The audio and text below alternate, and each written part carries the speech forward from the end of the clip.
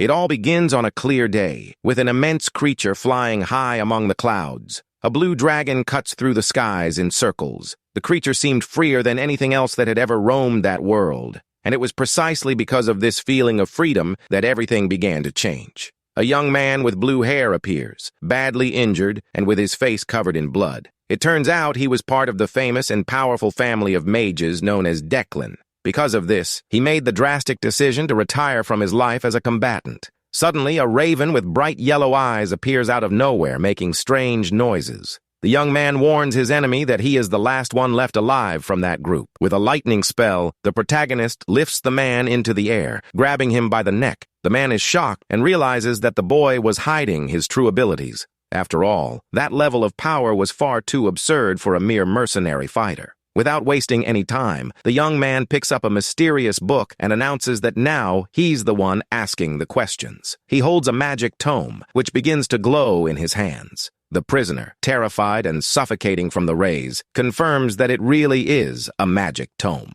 The boy mocks his enemies, finding it amusing that they sent so many people just to hunt one person. He then asks how to use the device, but the prisoner swears he hasn't the slightest idea. The young man realizes that the greedy Declan family would never have left the tome forgotten in a basement if they had known how to use it. It's bizarre to think that they chased the boy all the way there because of something they didn't even know how it worked. But this only proves how incredibly valuable that book must be. Just like your like and subscription to this video, the man begs the boy to return the tome in exchange for pleading mercy from the family leader. The young man simply smiles and asks what authority a mere foreman would have to promise something like that. He tightens the spell even further and asks if the man has any last words before the end. Suddenly, the boy senses a terrifying presence emerging in the place. He turns around startled, instantly sensing that mortal danger has just arrived. A silhouette appears amidst an overwhelming red aura and praises the boy's instincts. The mysterious man rests his hands on his cane and calmly introduces himself.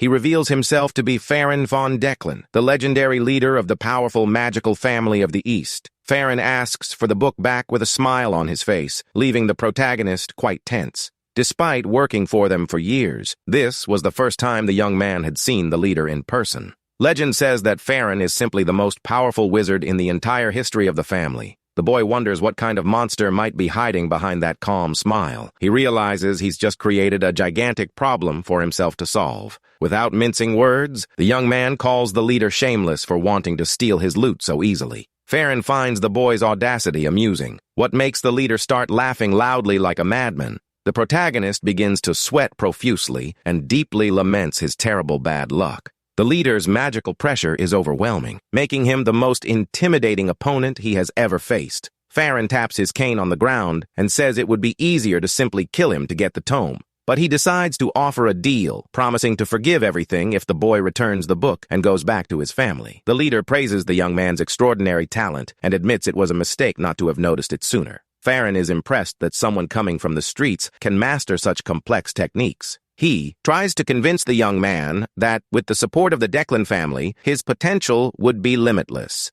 The leader proposes that they join forces to achieve eternal glory and make history together. He insists once again that the boy return to his rightful place under the family's wing. Our boy seems to give in and accepts the proposal, provided the book is returned to Farron. The leader is pleased and extends his hand, but the young man warns that he has a special condition, and in the world's most cunning move, he demands the position of family leader in order to accept the deal. He accuses Farron of merely watching the fight and decides to finish the job with the prisoner. Without mercy, the young man electrocutes the henchman with his lightning bolts, completely ignoring the leader. The boy scoffs, asking if Farron can count how many people have died from that spell. But it seems the leader didn't like that. Farron realizes there's no point in talking and warns that acting this way could lead to the boy's death. Even knowing that the leader is right about the danger, the young man refuses to be intimidated. He charges furiously at the powerful wizard with all the electricity he can muster. The devastating lightning strike collides directly against Farron's red magic barrier. The young man shouts that it's only possible to know who is the strongest after a real test of strength. Farron effortlessly blocks everything and warns that he will need to put the boy in his place. With a single movement, an immense wave of red energy is unleashed against the protagonist. The leader remains calm while creating new magic circles with just a gesture. Meanwhile, our boy despairs as he feels the terrible pressure and realizes that the man is a monster. At that moment, the young man fully understands the true meaning of being the leader of the Declan household. While trying to find a gap in Farron's absolute defense, he is provoked by his rival. A new burst of energy throws him violently backward before he can react. Farron scoffs, saying that some power differences are so obvious they don't even need to be measured. The leader extends his hand and conjures a gigantic red magic circle directly above them. The boy watches in horror as that colossal energy takes over, realizing the chasm that exists between the two, causing a devastating explosion that consumes the entire area. Farron drops his barrier and asks if the young man, now quite badly injured, is ready to talk. The dust begins to settle, revealing the devastated landscape left by the overwhelming power of Declan's leader. The boy pretends to consider the offer to bow down and return to the shadow of the Declan family. Gathering his last strength, he begins to rise, enveloped by a strong blue wind. Even though he's bleeding heavily, the young man smiles and says that Farron would never believe him. He activates a huge magic circle and shouts that he's tired of living like their hunting dog. A gigantic column of electricity is shot out, illuminating the entire area. The young man exclaims that no matter how beautiful the collar, a large house is still a kennel. Farron observes all that desperate resistance and merely murmurs that it's pathetic. The leader easily blocks the immense electrical discharge using only one hand. Then, a powerful red barrier appears in the air and crushes the protagonist's spell. Farron decides it's time to show once and for all what truly overwhelming power is. The boy falls to his knees under the monstrous pressure of the magic. At that moment, he remembers exactly how that story began. Everything goes back to that day in the past when he, exhausted, decided to look at the sky. The image of the giant creature flying freely was what sparked his desire for freedom. On that painful day, he finally found a real reason to want to escape that life. Back in the present, Farron praises the boy for having managed to survive his attack. The leader asks if he has finally grasped the astronomical power difference between them. The young man admits that he is absurdly strong, but Farron wants to know if they can negotiate now. The boy assumes the leader wants him to go back to being a henchman, but Farron immediately says that's not the point. The leader reveals that he actually wants the boy to take over leadership of the Bongshin family. The young man is incredulous when he realizes they want to turn him into a vassal leader of House Declan. With the book in hand, the protagonist realizes that this audacious plan was the true objective from the beginning. Farron confesses that he wants both the boy's power and the mysterious magic tome. Lying on the ground with no options for combat, the young man faces the leader who awaits his response. He finally extends the sacred tome toward Farron, who praises his wise choice. The leader rejoices, stating that this action erases all the crimes the boy committed. However, before Farron can retrieve the book, intense purple flames begin to consume the artifact. The leader's smile instantly fades, and he asks, shocked, what the boy is doing. Our boy says that Farron would only accept the book if he didn't mind seeing it turn to ashes. Farron becomes furious and vows that he will not have an easy death, but the boy tells him to shut up and listen. Astor reveals that he never cared about the money and that being a mercenary fighter didn't pay well anyway. As the book burns, Astor asks Farron if he has ever heard of a fighter devoured by Declan's young master. The young man explains that the heir used forbidden magic to consume his teammates, and the family covered it all up. Farron asks if all this is for revenge, but Astor laughs, knowing full well that the lives of people like them are worthless. With bleeding eyes and a determined expression, Astor reveals his true plan. He simply wanted to ensure that his former comrades finally achieved what they had so desperately wanted in the past. To achieve this grand goal, the young man needed an absurd amount of money and resources. Astor emphasizes that he made the decision to retire permanently because he refuses to return to being Declan's hunting dog. The young man prepares for the worst and coldly tells the leader to consider those his last words. Overwhelming blue flames engulf. Astor and Farron warns that this is Declan's legendary eternal flame.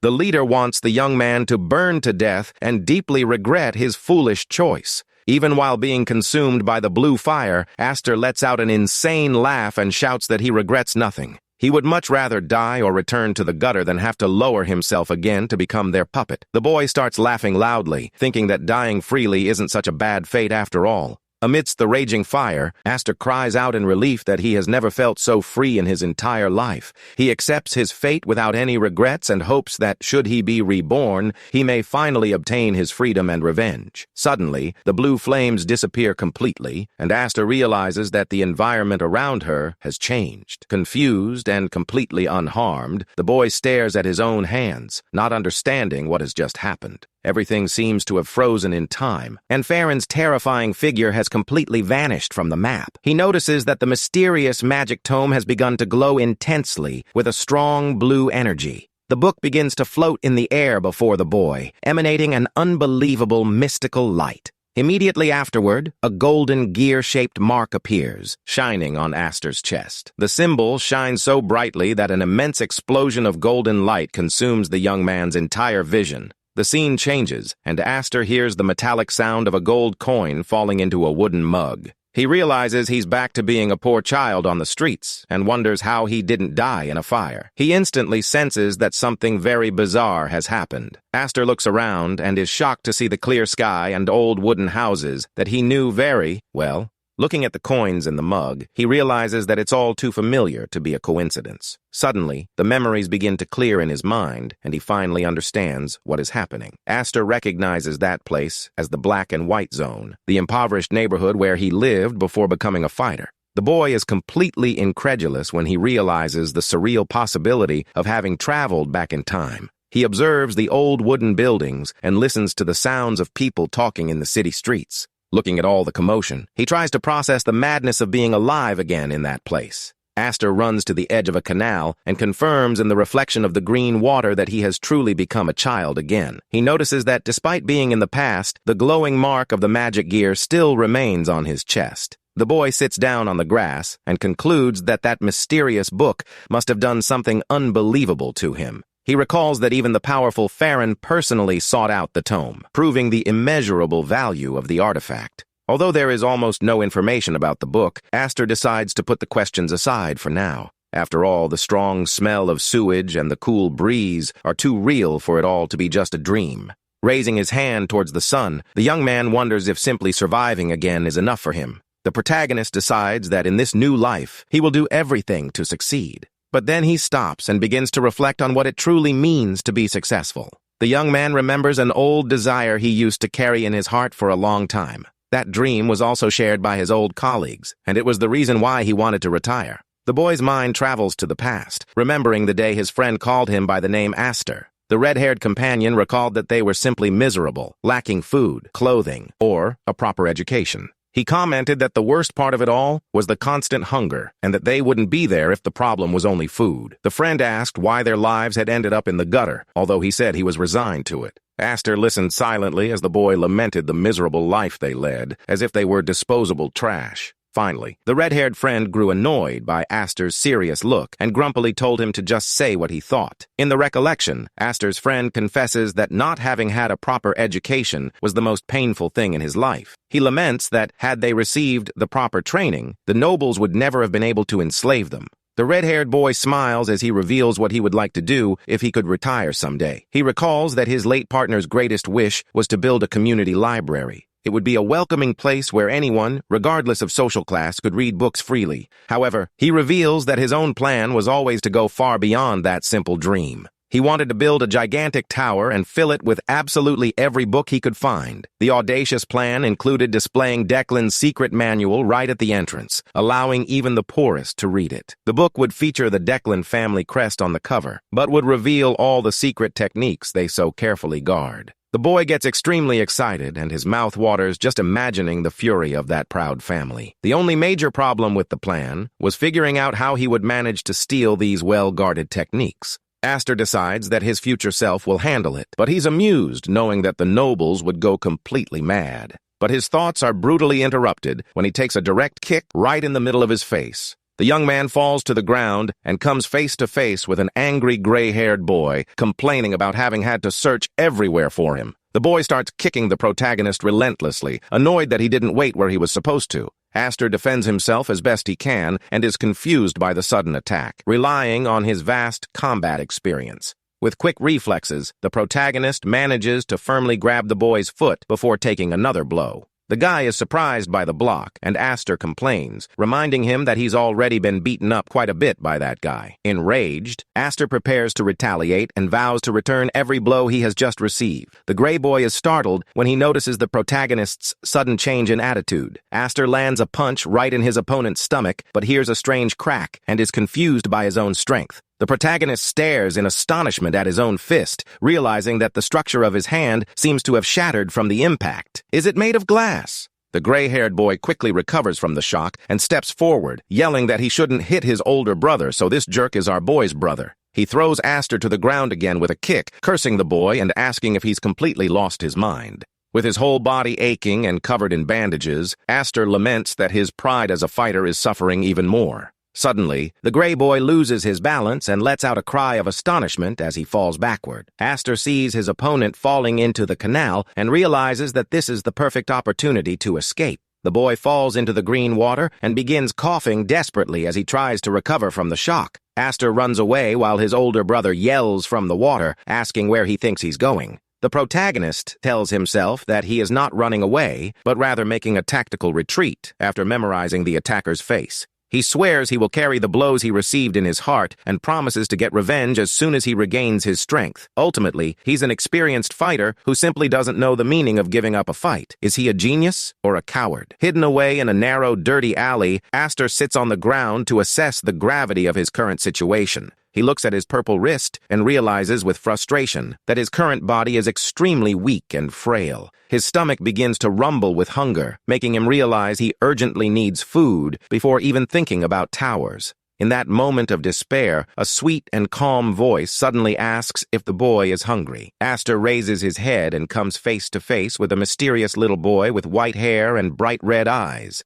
The protagonist asks if the boy knows him, but the little one simply shakes his head innocently. Aster had already anticipated this response and began to closely analyze the strange visitor's behavior. Although the little boy's clothes look worn, Aster notices that they are made of expensive fabrics from nobles. The young man concludes that the boy must be a runaway heir and a veritable walking time bomb. The little boy introduces himself as Damien and begins to talk about his mother in a somewhat confused way. Damien then reveals that he doesn't have a mother, leaving Aster quite embarrassed by the situation. Aster tries to end the matter and advises Damien to leave so as not to cause problems for the two of them. The young man closes his eyes and silently hopes that the mysterious boy will give up and leave. As Damien continues to stand in the same place, Aster loses patience and asks why he hasn't left yet. Annoyed, the protagonist tells the little boy to get out of his sight once and for all. Ignoring the rudeness, Damien reaches out to Aster and asks if his wrist hurts. The little boy gives a gentle smile and says he will heal the wound, activating a bright magic circle. Aster's eyes widened in complete shock as he watched a powerful healing magic manifest right before him. Damien flashes an innocent smile, proud of his supposed healing magic. Aster, however, realizes immediately that this energy is not an ordinary healing spell. This is the Light of Healing, a secret technique of the Blando family, which was destroyed by the Declans. The young man's fighting instincts begin to scream, warning him that he has gotten himself into something dangerous. Aster becomes intrigued when he sees a Blando heir hiding in the dangerous black and white zone. Damien notices the boy's serious look and tilts his head, confused by his reaction. When he opens his eyes wide, the boy reveals pupils of different colors, one yellow and the other red. Aster feels a chill down his spine and, terrified, finally remembers who that boy is. The boy recognizes that striking heterochromia as the ultimate symbol of the Blando lineage. He recalls the infamous rumor about a ruthless warrior known as the Monster of Blando.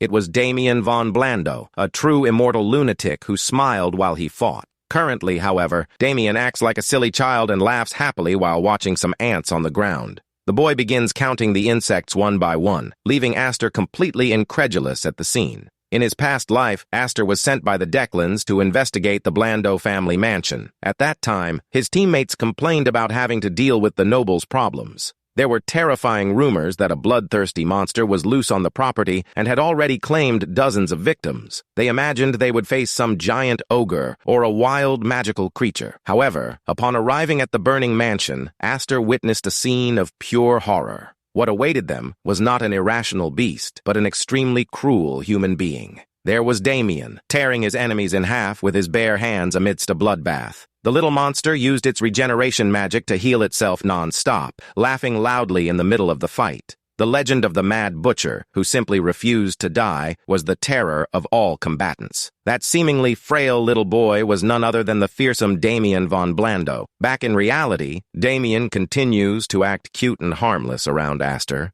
Aster wonders if that boy is really the same brutal creature he saw in the future. The little boy's stomach rumbles loudly, cutting through the tense atmosphere and the protagonist's doubts. Damien complains of being hungry, and the boy asks if he has any money to buy food. The little boy says he needs to eat well to get better and repeats the advice of his late mother. Aster agrees with the advice and asks again if the young nobleman has any coins. To the boy's surprise, Damien pulls out a cloth bag overflowing with shiny gold coins. Aster's attitude changes immediately. He puts his hand on the boy's shoulder and calls him by name. With a huge smile on his face, the protagonist declares that the two are now best friends. He explains that true friends should share everything they have, including that fortune. Excited by the idea, the boy pulls Damien by the arm and shouts that it's time for them to go eat. As they walk under the sunset, Damien praises the poetic speech of his new companion. After a hearty meal, a loud burp echoes through the cozy inn room. Aster lies down with a full belly and sighs in relief at finally being clean and fed. Damien explores the curious place and comments that he didn't know there were rooms above the tavern.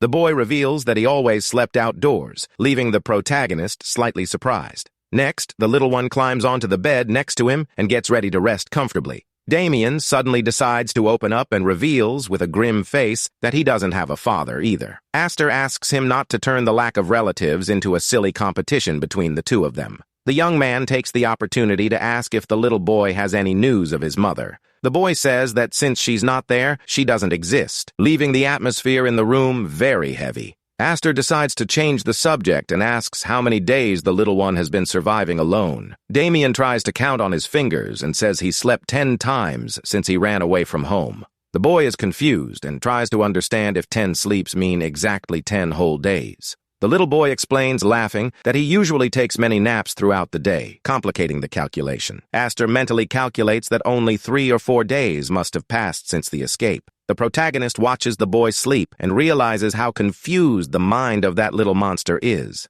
Aster lies down and stares at his pillow, trying to process all the craziness of that day. He buries his head in the bed and yells in frustration, realizing that Damien is truly crazy. But the boy decides to calm down and focus on what really matters for his survival. Seeing Damien sleeping, he considers that having an ally from the Blando family will be very useful in the future. However, Aster points out that before any plan, he needs to get revenge for the attacks he suffered. The boy sits down and sternly warns little Damien not to disturb him during the night. Damien asks if he will practice his breathing and promises to wait patiently for his turn. Aster closes her eyes and remembers that in her past life, basic spells had clear limits. Because of this limitation, he was forced to trespass on the properties of nobles to steal scrolls. The boy risked his own life by jumping out of windows and fleeing with rare magic spells in his hands. He nearly died several times, but managed to learn an impressive array of techniques. Among the stolen spells was the famous body-hardening technique used by knights. He also mastered alchemy, invocation, and spiritual magic entirely on his own. However, shortly before his tragic death, Aster encountered an insurmountable obstacle. Farron's devastating power was like an unavoidable natural catastrophe.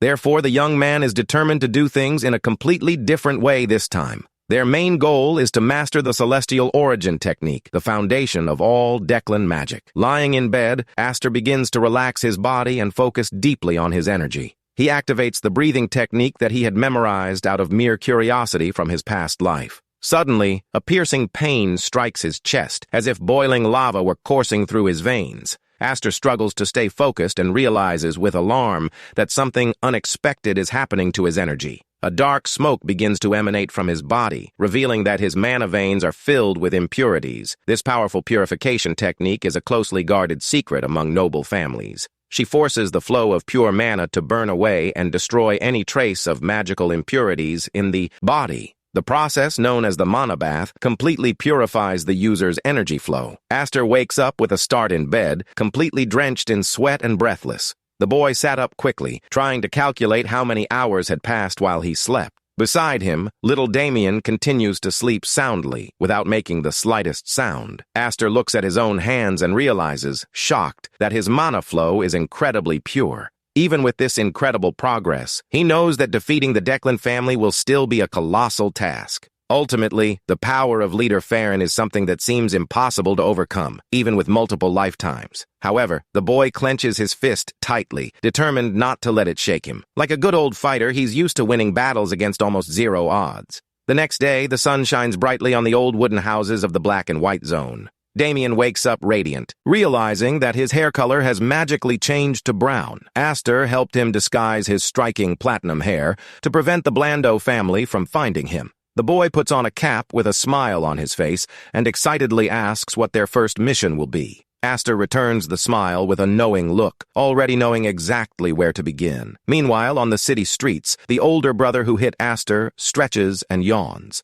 The bully praises the pleasant morning weather, completely oblivious to the approaching danger. Suddenly, he spots two familiar figures walking calmly towards him. He is surprised to see that the youngest kid on the street dared to return after the beating he received the previous day. The bully walks up to Aster, mocking his clothes and asking if he took a bath in the sewer. He tries to intimidate Damien, but Aster interrupts him by delivering a violent punch right to the aggressor's stomach. The boy falls unconscious, face down on the ground, and Aster smiles, satisfied to have found the right target. With a menacing red aura, the protagonist vows to return every blow multiplied. The noise attracts the attention of the other street kids, who come running out of their houses to see the commotion. They are completely shocked to see the youngest member of the group confronting the bully without the slightest fear. Aster's grin spreads across his face as he realizes that all his former tormentors are gathered there. Aster starts the attack without any mercy, hitting the first bully with extreme precision. With a smile on his face, he begins to beat the attackers one by one, using all his technique. Damien watches the display of strength with wide eyes, completely fascinated by the combat. Aster explains simply that the secret is to concentrate mana in the fists and deliver quick blows. Little Damien is overjoyed and jumps for joy when he sees the power of his new friend. Aster continues the massacre and tells the little boy that this is the true meaning of being awesome. Damien mimics the boy's gestures, his eyes gleaming, utterly amazed by his strength. One of the bullies falls unconscious, and the little boy approaches, curious to examine his condition. Damien reaches out and conjures his magic circle of regeneration, promising to heal the boy's wounds. The bully wakes up startled and thanks God for the cure, unaware of the danger that still awaits him. Aster appears behind him with a menacing look, and asks with a smile if he remembers how many punches he threw. Night begins to fall as all the street bullies end up stretched out on the ground, groaning in pain. Aster shows no mercy and continues to inflict severe physical punishments on each of the aggressors. He asks the gang leader how many times he's been hit, but the boy whines, saying he's already forgotten how many. Damien approaches excitedly and asks if it's finally his turn to join the game. The bully becomes utterly desperate when he realizes that the two boys intend to continue the cycle of torture. They alternate between beating and healing the poor fellow, who begs the little demons to stop their cruelty. Under the light of the full moon, silence finally returns to the dark streets of the black and white zone. The bullies, now completely subdued, bow and tearfully acknowledge today's painful lesson. Aster feels extremely proud of his resilience and of having successfully completed his revenge plan. He takes a deep breath and looks around, assessing the reactions of his new subordinates in the dead of night. The leader of the bullies begs on his knees to be released, claiming that the gang has already learned its lesson. The boy says that this is his house, but Aster stares at him intimidatingly, suggesting that they should get out of there. Terrified by Asta's deadly gaze, the bully gives up his property and runs away with the rest of the group. The protagonist watches the boys running and reflects on how life on the streets can be extremely hard. Aster knows very well that surviving in that hostile world requires drastic actions without hesitation. Suddenly, he notices a strange, rapid movement approaching their location. A swift and silent silhouette emerges, leaping across the rooftops, emanating a menacing energy. Aster recognizes that stealthy and agile presence as the trademark of a professional hunter. He goes on high alert, deducing that it's a pursuer sent to capture Damien. Meanwhile, the little boy continues chatting happily, unaware of the approaching threat. Aster begins to focus his mana for combat, knowing that the Blandor family forces have finally found them. The boy acknowledges that his current body isn't yet capable of high-level fighting, but decides to fight anyway. He recalls that, in his past life, he always faced desperate situations with little magical energy. Asta begins to gather and compress what little mana remains in his body to unleash a single, deadly attack. He stabilizes the energy in his chest, trusting that this amount of concentrated mana will be sufficient. With the sharp gaze of a true predator, the young man awaits the exact moment to make his move. The enemy emerges from the sky, and Asta charges forward with everything he has, knowing this is his only chance of survival. However, before the physical impact, the mysterious figure simply falls to its knees on the ground abruptly. Asta stops his attack mid-air, completely confused by the invader's bizarre behavior. The man begins to cry loudly and dramatically, desperately calling out for his beloved young master. Damien gets a terrible fright when he recognizes the man and screams in fright, calling out Alfredo's name. The butler hugs the boy tightly, crying and complaining about how much he suffered searching for him these past few days. Damien tries to break free from Alfredo's suffocating embrace, who swears he'd rather die than let him escape again. Asta observes the pathetic scene and realizes that Damien's entire escape situation was just family drama. The butler quickly recovers and apologizes to Asta for causing such a dramatic scene. Alfredo bows respectfully, formally introducing himself, and Asta responds by stating his own name. The butler smiles gently and, noticing the friendship between the two, invites Asta to live with them at the Blandor mansion. Asta is completely shocked when he receives the invitation to enter the heart of the influential noble family. The young man is suspicious of the unexpected proposal, knowing that the rules and intentions of nobles are always mysterious. Asta gives a slight smile, realizing that the proposal actually makes his main goal much easier. After all, the Blandor territory lies directly on the path to the famous and prestigious Xenian Academy. The young man accepts the invitation and bids a temporary farewell while Alfredo goes to organize the carriage for the journey. Asta puts on his new clothes and is amused to realize that fate has placed him exactly on the right path. Excited, the young man prepares to leave and is eager to taste the luxurious food of the Blandor family. The carriage crosses the roads under the light of a beautiful full moon, heading towards the territory of the nobles. A few hours later, Alfredo elegantly announces that they have finally arrived at the family mansion. The boy steps down from the carriage with firm steps, breathing in the sophisticated air of that grand estate. Asta looks around and realizes that this is the first time he has officially entered that territory. He is impressed by the vastness of the Blandor mansion and the organized reception provided by all the guards. Alfredo asks the two to rest and leaves the young master in the care of a serious governess.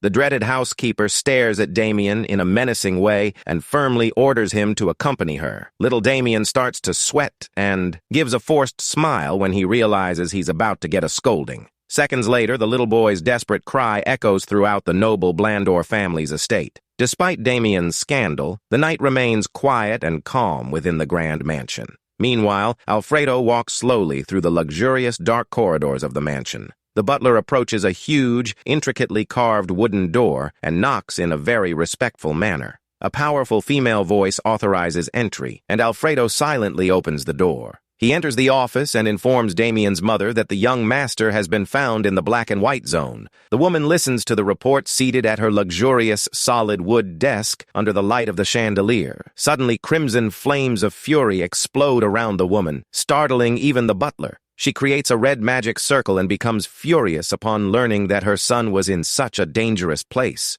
With bright red eyes, the woman angrily asks if something bad has happened to her heir. Alfredo asks her to remain calm and begs her to listen to the rest of the story before jumping to conclusions. The woman's menacing aura fades, and she sits back down in her chair to listen to the butler's explanation. She breathes a sigh of relief, knowing that her son is safe and that nothing serious happened during his escape. Alfredo agrees, knowing it was incredibly lucky for whoever might have crossed paths with the boy. Ultimately, the fury of that woman, known in the past as the Blood Witch, was something impossible to contain. She smiles gently and thanks the faithful butler for all the effort he put into bringing her son back. Alfredo appreciates the compliment, but warns that there is a very important and unusual detail about the boy's rescue. The mistress becomes curious and asks what could be so strange as to attract the butler's attention. He reveals that he's talking about Asta, the mysterious boy who became Damien's new best friend. The butler recounts that the young man sensed his presence in the darkness long before he even revealed himself. Alfredo recalls that, as he approached, the young man was already prepared to launch a deadly counterattack, and most impressive of all was that the young boy already had a powerful mana bullet loaded in his hands. The witch recognizes that the boy has an astonishing talent for someone who was raised in a miserable slum. Alfredo takes advantage of his boss's astonishment to suggest a daring idea he had been thinking about on the way. With a serious and determined look, the butler asks if he may request a special favor for his mistress. The following morning, the sun's rays illuminate the luxurious mansion while birds sing in the garden trees. Alfredo dramatically appears before Asta and makes the absurd proposal to make him the heir to his position. Asta is completely shocked and speechless at the theatrical drama of the mansion's butler. Alfredo smiles victoriously, believing that the young man would never refuse the golden opportunity to escape the misery of the streets. The other servants observe the scene and comment on the disheveled and dirty appearance of the master's young friend. However, the butler freezes completely, and his proud expression crumbles instantly at the young man's response. With utter coldness, the boy immediately refuses the invitation, leaving everyone around him in complete silence. Alfredo's eyes widened, unable to believe that a street kid would have the audacity to refuse such an offer. The man stands paralyzed, his mouth agape, trying to process the humiliation of having been rejected so easily. Asta simply yawns and asks if the butler understood correctly the negative answer he just gave. Damien suddenly appears, looking bewildered, curious about the two's bizarre conversation so early in the morning. Quickly, Asta covers the boy's mouth with a forced smile and politely thanks him for the generous offer. Alfredo tries to understand the logic behind the refusal, but soon realizes what is happening. He deduces that, having been born in a miserable place, the boy is overly proud of his natural talent. The butler tries to sympathize with the situation, reminding her that he too came from an ordinary family before rising in life. Asta listens silently to the older man's advice, without showing any emotion on his face. Alfredo believes the boy is feeling invincible at the moment, but Asta denies that this is the case. The butler compares Asta to a naive goblin who doesn't know the dangers of the world and advises him to be more humble. Asta, however, corrects the butler with a confident look, saying that he sees himself more as a powerful wyvern. Alfredo becomes furious at the boy's audacity and decides he needs to teach him a lesson in humility. The butler puffs out his chest and promises to personally show him just how vast and dangerous the world outside really is. With an intimidating red aura, he vows to make the young man feel the true meaning of fear. Sunlight shines brightly on the main tower of the imposing and luxurious Blandor family mansion. Alfredo opens the doors to a large hall and introduces Asta to the other young servants of the house. The boys stare at the newcomer with suspicious glances, not understanding his presence there. Then, everyone bows in perfect synchronicity and greets Alfredo with utmost respect and admiration. The butler turns to Asta and asks what he thinks of the officially recognized talents of the Blandor household. Asta quickly analyzes the boys' energy levels and realizes they are no mere beginners.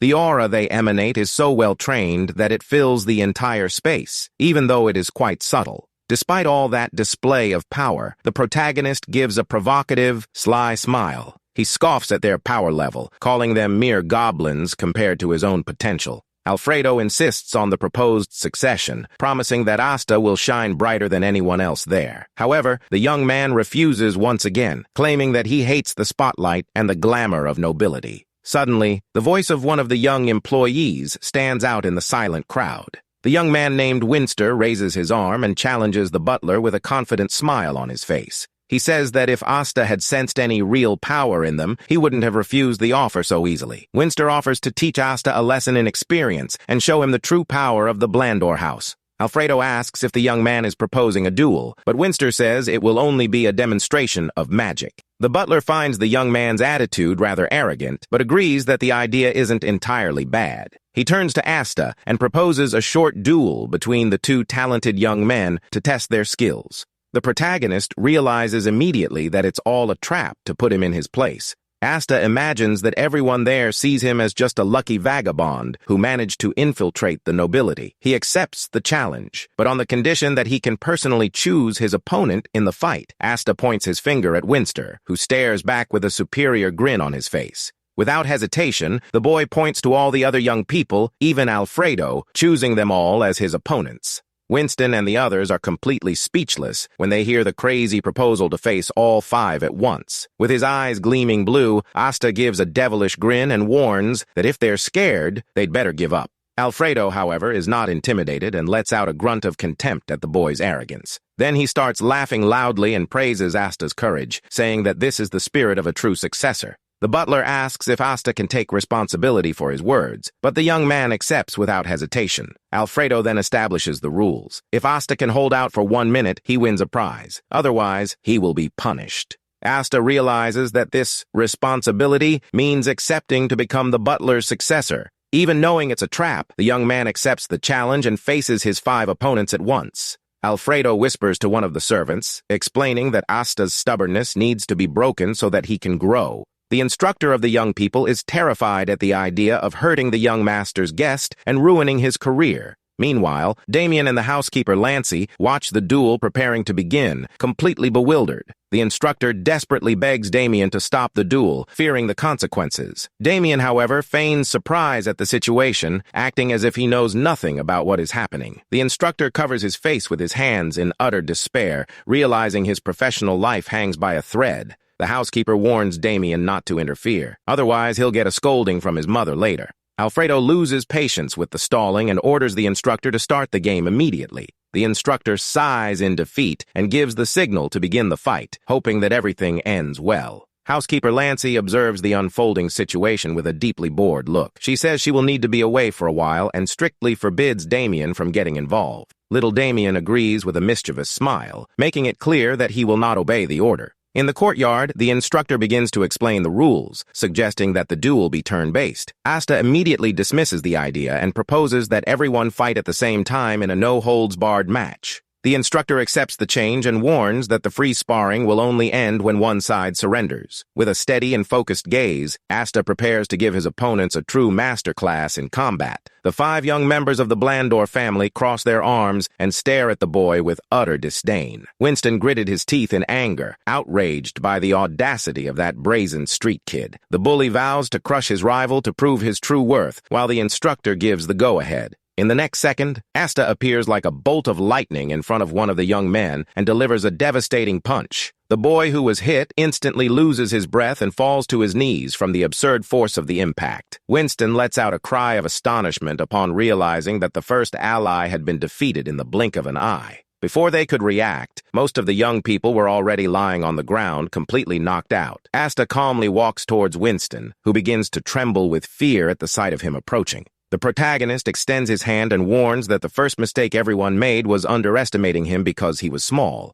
Winston recognizes the spell as a basic mana bullet, but is startled by the amount accumulated there. Asta flashes a menacing smile and warns that he still has much more to show in that fight. He unleashes an overwhelming barrage of compressed mana bullets, illuminating the entire mansion courtyard. The magical projectiles repeatedly strike the young people, violently throwing them backward. Winston watches everything in utter panic, completely unable to keep up with the boy's speed. Asta appears right in front of him and whispers that the real world is much harsher than he imagines. The protagonist finishes off the last opponent with a powerful punch, sending him straight to the ground. With a bright smile on his face, Asta hopes that everyone has learned their lesson the hard way. Winston, crying with swollen cheeks, rages desperately that pure violence is not magic. Asta calmly refutes the accusation, claiming it's simply a case of applied physical magic. He throws his opponent away once and for all, consolidating his humiliating victory. Instructor Runfit watches the scene, completely horrified by the level of cruelty the young man is displaying. The other trainees cry out in pain and terror on the floor, completely traumatized by the beating they received. The courtyard falls into absolute silence as Asta stands victorious amidst the fallen bodies. Alfredo observes everything and is impressed by the perfect control the boy has over mana compression. The butler realizes that if that mana attack had hit him sooner, the damage would have been immense. He acknowledges that the young man possesses a formidable innate talent, while Damien celebrates in the background. However, Alfredo is shocked to see how natural and efficient the boy is at beating others. Suddenly, a commanding voice calls Alfredo's name, interrupting the butler's thoughts. He turns around startled and feels a chill run down his spine as he recognizes the presence that has just arrived. This is Lady Gamo, Damien's mother, who appears in the courtyard accompanied by the housekeeper Lancy. The instructor also becomes desperate upon realizing that the lady of the mansion witnessed the entire commotion.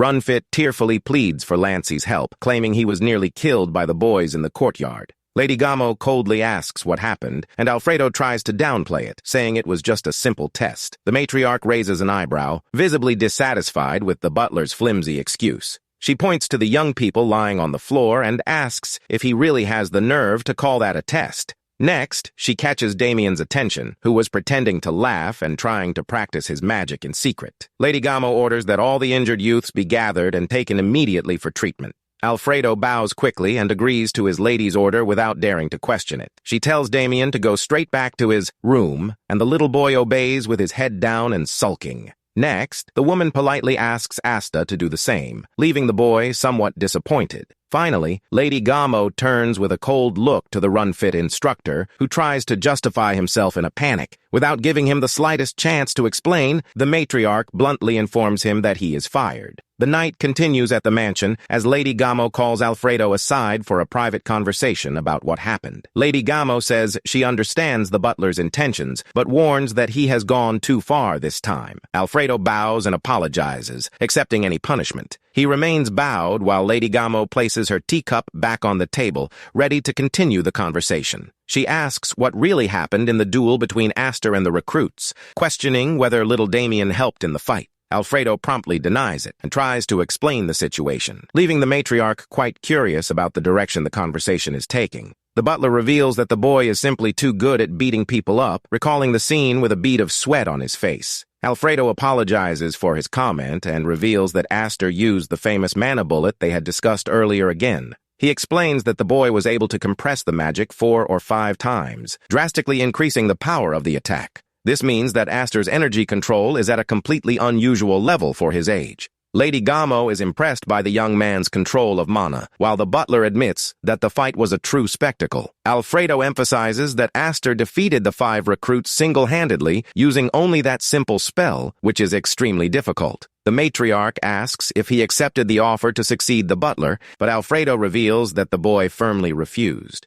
Lady Gamo listens to the reply in silence and lets out a brief sigh while elegantly holding her teacup. She decides she needs to reassess the boy in a different way and immediately orders Aster to be brought to the office. Shortly after, the door opens, and Aster enters the luxurious office accompanied by the silent butler. Lady Gamo welcomes him and asks him to sit next to Damien, who is busy devouring a mouthful of snack. Aster mentions that he heard she called him, and the matriarch confirms with a calm and mysterious look. Before starting to talk business, Lady Gamo pushes a small, dark wooden box across the table. Aster is surprised, and she explains that she heard about the gift Alfredo promised if he won the courtyard challenge. The young man quickly remembers the 1-minute bet he made with the butler before the fight began. Aster did not expect the prize to be awarded so soon, much less prepared directly by the head of the Blando family herself. Lady Gamo smiles gently and tells him to feel free to open the little box and see what's inside. The boy picks up the case and opens it with a soft click, eager to discover what the reward is. A bright, golden light emanates from inside the box, leaving Aster completely awestruck by what he sees. This is an item of extremely high quality that only the best recruits in the magic divisions usually receive. Aster immediately became suspicious, knowing full well that the good intentions of nobles usually end at mealtimes. He finds it very strange to win such a valuable item simply because of a bet and suspects there's a hidden plan. Lady Gamo tells him to accept without worry, explaining that it's a reward for helping Damien and an apology for today. Cleverly, the boy asks if consuming that will obligate him to join the Blando family, but the matriarch denies it with a smile. He persists and asks if there's any kind of poison there, making the woman let out an awkward laugh and deny it again. Aster asks if there really are no conditions involved, and Lady Gamo confirms that the gift is completely free of obligations. The boy thanks him and puts the item back, while Damien continues focused on eating all the sweets on the table. Aster mentally celebrates having achieved such a valuable, unexpected gain so early in his journey. But the joy is short-lived, as Lady Gamo announces that she has an important proposal to make to the young man. Aster thinks she already knew there would be some kind of trick, while the matriarch places her hand on Damien's head. She reveals that she can get Aster a spot at the academy, asking if he would be willing to study alongside Damien. Aster is surprised, and she explains that Damien should have enrolled last year, but refused the idea. Due to the boy's strong opposition, his enrollment ended up being postponed until this school year. Damien's mother admits she didn't expect her son to run away from home just to avoid going to school. She explains that she's making this offer because Damien likes him very much and agreed to go if his new friend comes along. Aster realizes that it makes sense, understanding that for Lady Gammo, convincing her son to study is an extremely important task. The matriarch fears that Damien will run away again if forced, and there is no other way to change his mind. The young man believes that going to the gym is an excellent opportunity to make important connections in this world. Even though the proposal seems perfect, Aster feels deep down that the nobles are just trying to put a leash on him. He decides he'll think about it for now, and Lady Gammo agrees, asking him to let her know when he makes a decision. Aster then says he has a curious question that doesn't have much to do with the subject of academia. He wants to know why Lady Gammo asked why he rejected the offer to succeed the butler. He glances back quickly, noticing Alfredo standing by the door with his usual impeccable posture. With a wry smile on his lips, the young man prepares to give a very honest and direct answer. The boy remembers Alfredo's humble and dramatic demeanor, always kneeling on the cold ground to apologize. Aster gives a mischievous smile and says that his knees are too valuable for him to be bending over all the time. Lady Gammo is taken aback by the boy's audacious response and asks if she heard correctly what he just said. Alfredo also panics completely behind his wife, shocked by the unbelievable audacity of that little rebel. Night falls, and absolute silence returns to envelop the vast Blando family estate under the moonlight. In her room, Aster meditates deeply and realizes that her mana has increased dramatically after absorbing only a fraction of the gift. The boy wonders if this rapid evolution is due to his body having changed into the constitution of one marked by the flames. He observes the bluish mana flowing without any impurities or energy loss, far exceeding his expectations. Next, Aster begins to reflect on the proposal to enter the academy and concludes that his decision is practically already made. He knows that enrolling there will greatly facilitate his search for a wealthy sponsor, bringing dozens of advantages for his future. But, on the other hand, he feels he's walking straight into a trap and decides to go for a run to clear his thoughts. Aster opens the large wooden doors of the mansion and calmly walks down the hallway towards the outer courtyard. Suddenly, a young stranger blocks his path and asks directly if he is the boy named Aster. The platinum-haired, golden-eyed boy stares at him with his arms crossed, displaying a rather arrogant posture. Aster notices the stranger's features and deduces that he must be a relative from a secondary branch of the wealthy Blando family. Wanting to avoid trouble, Aster denies being the person he's looking for, but the young nobleman is startled by the direct and confusing answer. The noble young man examines the boy closely, noting Aster's gray hair to try and confirm his identity. He also points to the unpleasant look in Aster's eyes, leaving the protagonist quite irritated by the comment. Aster tries to hide his irritation and retorts that the color of his hair can change depending on how the light hits it. He strikes a cute pose with sparkling eyes and asks how anyone could dare call that gentle gaze unpleasant. The young nobleman is completely disgusted and uncomfortable with the silly and dramatic performance Aster has just given.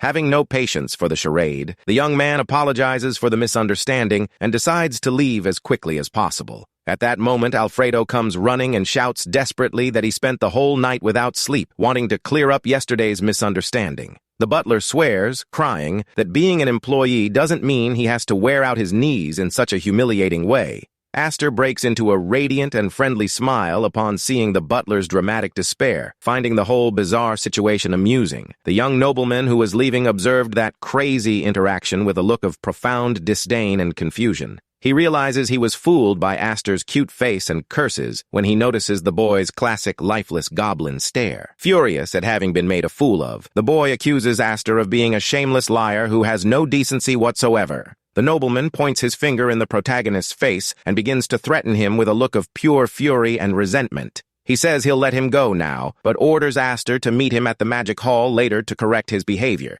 Alfredo asks the boy what's going on there, but Aster just smiles and replies gently that it's nothing much. In fact, the protagonist gives a wicked smile because he thinks it's great to start a fight since he wasn't in a very good mood. The young nobleman walked away grumbling down the corridors, mentally promising himself that he would teach the brat a lesson later. Aster ignores the boy and calls Alfredo the head butler, drawing the older man's attention with a focused look. With an enigmatic smile, the young man asks if it would be possible to speak with Lady Gammo at that exact time of the morning. The sun rises on the horizon, illuminating the beautiful towers of the imposing Blando mansion while birds sing in the garden. Lady Gamo signs some documents at her office desk and welcomes Aster without interrupting her work. She comments on the early meeting request and asks with a smile if the boy has finally made a decision about the academy. The matriarch raises her red, expressive eyes to listen intently to the protagonist's final answer. With his hands behind his back and a very confident posture, Aster formally declares that he will indeed enroll in the Magic Academy. Lady Gamo is quite surprised by the boy's firm response, not expecting him to accept the proposal so quickly. She admits her surprise at how quickly the choice was made and smiles with extreme satisfaction at the outcome of the conversation. The matriarch praises Aster's attitude and advises that they will need to begin enrollment preparations as soon as possible.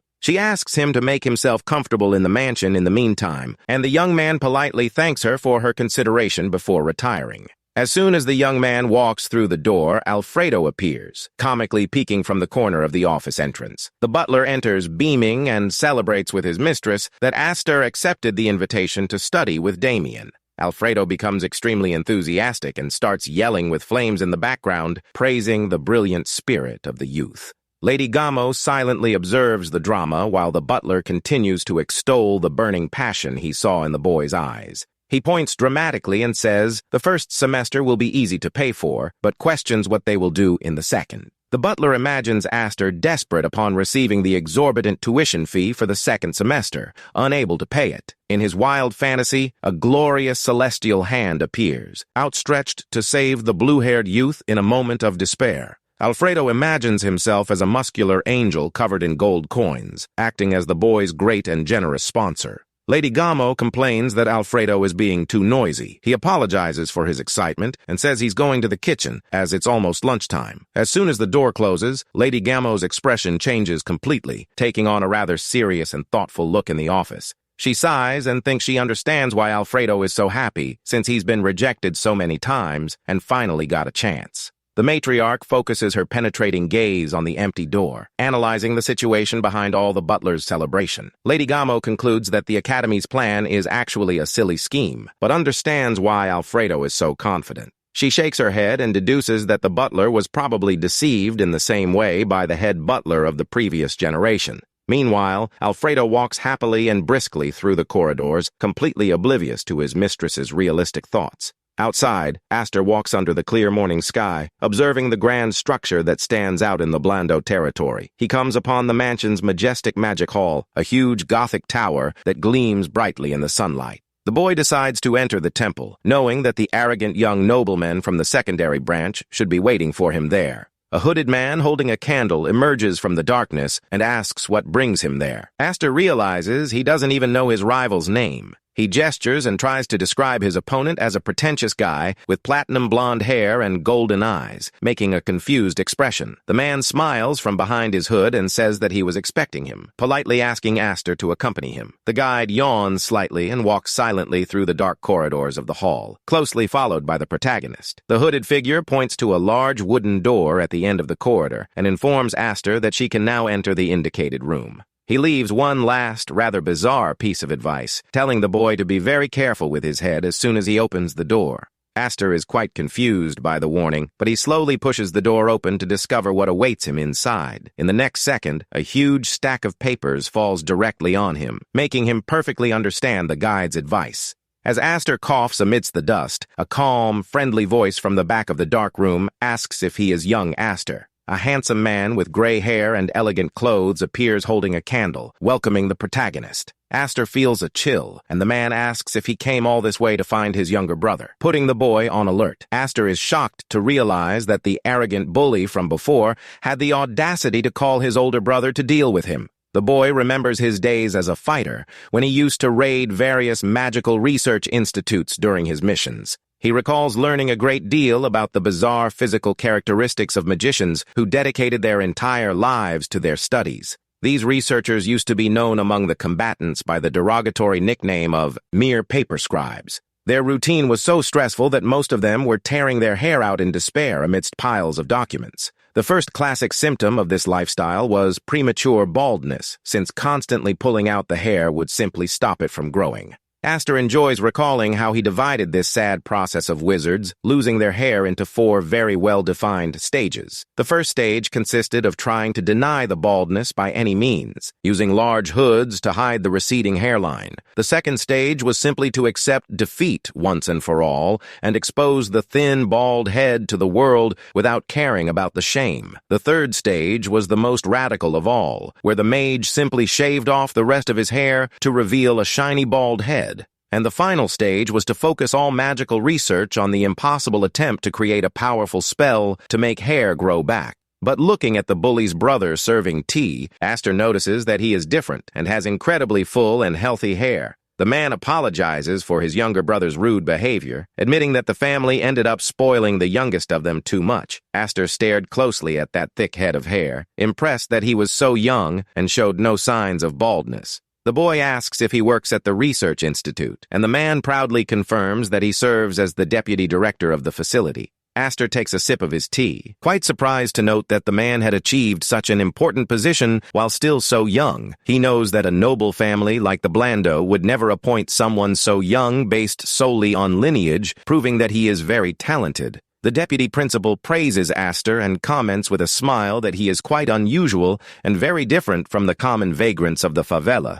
Aster laughs awkwardly and curses mentally, thinking it would be easier to deal with him if the man had armed guards. The boy concludes that their personalities seem to mesh very well, observing the man drinking his tea in an extremely calm manner. The man congratulates him on the invitation to study at the famous Xenian Academy, and Aster politely thanks him for his kindness. He reveals that he also graduated there in the class of 145, leaving Aster surprised that he made connections so quickly. The vice principal laughs and apologizes for getting carried away with the subject, suggesting that they finally move on to the main topic. He gently clicks the cup down on the table and explains that before discussing business, he needs to confirm a very important detail. With a sharp and mysterious look, the man asks directly if Aster would be capable of risking his own life to save a friend. He reveals that the fate of the Blando family is at stake and repeats the question as a golden energy begins to emanate from his hands. The man pushes the shiny book and promises to deliver it to Aster, leaving the boy completely shocked when he recognizes the artifact. Aster immediately realizes that the book is the legendary Grimoire of Healing Light, the most valuable secret technique of the entire Blando family. And so, under the bright morning sun illuminating the beautiful gardens of the mansion, a new and perilous journey is about to begin.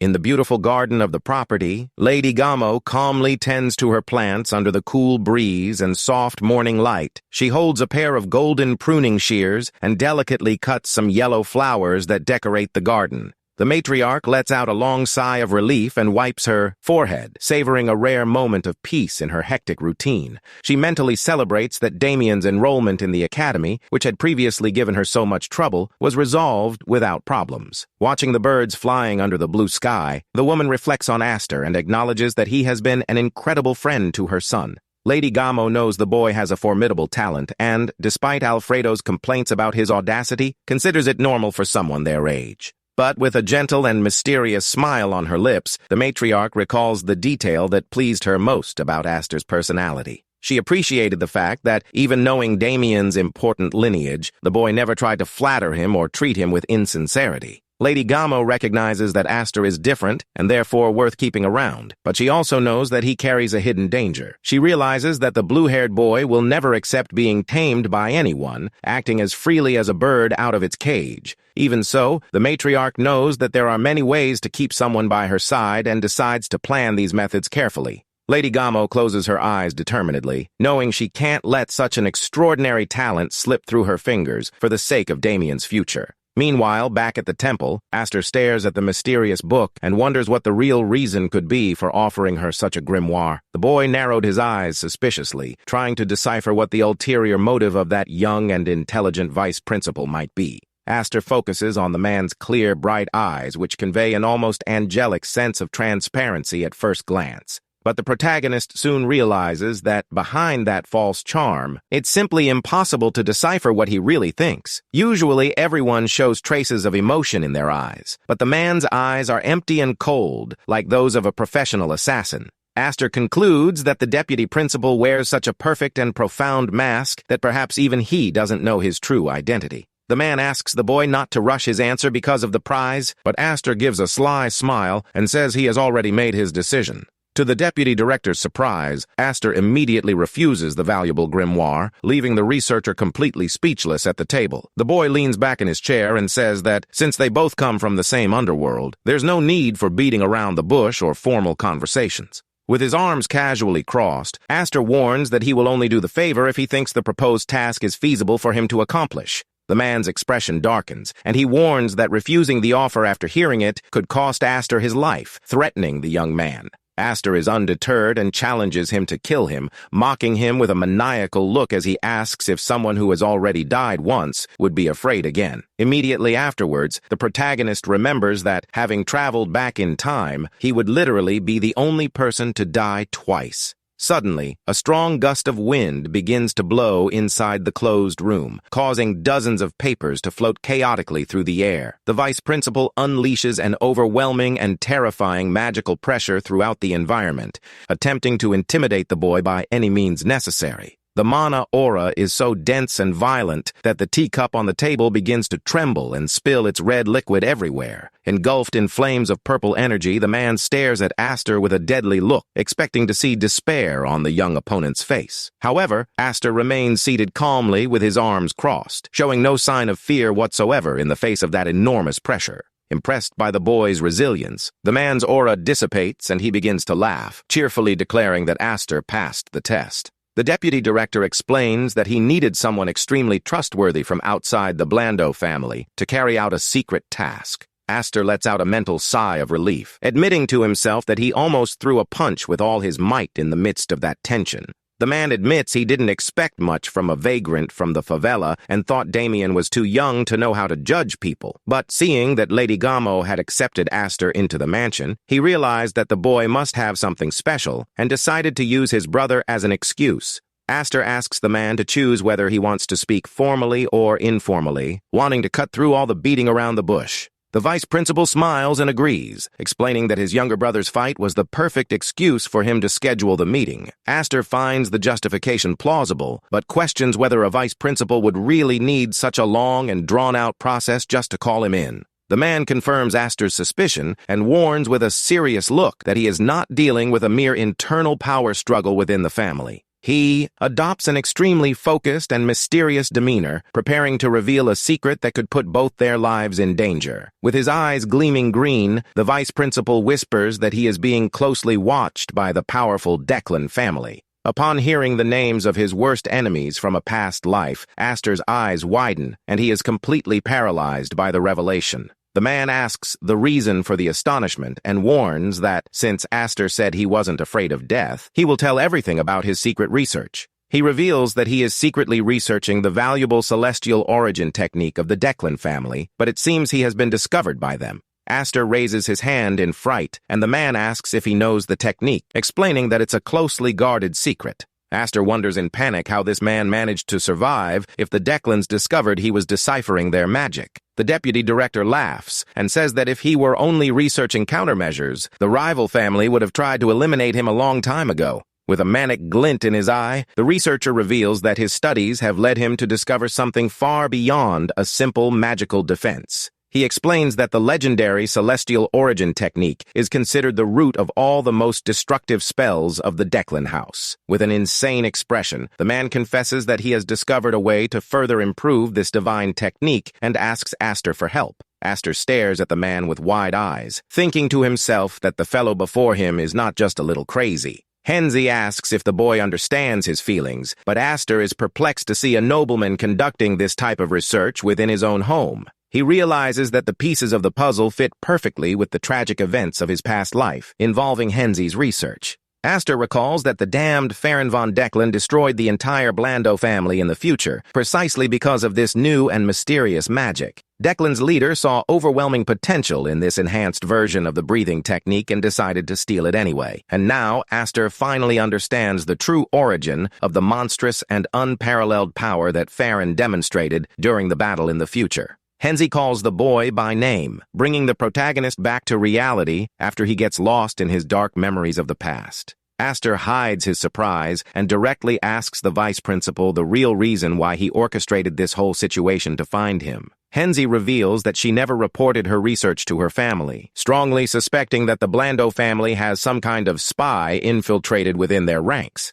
Aster begins to analyze the possibilities and questions whether the researcher's own secretary might be responsible for leaking the information. The man takes a sip of tea and denies it, explaining that the distrust actually has more to do with the route he used to obtain the techniques. Henzi confesses, laughing, that upon noticing he was being followed, he deliberately leaked part of the security formula to protect his own life. Aster smiles and suggests it would be much easier for him to simply ally himself with the Declans, but the man says he has his own personal reasons. Next, the deputy director explains that he needs Aster precisely because he is an outsider and free from direct connections to the Blando family. He reveals that his research is a joint project, but admits that the part under his responsibility has not progressed very well lately. The man holds a stack of documents and promises to reward Aster handsomely if he decides to accept the dangerous secret mission. He asks Aster to deliver the thesis to Professor Faroon at the Xenian Academy, promising to give him the grimoire containing the healing light technique in return.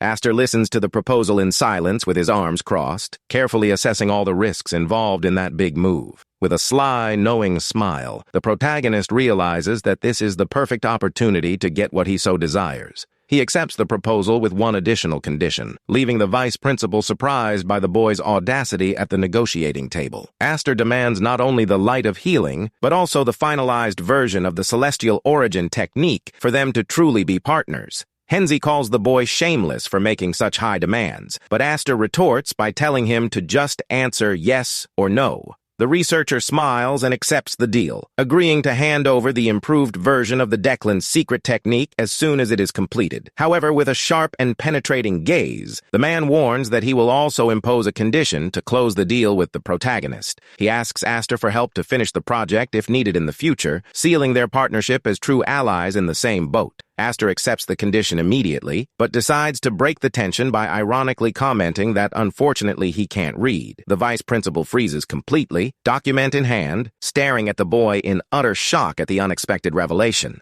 Aster starts laughing and clarifies that it was just a joke, leaving the man irritated by the young man's rather questionable sense of humor. The protagonist keeps the thesis hidden in his clothing and takes the opportunity to ask if this Professor Faroon is truly trustworthy. Henzi laughs loudly and recalls that the two of them were competing for first place at the academy, lamenting that the competition ended when he returned home. He gestures proudly, asserting that he has always been the better of the two, causing Aster to stare at him with a deeply bored expression. The boy mentally concludes that the academy must be full of eccentric lunatics if that teacher is anything like the vice principal. Night falls upon the iron gates of the luxurious Blando mansion, bringing an atmosphere of silence and mystery to the vast property. In his room, Aster throws dozens of heavy books onto the bed, observing the mountain of knowledge he has just gained from the man. He is impressed by the absurd number of grimoires Henzi hid inside the subspace magic bag to avoid being caught. Amidst all the paperwork and spell books, the protagonist notices a mysterious letter sealed with red wax. He slowly breaks the seal and begins to read the message, which starts with a warm greeting addressed to his dear friend Aster. The young man makes a face of pure mockery upon reading the word dear, finding the nobleman's feigned intimacy utterly ridiculous and unnecessary. In the letter, Henzi explains that she hand-picked the essential books that the protagonist will need to master in chronological order of study. The vice principal signs as Aster's best friend, leaving the protagonist dumbfounded by the immense pile of books.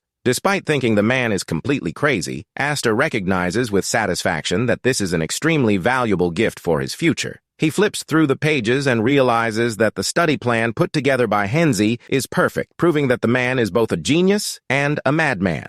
With a determined smile on his lips, the young man realizes that this is the golden opportunity he needed to take the next step. Aster picks up a blank sheet of paper and a fountain pen, preparing to begin writing a new plan in his office. He begins compiling an official list of book sponsors for his future tower, placing Henzi von Blando's name at the top of the list. The young man estimates that he already possesses over 130 excellent volumes, and all that remains is to decide how he will handle the secret of the healing light. He smiles, remembering his friend Damien, and decides he will use their friendship to get the boy's permission in the future. Aster knows very well that those 132 books selected by Henzi are much more than mere manuals of common magic. They form a perfect category of studies that will allow any ordinary person to build an extremely solid magical foundation from scratch. With a victorious and ambitious smile, Aster realizes that his original plan of simply accumulating books in the tower has changed into something much bigger. He plans to transform that future magic tower into the true embodiment of his quest for free knowledge for all. Watching the full moon shining in the sky, he celebrates having achieved a completely unexpected harvest today. In another room, Henzi watches the night unfold and reflects that she only intended to use and discard Aster if the boy proved useless. But the deputy director gives a wry smile and admits that the young ex-combatant has proven to be extremely interesting. The researcher lets out a soft laugh as he recalls Aster's absurd courage and defiant gaze. He recalls that the boy simply dared him to kill him, mocking him about what the difference would be between dying once or twice. Henzi begins to laugh hysterically at the boy's audacity, realizing that the death threat had been taken far too seriously. However, he notices that Aster's gaze was so cold and somber that the boy didn't really seem to care about his own life. The vice principal leans against the window and murmurs, fascinated, that Aster is completely different from all the other pigs in his family. He is pleased to finally find a worthy ally to walk in the same direction and who desires the results of his research. But before going to sleep, a silly doubt arises in Henzi's mind, making him wonder if Aster really can't read at all. He quickly dismisses the idea with a smile, finding it simply impossible that such a brilliant boy could actually be illiterate. The day dawns sunny, and the sun's rays illuminate the beautiful and imposing arched windows of the luxurious Blando mansion. Aster wakes up early to begin preparations for the trip and carefully buttons the sleeves of his new, elegant dress shirt. He looks at himself in the mirror and adjusts his tie, while a large, dark leather suitcase awaits him, ready to leave, on the bedroom floor. Suddenly, one of the employees knocks on Aster's door and respectfully informs them that it's time for them to leave. The protagonist picks up his heavy baggage with determination, preparing to begin a new and important phase of his life. Lancey walks him down the hallway and explains that, because they come from influential families, Aster and Damien were exempt from the entrance exam. The governess turns around with a gentle smile on her face, revealing her pride in the young men's growth. She compliments Aster's neat appearance, commenting that the official student uniform of the prestigious academy suited him very well. The young man politely thanks Lancey for the compliment, and she kindly hurries him along, saying it's time to go meet the others. The young man reflects that exemption from exams is a classic privilege of the nobility, but confesses to himself that he doesn't care in the slightest. Suddenly, Damien's cheerful voice echoes through the courtyard, calling Aster his friend, abruptly interrupting the protagonist's reflections. Damien comes running up to Lady Gamo with open arms, a huge smile of happiness on his face as he sees his friend all dressed up. As Damien skips up into the luxurious white carriage, the matriarch sweetly calls Aster to bid farewell to the young people. Lady Gamo sincerely hopes that they make the most of the opportunity and that Aster manages to achieve all the goals he plans. The protagonist smiles politely and thanks his hostess for her kind words before boarding the transport. Aster gets into the carriage, thinking that achieving the desired results is, in fact, his grand secret plan for this new life. He knows that at the renowned Xenian Academy, the largest in the Eastern continent, dozens of wealthy and influential sponsors await him, and the young ex-combatant is fully determined to conquer and use each of them to realize the great dream of his tower. Looking out the window at the scenery, Aster gives a mischievous smile and thinks that his new classmates won't have to wait long. The carriage wheels begin to turn rapidly on the dirt road, marking the start of the long journey to the academy. The vehicle speeds along the road while Damien cheerfully waves to people passing by. Inside the carriage, Aster rests his hand on the leather cover of one of the valuable grimoires he received from the intelligent deputy director. He acknowledges Henzi's genius and reflects on how the basic concepts of magic can be interpreted in infinitely different ways. He uses water as a simple example, explaining that the same element can carry opposite meanings depending on the perspective. For some people facing severe drought, rainwater represents a miracle of life and the salvation of their crops. But for other people, the same storm can turn into a terrible natural disaster capable of flooding and destroying everything. The young man concludes that this difference in perspective is what led each noble family to develop their own secret magic techniques. Having read all the manuscripts, Aster realizes with astonishment that Henzi's studies are connected to the secret magic of the Declans. His thoughts are interrupted by Damien, who pulls him by the arm and excitedly shouts for him to look out the carriage window. With his heterochromatic eyes gleaming with joy, the Blando heir shouts that they have finally arrived at their destination. The carriage passes through the gigantic and imposing stone gates that mark the triumphant entrance to the renowned Xenian Academy. Aster observes the place, fascinated, sensing the vibrant and sophisticated atmosphere of what is considered the best institution in the East. The vice principal traveled with them and closely accompanied them upon arrival, maintaining his usual calm and extremely friendly demeanor. However, he warns with a smile that Aster will need to be very careful with his head as soon as he gets out of the carriage. The boys get out of the vehicle carrying their bags, while the official mansion transport begins its return journey.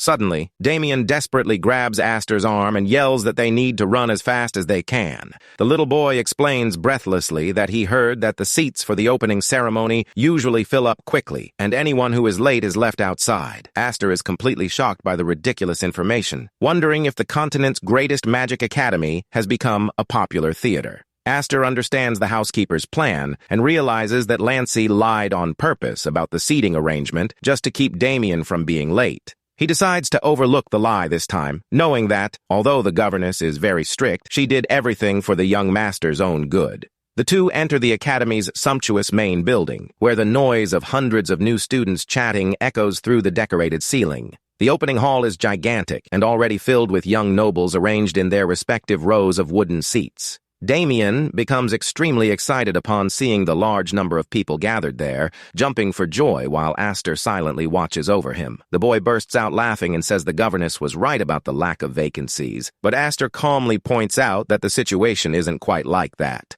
The protagonist checks the registration form and begins searching for their assigned seats in the magic class row. Damien tries to pull him to sit in any empty seat, afraid of not getting a spot, but Aster asks his friend to be patient and wait a little. Aster ironically wonders if this is really the boy who hated the idea of going to school so much, surprised by such enthusiasm. But in the excitement, Damien gets distracted and ends up colliding hard with a tall student, falling on his backside onto the wooden floor. The Blando heir looks up, quite startled and awkward, instantly realizing he's just gotten himself into a big mess. A tall, intimidating young man with platinum blonde hair tied in a ponytail stands before Damien, glaring at him with a furious look. With a closed and somber expression, the veteran sharply asks what the boy thinks he's doing, exuding a dangerous aura. Aster quickly approaches to help his friend to his feet, while Damien smiles awkwardly and assures him that everything is fine and he wasn't hurt. The little boy bows and apologizes amicably, claiming he was distracted and didn't pay attention to where he was walking. However, before they can walk away, the young man's cold, imposing voice orders them to stop immediately in the middle of the hallway. The veteran points to a wet drool stain on his dress sleeve and angrily demands to know what Damien just smeared on his clothes.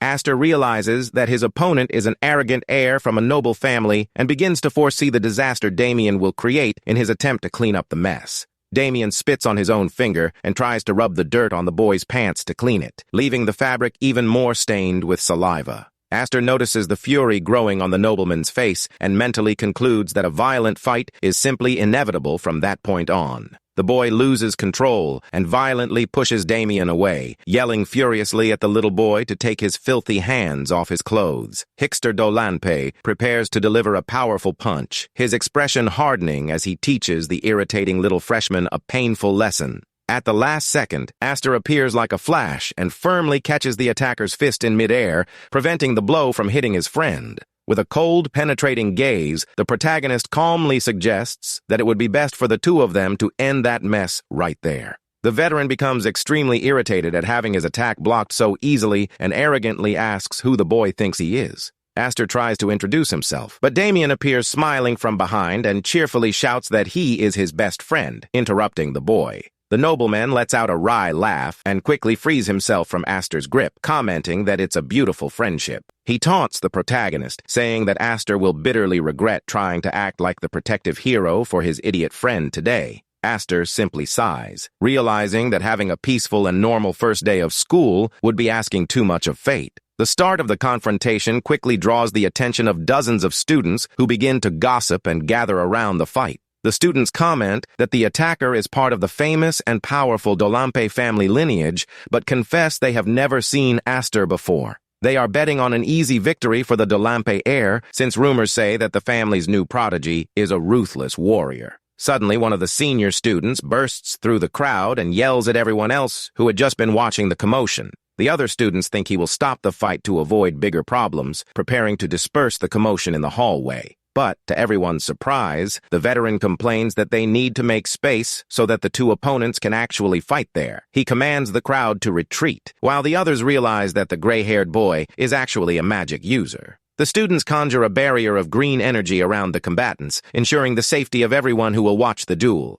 The hall erupts in cheers as students begin betting their cafeteria meal tickets, fervently rooting for Hickster's victory. Amidst all the shouting and excitement of the crowd, a mysterious young man silently observes the confrontation from the corner of the room. Hickster clenches his fists tightly and officially introduces himself as the proud second son of the prestigious Dolampe family. He assumes a high-level physical combat stance and intimidatingly asks what his small opponent's name is. Aster loosens his tie disdainfully and replies meekly that he has no noble lineage, being merely a passerby. The veteran smiles victoriously and says that, since Aster is a mage in such a narrow arena, he will generously grant the first blow. Aster stares at him, his eyes gleaming blue, and challenges him to come at him all at once, without any mercy. The protagonist gives a provocative, wry smile and thinks to himself that this arrogant nobleman is a real joke of an opponent. With a psychopathic look, Aster taunts, saying that those who talk too much are usually the ones who are terrified of getting beaten up, goading his rival. Hickster turns completely red with rage at the boy's humiliating taunt, clenching his teeth and preparing to attack. He roars furiously and vows to crush the audacity of that cocky freshman, speeding off towards the protagonist. The nobleman advances, unleashing a rapid sequence of straight punches, while Aster observes the advance with an extremely calm expression. Aster grins playfully and warns his opponent that there's one more small detail about the fight he just forgot. He reveals that Hector Dolampe is not fighting just one opponent today, but a perfectly synchronized duo. In the next millisecond, Aster's fist collides with extreme violence against the nobleman's cheek, splattering blood into the air. The overwhelming impact of the blue energy punch throws the veteran's head back, completely destabilizing his posture. The veteran tries to convince himself that he can withstand the physical blows of a mere magic student without major problems. However, as he tried to plant his feet on the wooden floor, the boy let out a grunt of astonishment at the enormous force of the impact. Hector Dolampe gritted his teeth in pure frustration, unable to comprehend how a punch from a mere magic novice could be so powerful. He stares at the protagonist, enveloped in an intense and frightening aura of blue mana, wondering if Aster really is just a mage. Suddenly, a green magic circle appears, healing Hector Dolampe's wounds and wiping the blood from his face, leaving him confused. He looks back and realizes that Damien is focusing his mana to heal his rival in a completely voluntary and innocent way. Hector Dolampe is stunned, not understanding why he's been healed, while little Damien laughs happily, his hands glowing. The nobleman Dolampe becomes even more furious upon realizing the ironic generosity coming from an heir of the prestigious Blando family. Aster takes advantage of his rival's distraction and delivers another violent blow, commenting that he shouldn't take his eyes off the fight. The sound of the punch echoes loudly through the grand ceremony hall, while Hector Dolampe's head is thrown aside again. Aster unleashes a brutal flurry of fast punches, forcing the veteran to defend himself as best he can amidst the hail of blows. The protagonist smirks and praises his opponent's physical stamina while continuing to beat him relentlessly. And then Damien, activating his legendary healing light, closes all of the boy's wounds so that he can continue to endure the beating. Hector Dolampe realizes he's fallen into an endless cycle of physical torture, where one boy hits and the other endlessly heals the wounds. The nobleman's legs begin to tremble and wobble on the floor, showing that his physical strength is reaching its absolute limit. Feeling a profound fear he had never experienced before, the veteran screams desperately, asking what they intend to do. Oblivious to the boy's despair, the students continue shouting and cheering for the sacred pride of the important Dolampe family. The students shout words of encouragement, calling Hector Dolampe the great hope of the warriors and demanding that he win. Others shout that they have bet all their savings on him, putting even more pressure on the proud heir to achieve victory. The young man feels overwhelmed by the high expectations of the audience, who are shouting demands that he end the fight as quickly as possible. He grinds his teeth in sheer humiliation, unable to accept the fact that he is being dominated and ridiculed by two mere freshmen. Completely beside himself, Hector Dolanpe roars furiously at how a mere worthless mage dared to challenge the physical strength of his lineage. He lunges forward with everything he's got, but Aster expertly dodges and lands a precise elbow strike that sends the attacker crashing to the ground. The blue-haired boy observes his opponent with disdain, commenting ironically that their moves aren't so bad after all. Hector Dolanpe rises, enveloped in a violent green aura, concentrating all his energy into his fists for his final attack. He screams desperately at the protagonist not to underestimate his family's power, unleashing all his pent-up fury. The nobleman unleashes a devastating spinning kick charged with cutting wind, illuminating the entire hall with the enormous explosion of mana. The crowd goes wild, celebrating Hector Dolanpe's epic attack, believing the fight has finally reached its conclusion. But the veteran is astonished to see that his blow has struck a solid barrier of pure, condensed physical energy right in front of Aster. Aster uses the wind's impact to perform an elegant backflip, landing softly without sustaining any damage. The protagonist brushes the dust off his official uniform and announces that, before continuing, he needs to straighten his wrinkled tie. Hector Dolanpe stares at him, breathless and completely paralyzed with terror, unable to understand the unsettling calmness of that freshman. The nobleman lets out an insane cry of hatred and blindly charges towards Aster, completely losing his reason in the midst of the combat. Aster merely watches him run erratically, mentally preparing to deliver the final blow and end the contest. With the cold gaze of a true assassin, the protagonist analyzes his opponent's posture to find the perfect opening in their defense. He realizes that as long as Damien continues healing his rival from afar, the fight will drag on unnecessarily for too long. Aster concludes that the only way to end the duel is to deliver a single powerful attack, enough to knock the veteran out instantly. He focuses his energy and prepares to use a special technique he has mastered and refined throughout his turbulent past life. Sparks of blue electricity begin to crackle around his right hand, indicating the casting of an extremely destructive spell. Aster closes his eyes and focuses on the collision of magical particles within his body to extract an absurd amount of concentrated energy. The veteran lunges forward, delivering a downward punch, completely oblivious to the complex mana technique Aster has just prepared. This boy's unique technique doesn't fit into the rules of common martial arts or magic, being a purely mechanical application of mana. Activating the powerful collision style, Aster delivers a direct counterpunch against Hector Dolanpe's fist, generating a shockwave. The force of the magical shock is so violent that the green protective barrier created by the students begins to crack in a frightening way. The spectators watch the scene in absolute panic, completely terrified by the monstrous power unleashed by that mere rookie. The colossal impact fills the entire academy hall with a strong greenish light, while Hector Dolanpe feels the overwhelming force of Aster's blow. The colossal impact throws Hector Dolanpe violently against the ground, raising an immense cloud of dust and destruction in the hall. The students around watched everything completely speechless and shocked, unable to believe the outcome of that absurd fight. Amidst the smoke, Aster raises his clenched fist in a sign of absolute victory, consolidating his complete dominance over his veteran opponent. The young man stands firm with his arm raised under the watchful eyes of the entire audience, who are still trying to process what they have just witnessed. Aster focuses his cold blue eyes on the silent crowd, patiently awaiting the inevitable flood of reactions from the students. Seconds later, the hall erupts in shouts and enthusiastic celebrations, marveling at the freshman's brilliant and brutal counterattack. Damien bursts into the crowd, shouting with joy as he calls out to his friend, celebrating the victory with pure excitement and a huge smile. The little boy jumps onto Aster's back, celebrating their victory in the duel, and the protagonist simply nods with a slight smile of satisfaction. Aster is amused by Damien's excitement and thinks that now his friend will finally stop whining about seating at the ceremony. The other freshmen watch the two celebrating from afar, whispering about how absurdly dangerous that blue-haired boy is. In the corner of the hall, the young nobleman with green eyes gives a wry smile and comments that fighting physically like that is bizarre for a mage. He turns his back disdainfully and labels the protagonist's fighting style as truly vulgar and unworthy of an elite student. Suddenly, a group of academy inspectors burst into the hall, forcing their way in and ordering all the idiots to get away from the place.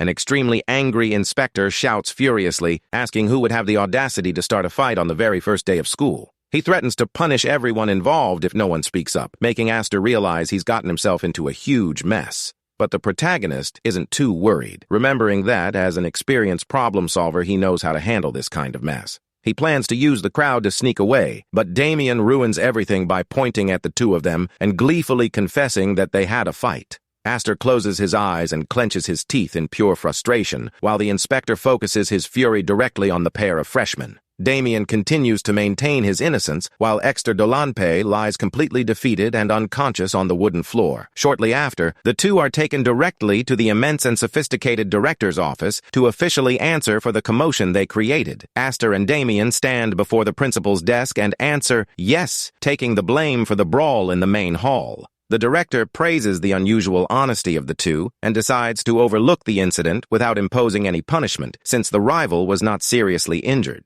However, he warns with a serious expression that he will be keeping an eye on Aster from now on, leaving the protagonist slightly uncomfortable. The day continues sunny at Xenian Academy, and the sun's rays illuminate the beautiful brick buildings of the prestigious Eastern Magic School. Aster lets out a sigh of relief, having resolved the issue even before the official start of the Magic School's opening ceremony. Upon returning to the hall, the students gossip and wonder how a skinny freshman magic student managed to beat up a noble fighter like that. Damien waves happily to everyone, but Aster complains of embarrassment, telling his friend to stop waving because they've already attracted too much attention. The boy with blue hair points to a row of empty seats further ahead and announces that he has finally found the place where they should sit. Damien is thrilled to see that the seats have been saved by friends, and Aster agrees, relieved that they can finally relax a little. On stage, an old man with a long white beard and hair clears his throat to begin the official opening address of the academy. The elderly director of the institution adjusts his monocle and begins to recite the ancient teachings and the founding history of the prestigious school. However, the old man's speech seems to last an eternity, making Aster impressed by the old man's stamina to speak for so long while standing. Looking to the side, the protagonist gives an ironic smile upon seeing that Damien has already fallen asleep and is drooling profusely on his uniform. Aster sighs and grabs a handkerchief to wipe his sleeping friend's chin, grumbling that he should stop drooling in public once and for all. Meanwhile, on stage, an assistant approaches and whispers in the elderly director's ear that there is a matter of extreme urgency to resolve. The director listens to the warning with a serious and worried expression, realizing that he will need to interrupt his opening speech immediately. The old man clears his throat again and prepares to give a warning to the new students who were anxiously awaiting the end of the speech. He apologizes to the young students and briefly announces that an urgent, unforeseen event has arisen and he will need to be absent from the ceremony. The elderly man announces that his speech ends there, but assures that the ceremony will continue under the leadership of a new and important speaker. A striking woman with long, lustrous red hair takes center stage with firm steps and an intimidating posture. She roars with utter authority into the microphone, demanding the attention of all the students, her powerful voice echoing throughout the immense hall. Damien and all the other students jump in fright at the woman's sudden scream, waking up startled and focusing their eyes on the stage. The woman formally introduces herself as Jaira and announces that she will continue the ceremony in place of the director due to a last-minute unforeseen event. She begins the freshman oath and calls the official representative of the Magic Division, announcing Dahlia de Denai's name to the stage. The students begin to whisper in surprise upon learning that the famous and wealthy Denai family has agreed to take the entrance exam this year. Another student refutes the rumors and explains that, as she is the third heiress of the main house, the clan would never allow her to be weak. Aster focuses his attention on the beautiful young woman with platinum blonde hair walking towards the main stage, recognizing the name Dahlia de Denai. He points out that while the proud Declan family is #1 in magic on the eastern continent, the Denai family is considered the second largest. Aster recalls that, in his past life as a fighter, Dahlia was a formidable mage and greatly helped him in his mercenary missions. However, the big problem was that the two didn't get along at all, acting like true rivals who had a history of conflict.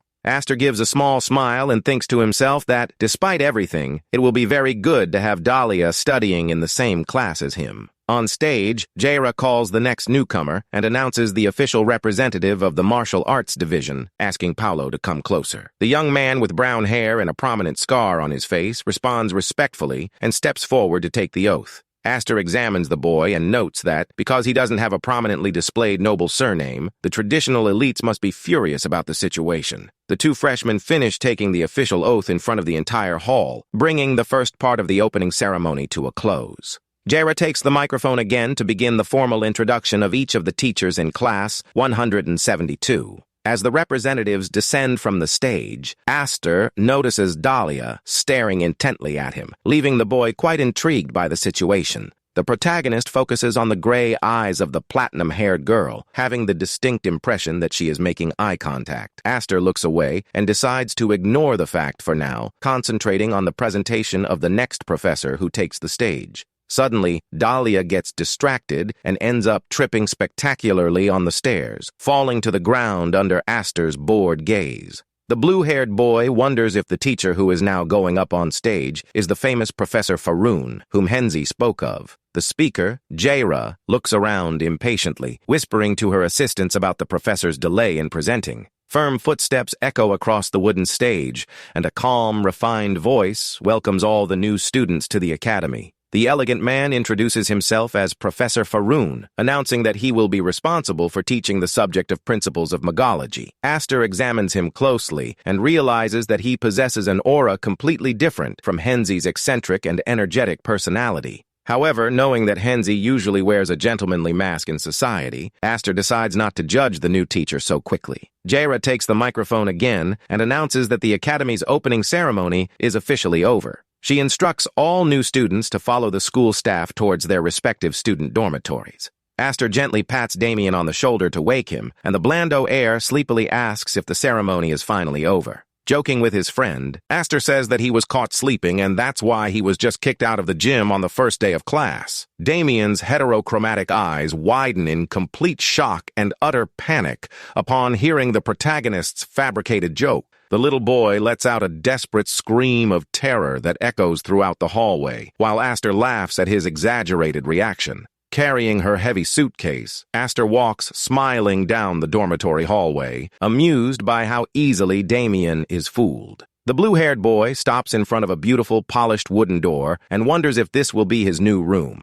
He opens the door and enters the room, noticing with satisfaction that his room is located on the very top floor of the building. Astor is quite impressed with the organization and luxury of the gym room, which features two neatly made single beds. He notices a box on his bed and deduces that it contains the standard daily supplies provided equally to all students. Astor begins unpacking his belongings and organizing his clothes in the closet, knowing that the simplest details reveal a nobleman's status. He reflects that, in time, each student will buy their own luxuries until he hears the bedroom door suddenly open. The boy turns around and comes face to face with his new roommate, recognizing Paolo and wondering why he seems so angry today. Paolo lets out a tired sigh and walks towards his bed, coldly stating that he prefers a completely peaceful routine. The brown-haired boy makes it clear that he doesn't care about the protagonist's activities, demanding privacy from now on. He says Astor can sleep whenever he wants, but warns that he prefers the two not to interfere in each other's routines or businesses.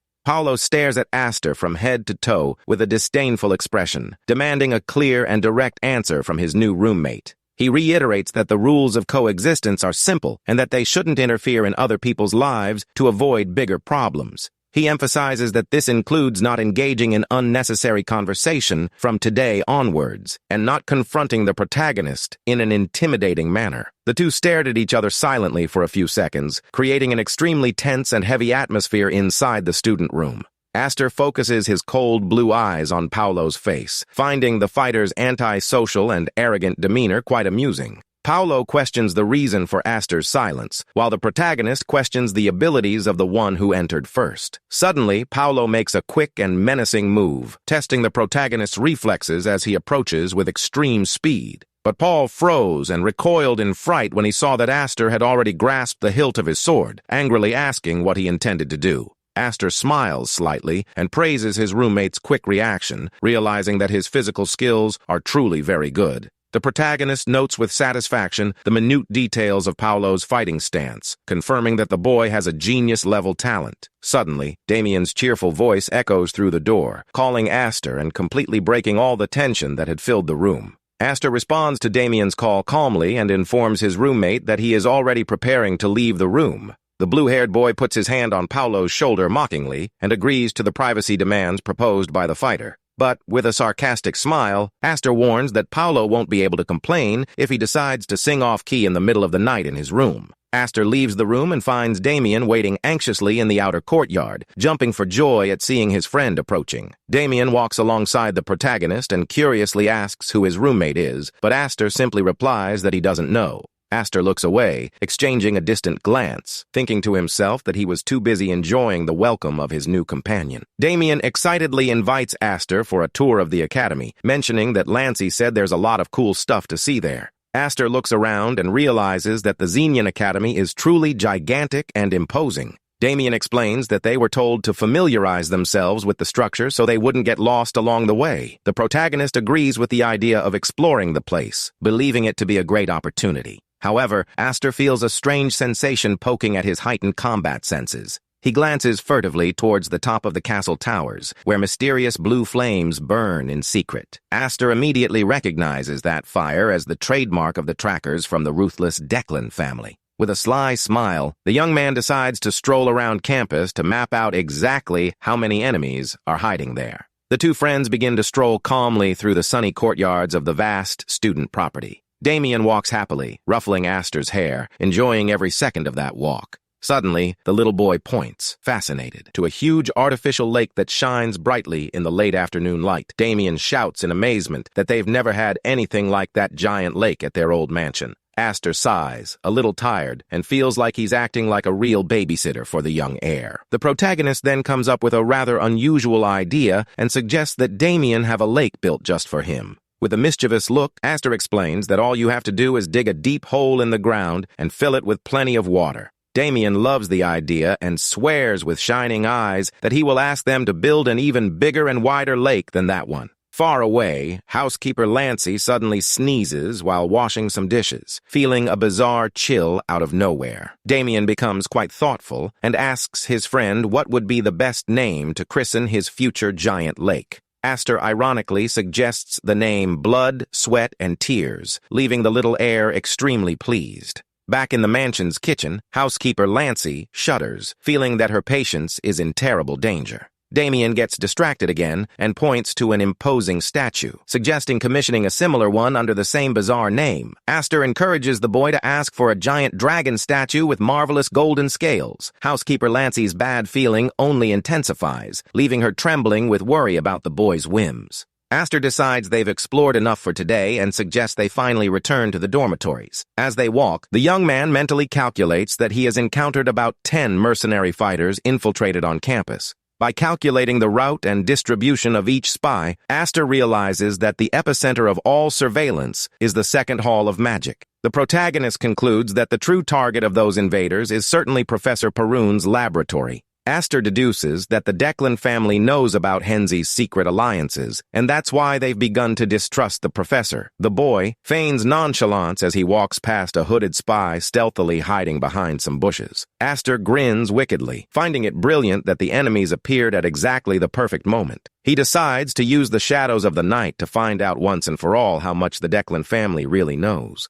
Dark night soon falls over Xenian Academy, and the streetlights begin to illuminate the silent streets. One of the hooded spies silently leaps between the rooftops of the great castle in the dead of night. The intruder performs quick and discreet acrobatic maneuvers before disappearing towards the institution's main buildings. He sneaks in through one of the upper windows without making the slightest noise. As soon as he lands in the dark room, another hooded figure emerges from the shadows and whispers that he has finally arrived. The newcomer walks across the checkered floor and asks worriedly where the other team members are. The spy explains that the others moved on and reveals that headquarters issued an absolute emergency directive. He warns that the trail of the primary target has been discovered and that the final objective will be delivered to the secondary target at midnight.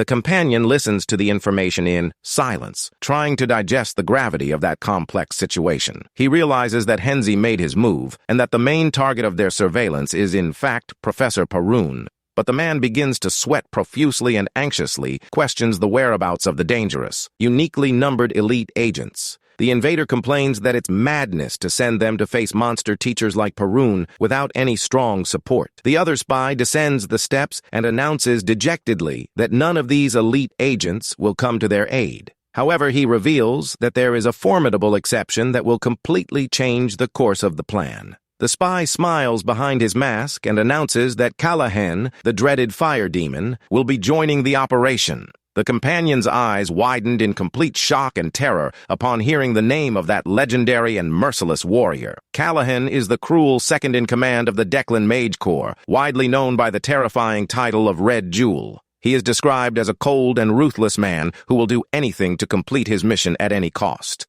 The spy swallows hard and begins to sweat with fear, realizing that they will need to risk their own lives on the mission. The spy considers that the situation might not even need to escalate into open combat, since exposing a famous mage from a noble family would be a heavy burden. The other agrees, relieved by his teammates' logic, and suggests they start moving immediately. They jump off the roof knowing that if they don't rejoin the rest of the group soon, their chances of survival will plummet.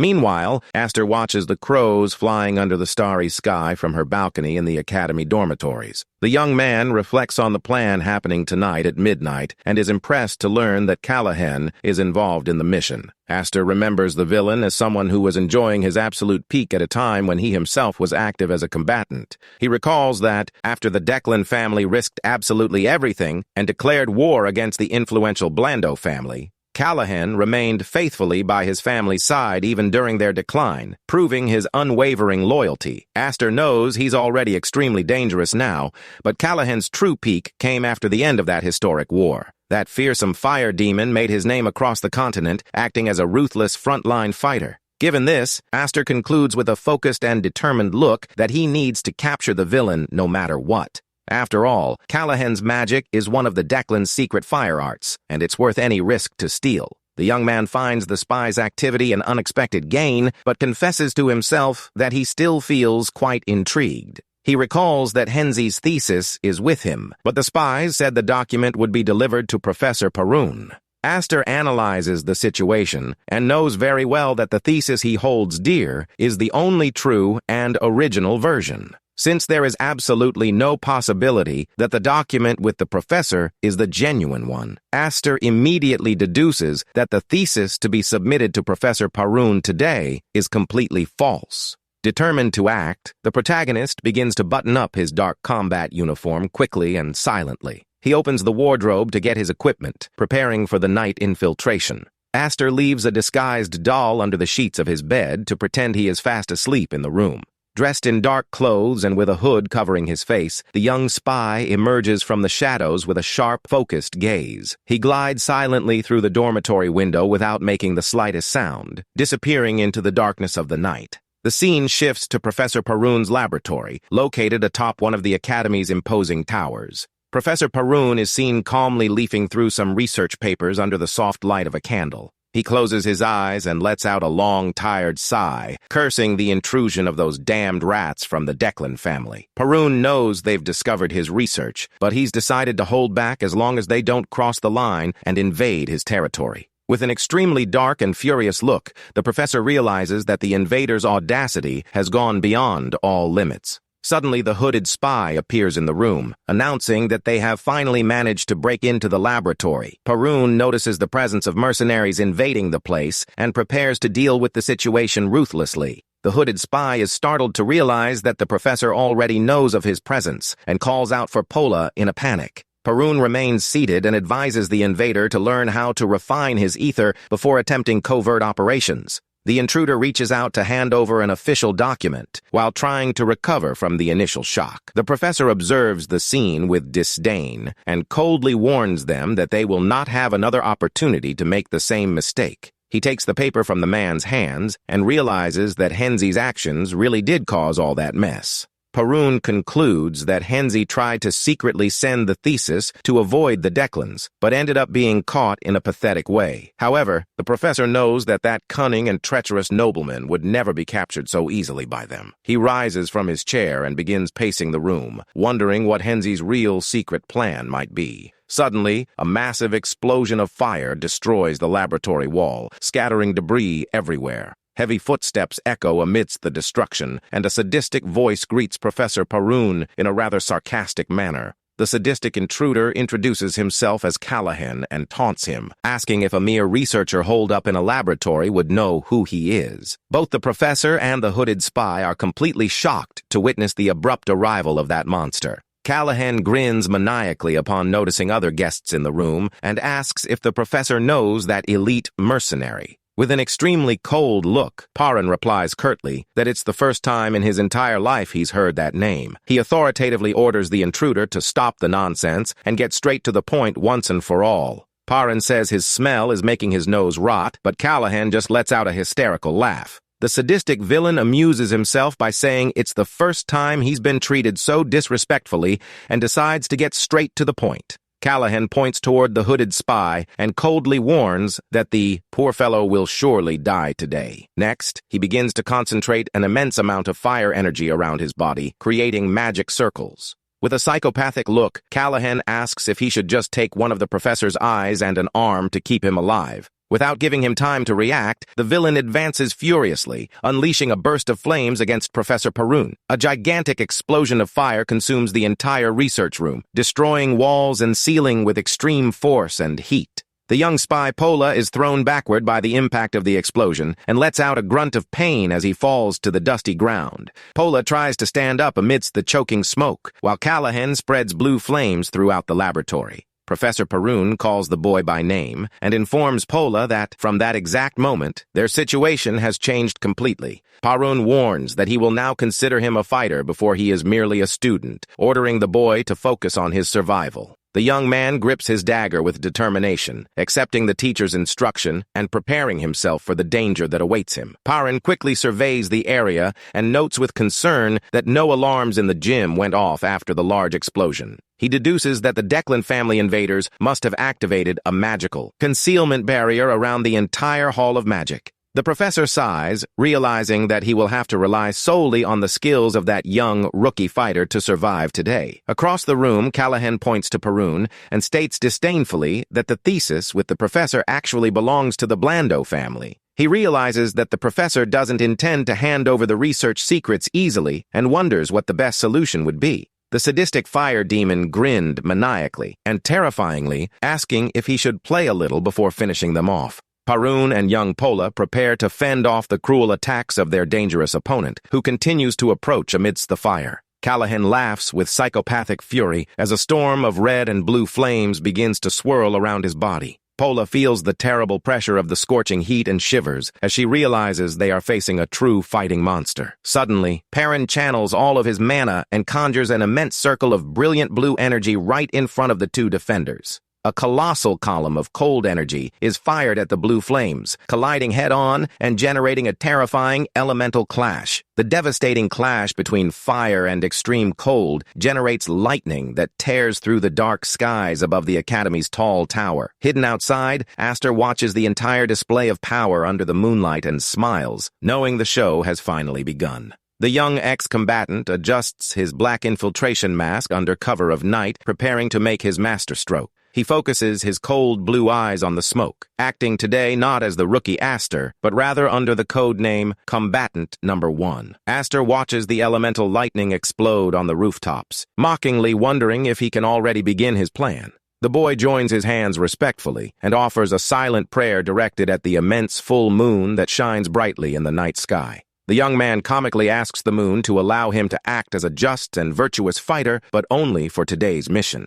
However, Aster gives a mischievous smile behind his cloth mask, admitting to himself that he was never truly a fair person. With remarkable agility, the boy leaps from the balcony with open arms and silently dives towards the tower under the glow of the moon. Inside the devastated laboratory, the extreme heat of the Declan's blue flames continues to shatter the windows and stone walls. Callahan laughs mockingly and praises Perun's resistance, provoking the professor to continue defending his fiery attacks. Pola tries to catch her breath amidst the dust and smoke, feeling that her body is reaching its absolute physical limit.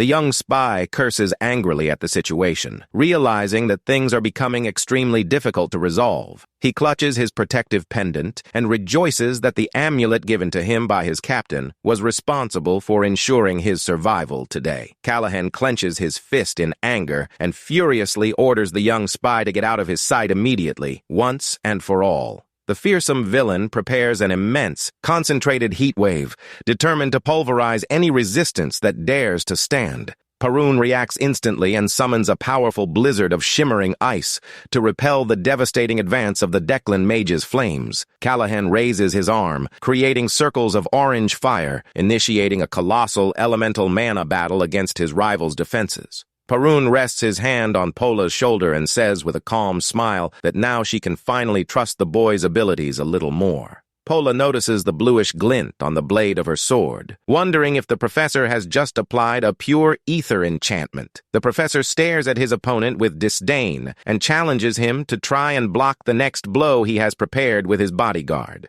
Pola unsheathes her enchanted blade and vows to give absolute support, knowing that failure now means certain death for both of them. Callahan grins ironically from behind the red flames, labeling the enemy duo as a fine pair of mage and protector. The villain admits it's a classic and efficient combat combination, but shows no concern whatsoever about the threat. A colossal whirlwind of fire and ice begins to spin violently in the center of the laboratory, destroying the furniture and the stone floor. The spy Pola advances swiftly, delivering a diagonal slash to dissipate the barrier of burning heat surrounding the magic master. Professor Perun rejoices that the bodyguard successfully deflected the enemy's barrage of fire, preparing his counterattack. However, the Declan wizard realizes the dispute is dragging on too long and fears being outmaneuvered by the pair of defenders. With an extremely somber look, his gaze fixed on his red eyes, Callahan decides it's time to drastically change his strategy. The sadistic warrior grins maniacally and resolves to risk all his strength in a single destructive display of firepower. Perun prepares new defenses of blue mana, knowing that when the amount of elemental energy available in the atmosphere is limited,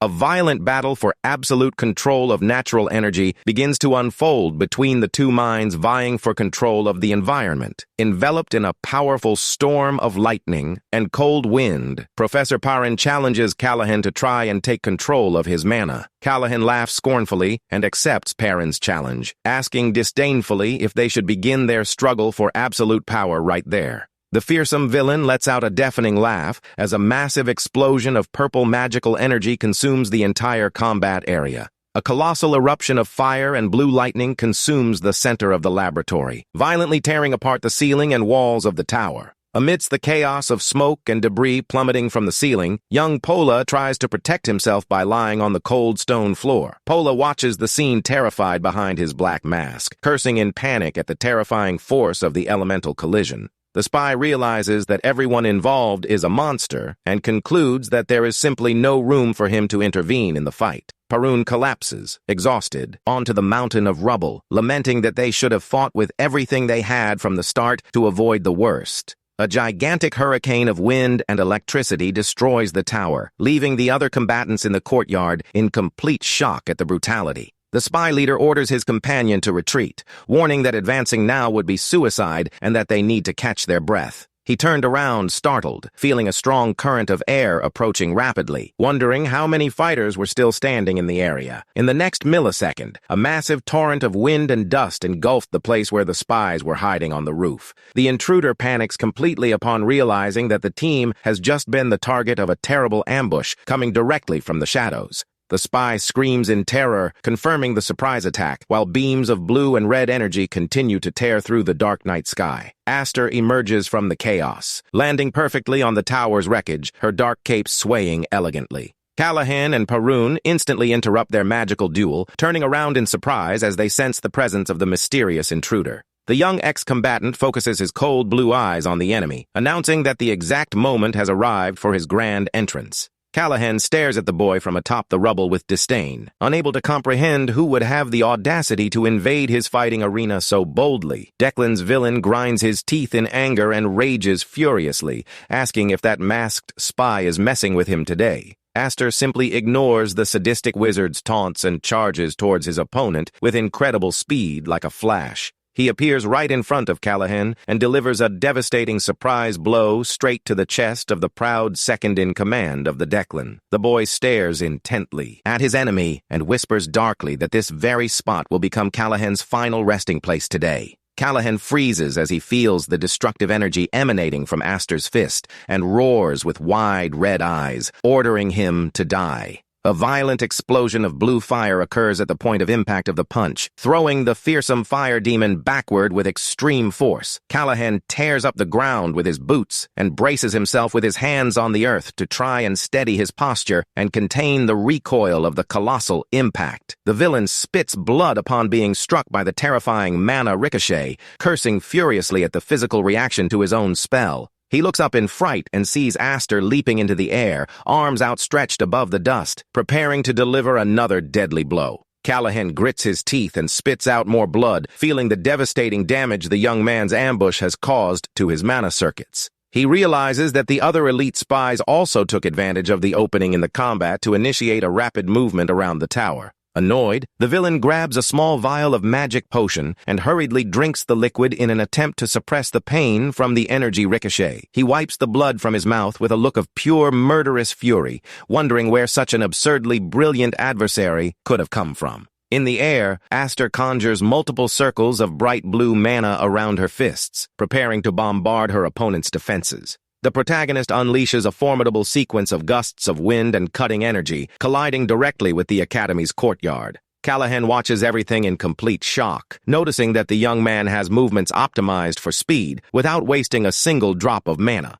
The fearsome fire demon swallows hard and wonders, horrified, if he is truly impressed by the spy's abilities. He gathers his last strength and conjures immense magical circles of red fire in the sky, shouting that he doesn't care who his rival is. Completely beside himself and furious, Callahan vows with an insane look that he will murder that meddler right there and then, once and for all. A colossal eruption of flames and electricity explodes atop the hill, violently consuming the trees in the Academy's garden. Aster's body is engulfed by the immense explosion of white light, generating a shockwave that sends the other combatants recoiling in terror. The young man with red hair emerges with wide eyes from behind his ornate iron mask, feeling a loud ringing in his ears. A massive curtain of gray smoke and orange flames spreads across the ruins of the research tower, completely obscuring the sight. Callahan looms proudly before his large red magic circles and taunts his fallen opponent with a sadistic, victorious grin. The villain of the family, Declan, roars furiously with a psychopathic look, repeatedly yelling that he will crush the life of that damned meddler. Coughing up blood from the excessive exertion, the wizard tries to see through the ashes and wonders if he has finally managed to defeat Aster. He smirks, realizing that the other spies were also caught within the range of his attack without any regard for their lives. Callahan reflects that what matters in the end is simply completing the mission, and that's why the masked man needed to be eliminated. He tries to calm his panting breath and smiles slightly, admitting that he got a little too excited in the heat of the fight. The villain keeps his empty potion vials and plans to join forces with the remaining fighters to finally defeat Professor Perun. Suddenly, a cold, confident voice emerging from the smoke sarcastically asks if that weak attack was all the mage had. Perun walks calmly among the rubble and says that Callahan may seem like a raving madman on the outside, but inside he is cold. The professor reveals that he knew from the beginning that the villain's cowardly plan was to use that explosion to eliminate all the witnesses there. Professor Perun asserts that the villain's ruthless cruelty is, in fact, the true cause of his defeat today.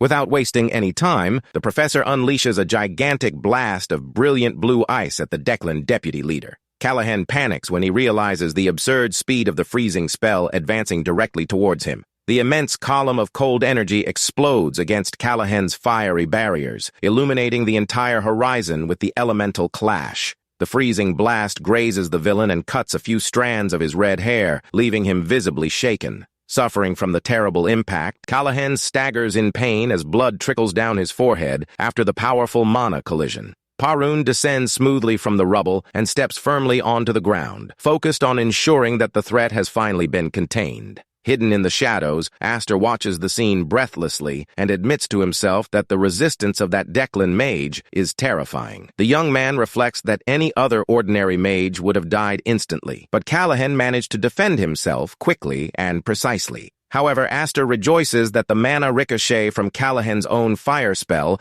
ultimately sealed the professor's victory. With calm and silent steps, the protagonist walks towards the exhausted body of the fearsome Declan fire demon. Without any ceremony, Aster begins rummaging through the unconscious villain's clothes to steal everything of value he has. Aster smiled victoriously as he found the subspace pouch, remembering that most war mages always carry their techniques in their pockets. The boy notices the security seal on the artifact and is pleased that he will be able to calmly break through that recognition barrier later. Then, Aster turns towards the darkness of the night and comments mockingly that the magic professor ended up being late. Professor Parun emerges, walking silently through the smoke towards the place where the boy was waiting for him. The professor apologizes calmly for the delay and explains that he was busy freezing the remaining meddling spies. Parun then focuses his blue lightning energy on his fingers and asks with a menacing look if the masked man is also one of Declan's rats. Aster mockingly asks what the master thinks of the fact that he just defeated the Declan's deputy leader to save him today.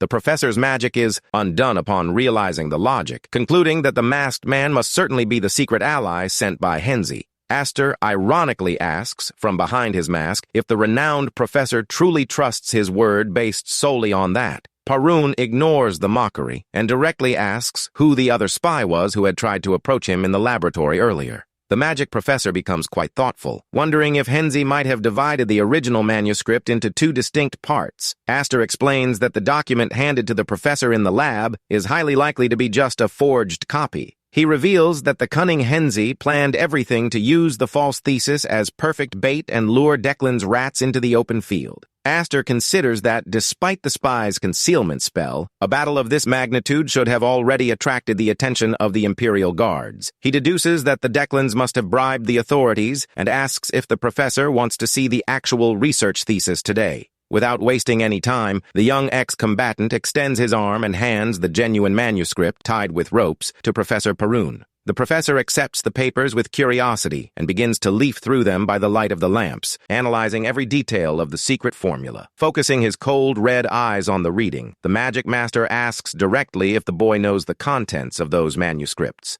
Aster merely flashes an enigmatic smile behind his cloth mask and asks in return if he merely knows about the subject or if he truly understands it. Professor Parun stared intently at the boy, quite intrigued by the confident demeanor of this mysterious young fighter. Aster warns that he doesn't mind fighting if the professor decides to attack him, but considers that it would be a great folly to lose a strong ally. The professor accepts Aster's argument and keeps the thesis to himself, agreeing that he also doesn't want to lose such a valuable partnership. Aster stares at the professor with a questioning look from behind his black mask, curious to know what the master really wants with this research. Professor Parun explains that Henzi's goal with the research is simply to diminish the strong influence of the Declan family in the region. Aster listens to the explanation in silence, while the cold night wind blows strongly through the ruins of the tower, devastated by the power of fire. The magic professor asks seriously if the masked young man has any personal interest or if he wants anything in return for today. With eyes gleaming blue, Aster reveals that his great goal is to build a gigantic tower filled with books that everyone can read. He challenges the professor to contribute by writing a book with his own magical perspective to be displayed at the entrance of the future tower. Parun finds the proposal amusing and smiles slightly, agreeing that writing a book of spells can indeed be quite fun. The protagonist says he needs to leave soon, and the magic professor questions how the two will stay in touch from now on at the academy. Aster sighs wearily behind his cloth mask and says mockingly that he would rather not receive another man's contact information. He reaches into his sub-pocket and pulls out a small, shiny item, preparing to hand it to Professor Parun. The young ex-combatant explains that it's an integrated communication account that will allow the two to talk in secret. Parun takes the communication device and silently and thoughtfully agrees to the boy's method in the middle of the courtyard. However, the magic professor counters the mockery with a cold look, warning that he too feels no attraction or sympathy whatsoever for men. Aster flees, leaping through the branches of the dark forest trees, muttering that he felt extremely disgusting after that strange conversation. Not long after the young man's departure, the metallic sound of heavy footsteps echoes through the outer courtyards of the Academy's research hall. A team of Imperial Knights, armed with swords and gleaming metal armor, finally arrives to secure the destroyed site. The Imperial Knights evacuate the remaining students from the Academy as a precaution against a possible second enemy attack. Aster takes advantage of the general commotion to blend peacefully into the crowd of students, concealing his actions with complete discretion. Damien appears yawning and asks where his friend has been, commenting that it felt like it had been an eternity since he'd seen him. The boy lies, saying he needed to go to the bathroom, and the little heir teases him, asking if he was constipated again. The protagonist pretends to ignore the joke and begins to reflect on the strange reaction he felt in his chest mark during the last fight. He recalls that the golden gear reacted unusually to the opponent's fire spell, making its physical barrier much more resistant.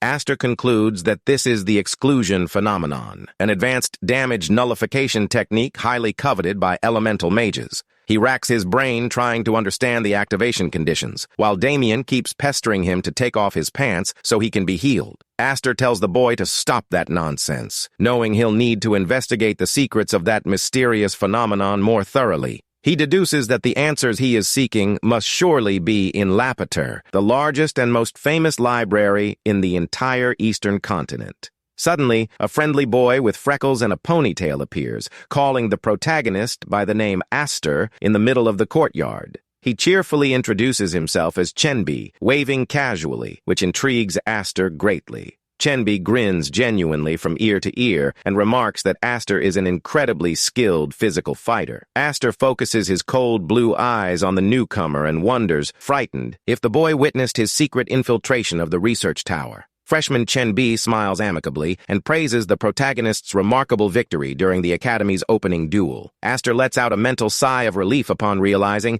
that the young man was only referring to the fight against the martial arts veterans. Chenbi gestures with laughter and reveals that he was referring to the fight against the veterans of the martial arts division on the first day of class. The protagonist lets out a mental sigh of relief and a soft laugh, realizing that his reputation as a troublemaker has spread quickly. Chenbi comments that the veterans of the warrior division only lost because they still haven't mastered the refinement of ether in their attacks. The young people continue walking through the illuminated courtyard, while the other freshmen around them gossip about the presence of that bizarre trio. Chenbi scratches his head awkwardly and confesses that he still hasn't managed to make any close friends because of his humble origins. Aster listens to the boy's outburst and silently agrees, fully understanding the social barriers that exist in the elite academy. He argues that although the institution promises equal treatment, students from poor families always end up being marginalized. Chenbi smiled in relief, noticing the protagonist's empathy, and thanked him for the company during their nighttime walk across campus.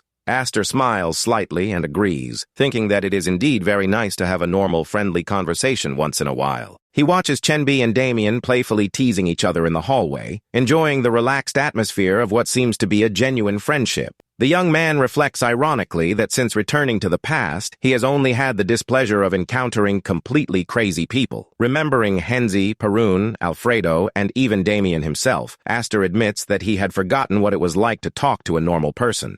With a confident smile and full of expectation, the protagonist mentally declares the official start of his new school routine. The sun rises on the horizon, illuminating the beautiful towers and imposing stone walls of the prestigious Xenian Academy. Morning light streams through the large windows of the immense classroom M3, where the first theoretical lessons of the day are about to begin.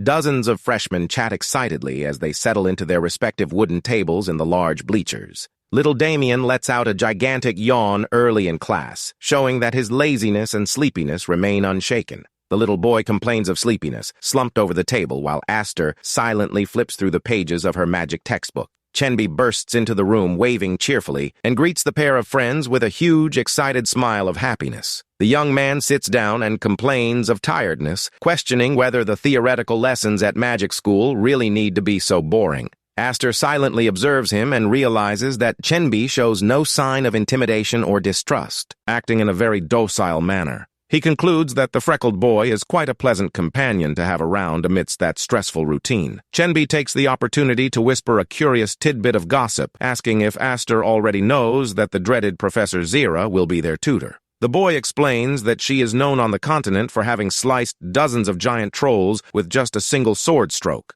At that moment, noisy footsteps echoed through the doorway, and an imposing woman with long red hair entered the hall with a commanding posture. Aster stares intently at her and recognizes the red-haired professor as the same speaker who took the stage at yesterday's ceremony. The woman introduces herself as Zira and authoritatively orders the students to forget yesterday's commotion and focus entirely on their studies. With a penetrating gaze, Zira warns that before the practical lessons begin, she will need to measure the abilities and mana quality of each one. A student raises his hand to participate, and the strict red-haired professor demands to know the young freshman's name. The boy nervously introduces himself as Arzen, and the magic teacher sharply orders him to answer her question about mana. Arzen timidly considers that although there isn't a completely right answer, he believes that mana quality is most important. The young man further explains that in disputes between mages of the same power level, the one with better mana refinement will have the advantage. Aster hears the answer and mentally agrees, knowing that quality affects the accuracy and stability of any attack spell. However, the red-haired teacher clicks her tongue impatiently, showing that she was not satisfied with his answer. Young Arzen freezes completely and is utterly terrified by the teacher's cold reaction and impatient tongue click. With a sharp look, Zara demands to know which family she belongs to, and the girl stammers in reply that she comes from the house of the Marquis of Paraim. The red-haired teacher's face hardened with disdain. She muttered that such an attitude was to be expected from a noblewoman. The poor girl begins to cry in despair and humiliation, unable to understand why her honest answer had so irritated her tutor. Professor Zira stares at the silent bleachers and asks authoritatively if any more freshmen have the audacity to try to answer today. The convention hall falls into complete silence, and Zara mentally concludes that no one else will dare speak so foolishly. However, she points to a frightened boy in the row above and mockingly asks if his name happens to be just Sim. The boy stammers, frightened, as he introduces himself as Apel, while Chenbi opines that the amount of mana is crucial for large-scale wars. Aster argues that, depending on certain variables and the combat context, both the quality and quantity of energy are crucial. Professor Zara continues to stare at the class with an expression of profound boredom and irritation at the freshman's repetitive answers. She asks which noble house the young man belongs to, and he replies with his head down that unfortunately he doesn't have any important lineage. Zira ignores the boy and calls the next student to answer, maintaining his strict and impatient posture at the classroom desk. Another freshman ventures to suggest that desperation and speed of spellcasting are the most important factors of all for a true mage. Aster notices the tense atmosphere that is formed and realizes that the teacher's repetitive questions are ruining the classroom environment. The red-haired teacher walks to the center of the stage and coldly announces that she has heard enough of the idiotic answers from Class M3. She reveals that all the answers were correct, but warns that in reality, there has never been a right answer since the beginning of the classes. Zara orders them to think carefully about the real meaning of their own answers and what motivated each of them to say what they did. She questions whether the opinions expressed truly reflected their personal thoughts, or if they simply said what she wanted to hear. The tutor explains that a true magician should never lose their subjectivity or allow themselves to be influenced by the opinions and pressures of others. With a bright, frightening golden gaze, Professor Zara stares at the class and asks if they truly possess that willpower. The classroom falls into absolute silence once more under the terrible psychological pressure of the imposing teacher's harsh words. Aster glanced at the teacher out of the corner of his eye, quite impressed by the mature and interesting teaching approach of that mysterious tutor. The hearts of several students in the stands begin to beat faster with Professor Zira's determined speech. The blue-haired boy lets out a soft laugh and thinks to himself about how cleverly twisted that woman's philosophy is. Zira interrupts the sermon and orders the students to come up on stage one at a time so she can measure everyone's mana capabilities. The teacher calls Arzen's name, and the startled young girl jumps in her chair and quickly replies in a trembling voice. Zira appoints her as the official representative of Class M3 because of her previous answer, ordering the girl to help her with the measurement. Arzen thanks them emotionally and runs happily towards the stage under the watchful eyes of Aster and the other freshmen of Class M3. Aster watches the girl walk by and reflects that this tough teacher really does know exactly how to motivate and train her new students. Chenbi murmurs, whining that he's very jealous of the representative, making Aster stare at him with a deeply bored expression. Professor Zira nods to her young assistant, who approaches carrying a large, mysterious purple cloth. The young man pulls the fabric with a quick and elegant movement, revealing the sophisticated equipment that was hidden there on the table. A beautiful, shimmering blue crystal ball emerges, shining brightly, leaving all the freshmen amazed by the device. Zira rests her hand on the glowing sphere and asks with a smile if this is the first time they've ever seen a mana meter. She warns with a focused and mysterious look that the time has come for them to discover who the real prodigy or monster of that group is. The students begin to whisper excitedly in the stands, eager to see the first results of the day's magical measurement. A brilliant array of bluish runes appears floating in the air above the crystal, indicating the official start of the practical mana test. Damien watches everything, fascinated, and puts his finger to his lips, quite curious to see how his best friend Aster performs in the test. The red-haired teacher turns to the class and explains in simple terms that the device is extremely easy to use. Zira instructs Representative Arzen to place her right hand on the crystal sphere and continuously infuse it with her pure mana. The young woman extends her trembling hand and touches the smooth crystal, activating a strong, bright aura of bluish energy around the device.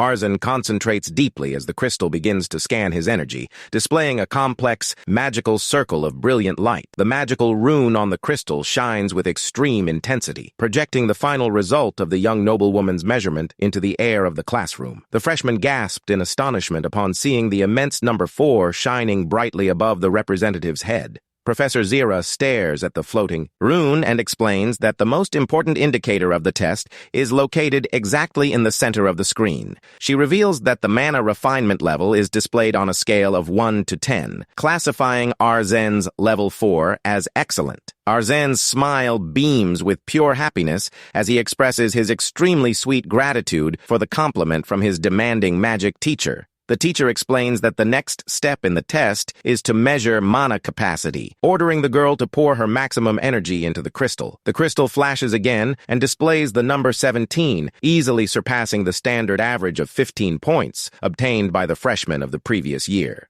Zira smiles gently and praises Arzen's dedication, commenting that her abilities prove how diligent she has been in her studies. Arzen blushes intensely and becomes emotional upon hearing that her demanding magic teacher is very proud of her performance. Aster watches the scene with boredom and predicts that the girl will surely become a dedicated graduate student in the future. Professor Zara announces that she has other urgent matters to attend to and leaves the remaining measurements in the hands of her assistant. Some freshmen in the stands comment that they need to focus more on their respective breathing techniques and mana refinement. Chenbi approaches with a sly smile and cheerfully suggests they'll take the mana measurements now, prompting Aster to act. Suddenly, a huge cry of astonishment echoed through the convention hall, startling those present and waking Damien from his deep nap. The crystal measuring panel projects a bright blue hologram, displaying a mana refinement level of 6 for the young man on stage. The freshmen enviously comment that his refinement level is 6 and that his total mana capacity has reached an incredible 20. The teaching assistant adjusts his glasses in astonishment and asks the young man on stage what his name should be for the grade report. The boy with straight platinum hair formally introduces himself as Furion of D9, proudly revealing his important lineage. Aster observes from afar and deduces that, because he has white hair, he must be part of some secondary branch of Dahlia's family. The teaching assistant praises young Denai, commenting that the excellent result obtained perfectly matches the reputation of his institution. Furion politely acknowledges the compliment with a brief bow, while his result is officially recorded on the class sheet. Damien stretches, yawning, and complains that the convention hall is too noisy, questioning Aster about what's going on. Aster calmly explains the mana measurement tests, while Damien amuses himself by clowning around and stretching his cheeks. Upon learning what it's all about, the little heir jumps for joy and excitedly shouts that he also wants to go on stage and test his skills. Aster puts his hand to his face in sheer embarrassment, grumbling and asking his friend to stop running and drawing attention in that bizarre way. The other students in the stands gossip curiously as they watch little Damien von Blando skipping toward the meter. Aster sighs and gives a wry smile, knowing that rumors about their victory against the veteran Dolampe team have already spread around.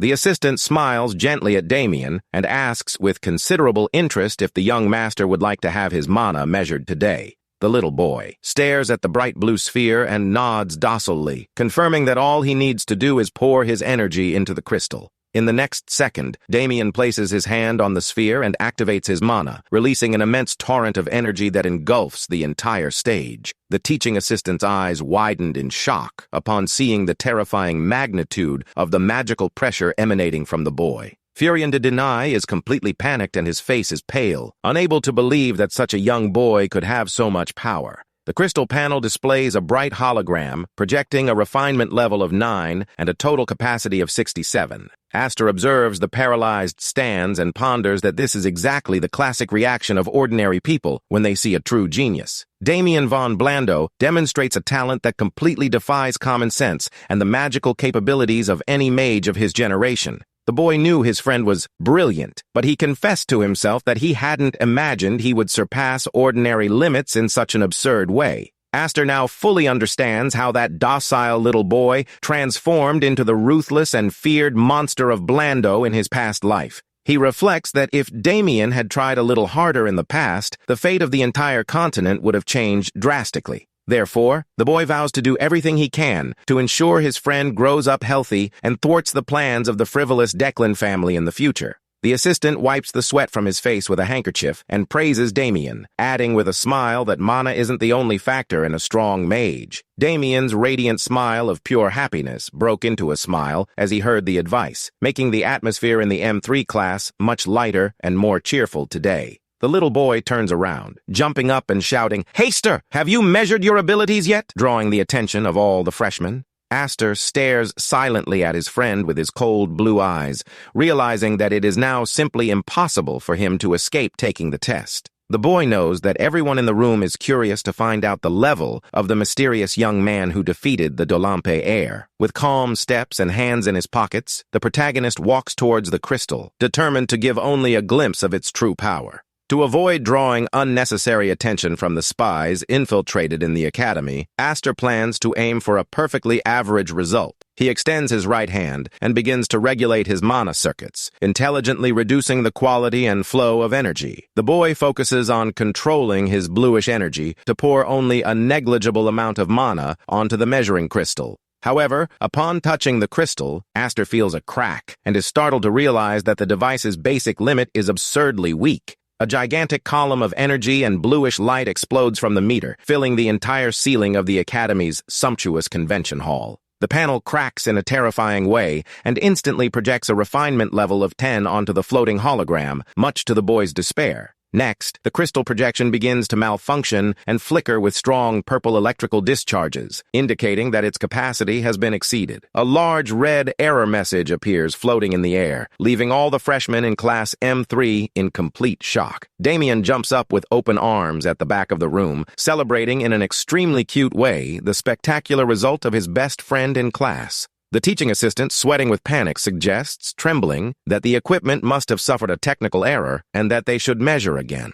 The protagonist stares at the crystal with a serious, sideways glance, mentally telling the teaching assistant to shut up. Aster grinned wickedly, knowing perfectly well that the result projected on the screen was flawless and represented his true power. The teaching assistant cleans the meter and informs Aster that he has already reset the measuring device, politely asking her to try again. In the second test, the blue hologram of the crystal displays a refinement level of 3 mana and a total capacity of 15. Aster sighs and celebrates internally, knowing that he managed to control his energy flow with surgical precision in the test. However, looking back, he sees Damien staring at the result with an extremely serious and angry expression. The protagonist freezes completely at the little boy's reaction and asks, startled, where the noble boy could have learned such a vulgar term. Damien glares at his friend with comical fury and complains that the mediocre measurement result is a complete joke for their level. The boy broke out in a cold sweat of regret, realizing he could no longer use informal terms or street slang around that naive little boy. The morning light illuminates the beautiful stone towers of the First Hall of Magic at the prestigious Magical Arts Academy of the Eastern Continent. Professor Zira observes the outdoor courtyard through the large glass windows of her luxurious office with her arms crossed. She reflects on recent events and thinks that the reconstruction work on the Second Hall of Magic is progressing rapidly. However, an intriguing question troubles the red-haired teacher's mind as she recalls that violent surprise attack on the tower. Zira wonders why Callahan, the feared fire mage of the Declan clan, would have the audacity to invade the academy to hunt down Professor Parun. Suddenly, an employee knocks on the office door and very respectfully announces that it is the young freshman Yorby. The teaching assistant enters the room and hands over the reports with the official data obtained from today's mana measurement tests of the students. The tutor accepts the spreadsheet and begins to leaf through the class notes, commenting with interest that the overall level this semester was excellent. She focuses on Damien von Blando's data and praises the result, worthy of one of the greatest talents in the entire history of the influential Blando family. Next, the teacher turns the page and comes across Astor's registration form, remembering that the boy had to retake the test. Zira analyzes the meter readings and discovers that the error code occurred because the boy simply exceeded the device's maximum limit. With her eyes gleaming gold, the dreaded red-haired teacher stares at the protagonist's photo and murmurs Astor's name in a low voice. She concludes that she will need to keep a close eye on the boy, while Astor and Damien continue their cute argument about street slang. Back in the student dormitory, Damien focuses his mana and sculpts an incredible, brilliant ice dragon on the room's desk. The little boy turns around, his cheeks flushed, and asks, his pupils shining, if the dragon looks good enough for today's ride. Astor watches the sculpture with considerable interest and gently agrees that the result is incredibly remarkable for his age. Damien is delighted with his best friend's approval and names the sculpture Lake of Blood, Sweat, and Tears No. 2, much to the boy's amusement. Chenby watches the scene with wide eyes, completely shocked by how easily the Blandos heir can manipulate ether. He recalls that even the prodigies of House Denai needed to concentrate intensely to mold normal geometric structures in the mana crystal. The freckled boy sheds comical tears upon witnessing Damien's talent, dramatically labeling himself a complete piece of trash as a mage. Astor gently pats his classmate on the back, ironically telling him he should just accept reality and move on. Damien interrupts the drama and draws the protagonist's attention, pointing to his ice dragon with a bright and eager look. The little heir breaks into a radiant smile of pure happiness and confesses that he had an excellent and wonderful first day of school today. Astor returns the enthusiasm with a gentle corner-of-the-mouth smile, feeling quite pleased that his friend is enjoying the lessons. Night falls over the academy's courtyard, bringing an atmosphere of silence and tranquility to the institution's imposing stone buildings. In his private room, Astor dons his dark combat attire and removes his rookie disguise, preparing for nighttime training. The young ex-combatant picks up the subspace pouch he stole from Callahan and considers that breaking the spell's mana security will be easy. The protagonist reflects that if he had the right tools, he would have opened the magic padlock on Callahan's bag in less than a week. Astor recalls that she spent the last few weeks dissolving with her mana the valuable purification elixir she received as a gift from Lady Gamo. He also rejoices in the fact that he was able to gather excellent information and valuable study books from the library during his free time from academia. The boy channels blue sparks through his fingers and finally breaks through the bag's magical recognition barrier with a loud snap. The young ex-soldier begins to sift through the items stolen from the Declan wizard, eager to discover the size of his harvest today. Astor pulls a handful of gleaming magic potion vials from the bag, examining the red fluids under the soft moonlight. He also finds a beautiful red silk protective cloak, but immediately discards it upon noticing the coat of arms of the frivolous Declan family emblazoned on it. The boy continues searching and comes across a beautiful dark metal bracelet engraved with rare magical protective runes. Astor activates the barrier and is impressed to notice that the item possesses a formidable defensive shield power, perfect for her battles. He throws the bracelet on the bed and goes back to searching in the subspace bag, convinced that the secret fire techniques must be inside. The scene shifts to the monumental facade of the imposing Lapeter Hall, the largest and most famous library in the entire eastern continent. Astor points out that the book hall is divided into 3 floors, and that, as a regular student, he is only allowed to enter the ground floor. He recalls that on previous visits he made to search for clues about his divine mark on his chest, he found nothing useful there. To access the upper floors containing the rare grimoires, Astor will need signatures of recommendation from at least 3 professors. He concludes that gaining the support of the faculty will be an arduous task, but he is filled with determination to achieve his great goal. With a sly smile, the protagonist plans to use the Academy's upcoming practical performance evaluations to secure the spot. The teaching assistant concludes the preparation instructions for the freshmen on stage, bringing the first practical lesson of the day to a close. A student shouts for exploding flowers, but the teaching assistant denies the request, claiming the boy's attribute is fire-based.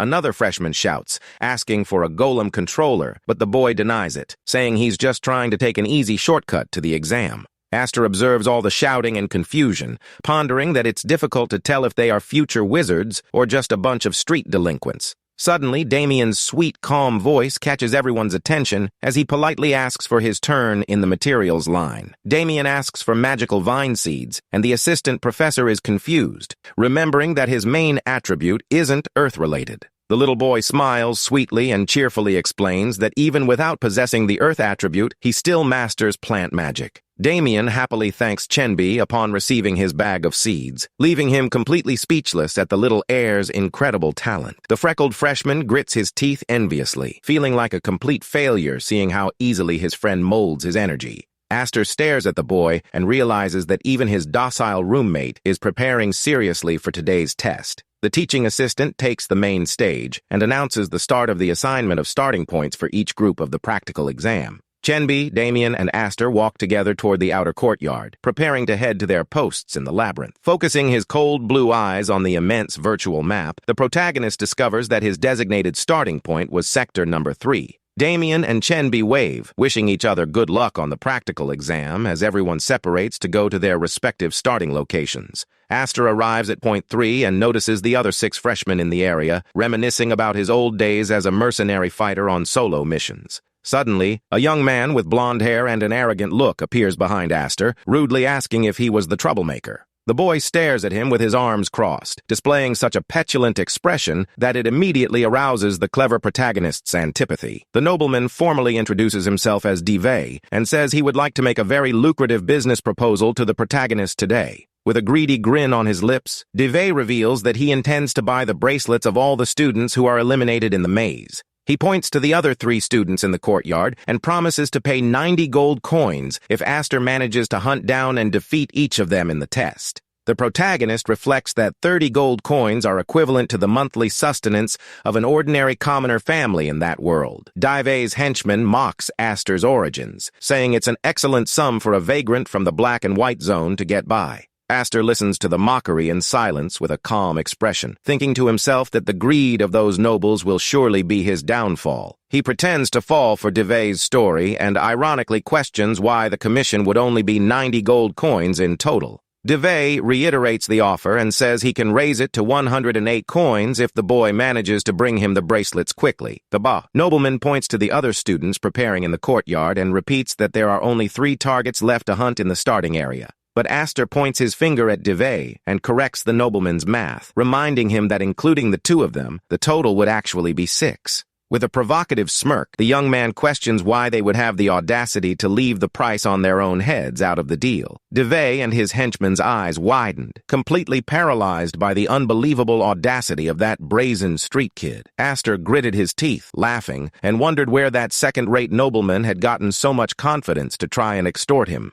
The young ex-combatant sadistically proposes raising the fee to 40 coins, bringing the total cost of his hunt to 240. Dive's smile fades as he glares at him furiously, irritated to see that arrogant street urchin trying to turn the tables on him in such a brazen way. He becomes convinced that the protagonist is just a stupid savage who doesn't realize that his own greed will lead him straight to his demise. The nobleman decides that it's not worth negotiating with a rabid and untamed dog like Aster, deciding that he will need to teach the boy a lesson today. Dive turns his back angrily and declares the negotiations over, telling the boy to forget everything that was discussed there before the test began. Aster gives a wry smile and asks where he thinks he's going, reminding him that the low-ranking nobleman still has to pay the toll. The young man demands immediate payment of 120 gold coins in order to spare the lives of the 3 henchmen in the labyrinth's courtyard. The henchman named Pakon loses control and rages furiously, calling the boy disgusting trash who doesn't know his place in the academy.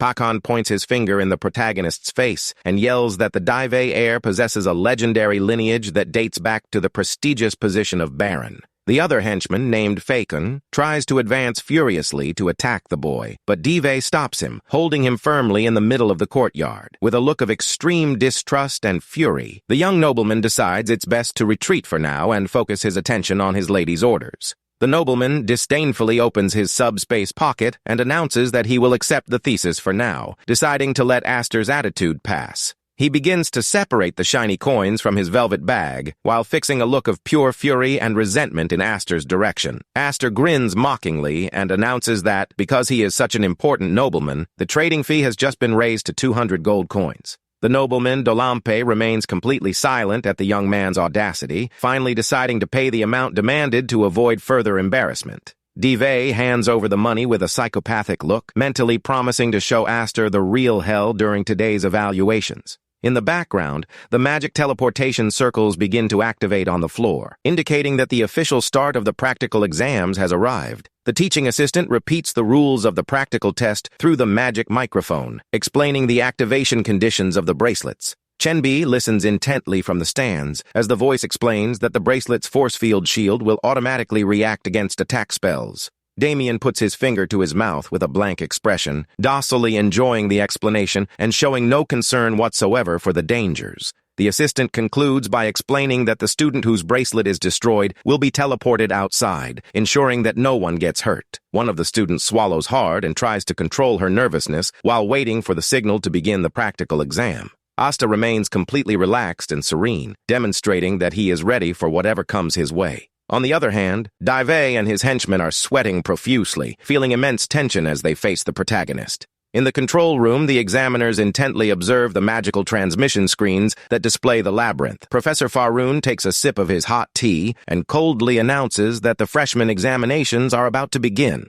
The magical teleportation circles glow brightly beneath the stone floor, sending the students to their posts. The magic broadcasts begin to roll, and the evaluation team prepares to start counting the points. Faroon realizes that Damien and Dahlia were sent to the same starting point, and he awaits the outcome with curiosity. Suddenly, the screens begin to mysteriously malfunction, leaving the academy technicians in complete despair. The professor slams his cup on the table forcefully and calmly asks which starting point suffered the malfunction. The assistant trembles with fear as he checks the illuminated panel and tries to stammer a quick response to his superior. The monitor flashes, revealing sector number 3, where Asta is already preparing to hand out a hefty fine to his rivals. The system's magical voice reminds users that any mana-charged attack will activate the bracelet's protective shield. Asta calmly snaps his fingers as he listens to the exam's elimination rules echoing off the walls. The enemies tremble in terror when they realize that the bracelet only teleports the user after the shield is completely destroyed.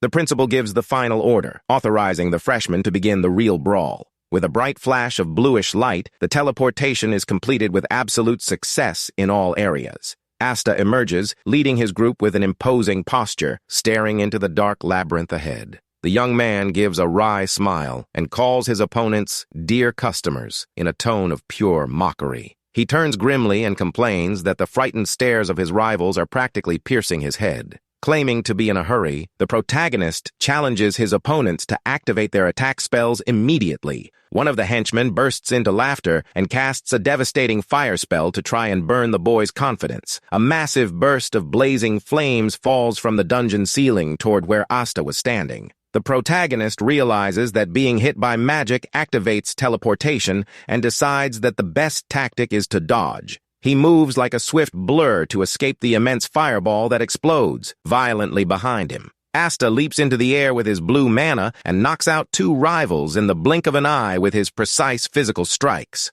The boy plans to draw his own mana in the final millisecond of impact with each punch he throws. In this bizarre way, the protective bracelet doesn't detect the magic attack, allowing Asta to freely beat up his enemies. The protagonist has a field day in the arena, dishing out brutal punches and elbow strikes to those nobles who tried to humiliate him. Asta is thrilled that the young master really did have a lot of money saved up to hire so many thugs at once. He jokingly warns that the fine for arrogance will be 320 coins, charging extra fees for each blow dealt. The defeated nobleman groans in pain on the damp ground and curses the protagonist with his last breath. Daive, his face swollen from the beating, rages furiously that the street kid will pay dearly for this. Asta tells his rival to shut up and destroys the shield on his bracelet with a flick, sending him out of the competition. The boy begins to calculate his commission and laments that controlling his strength without Damien nearby is exhausting. He picks up another elimination bracelet from the floor, cynically acting as if he were the real victim there. Asta keeps the 6 guaranteed bracelets in his robes and wonders what his next step in the labyrinth should be. The boy mentions that he needs 3 recommendations from professors to gain access to the Academy's secret library. He rests his chin and begins to plan what kind of absurd feat he will need to accomplish today to impress the professors.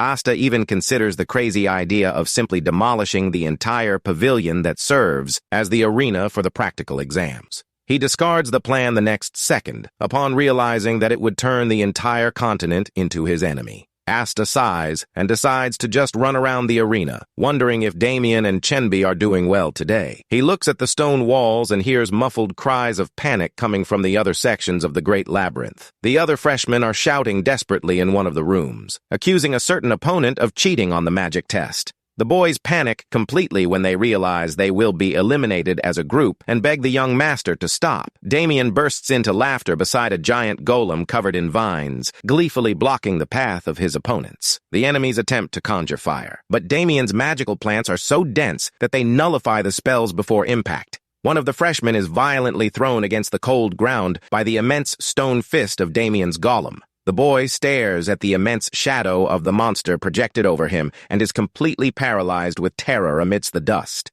The stone colossus raises its vine-laden fist to deliver the final blow and expel all rivals from the contest. Chenbi tries to calm everyone around him, explaining that his only goal there is simply to pass the practical test. But the other commoner students aren't interested in any discussion and demand that he hand over his bracelet immediately under threat of attack. Meanwhile, 2 girls from the rival group begin arguing amongst themselves about who should go after him, suspecting betrayal. Chenbi takes advantage of the distraction and the complete lack of trust between the two to prepare for a quick escape. Without wasting any time, the freckled boy dashes off through the dark stone corridors of the labyrinth. He decides that he shouldn't be greedy, and that the most important thing now is to ensure his survival without starting unnecessary fights. Chenbi continues running at full speed, comforting himself with the thought that simply passing the year is enough for him. Suddenly, a strange crackling sound catches his attention and makes him stop abruptly in his tracks. He looks in fright at his own wrist and realizes that his test bracelet has begun to emit sparks of red energy. The young man falls into a comical state of despair, believing he has been struck by some hidden spell and has been eliminated from the competition for good. Completely disheartened, he sits on the floor leaning against the wall, waiting to be teleported out at any second. However, time passes and nothing happens, leaving the freckled boy confused by the malfunctioning security device. Chenbi finds the teleportation delay strange until a mysterious and bizarre voice begins to echo from nowhere throughout the stone hall. Hearing that sinister laugh greeting the students, the boy immediately realizes that the intruder is not from Xenian Academy. The unknown announcer warns that they know very well who is responsible for that audacious surprise invasion today. Elsewhere in the arena, a student trembles with terror as he is cornered against the wall by one of the immense stone golems found there. Damien finds the entire radio transmission extremely frightening, while the intruder reveals that the price for displeasing them will be high. The mysterious enemy continues his macabre pronouncement of threats through the Academy's magical communication channels. He swears that all the students will die there, while in the control room the technicians shout that they have lost control of the system.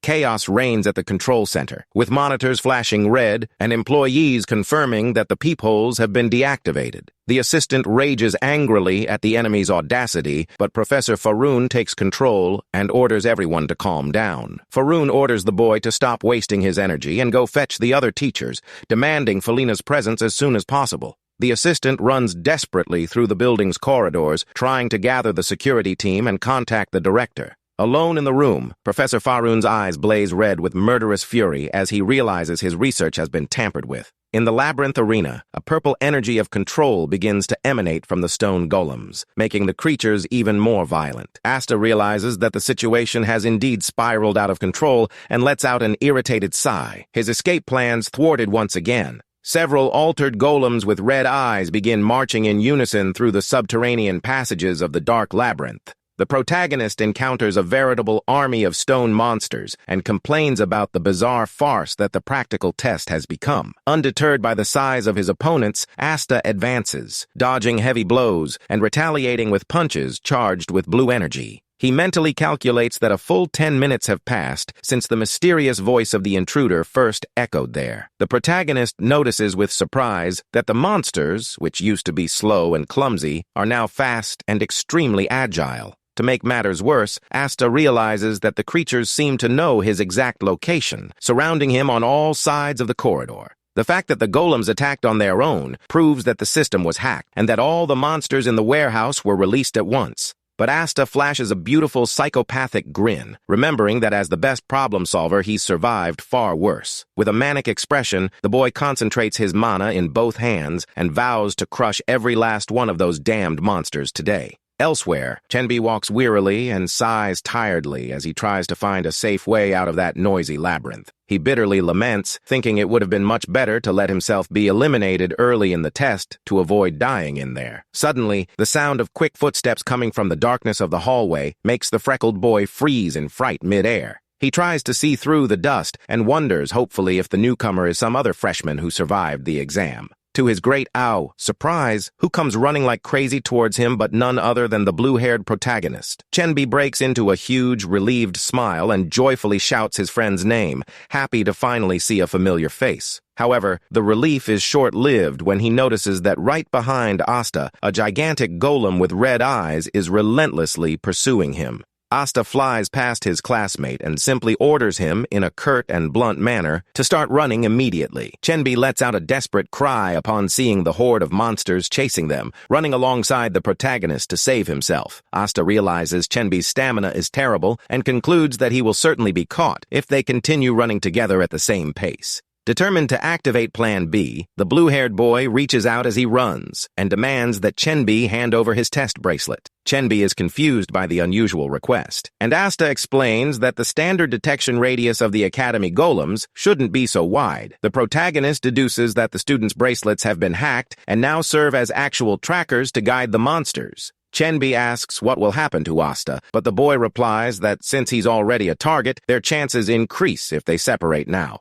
Asta stares intently at his companion and reminds him that Chenbi has a family waiting for him outside, taking all the danger upon himself. Chenbi is completely shocked to hear Asta's cold and realistic words about needing to focus solely on their own escape. Memories of her childhood and the warm support of her beloved family begin to flash before her eyes like a film amidst her despair. The freckled boy bites his lips hard, fighting back tears and the terrible weakness that threatened to overwhelm his heart. Crying, Chenbi clutches the bracelet and desperately begs for Asta to survive, vowing that they will meet again. The protagonist accepts the item and displays an extremely confident smile, calming his partner with his classic and unwavering posture. Chenbi turns her back and runs away crying, while Asta stands firm to face the horde of giant golems advancing down the corridor. During the race, Chenbi recalls with guilt the sacrifice his parents made to give him a grimoire and his sister who had to drop out of school. He vows to himself that he needs to make his humble family proud and restore all the rights they lost due to poverty on the streets.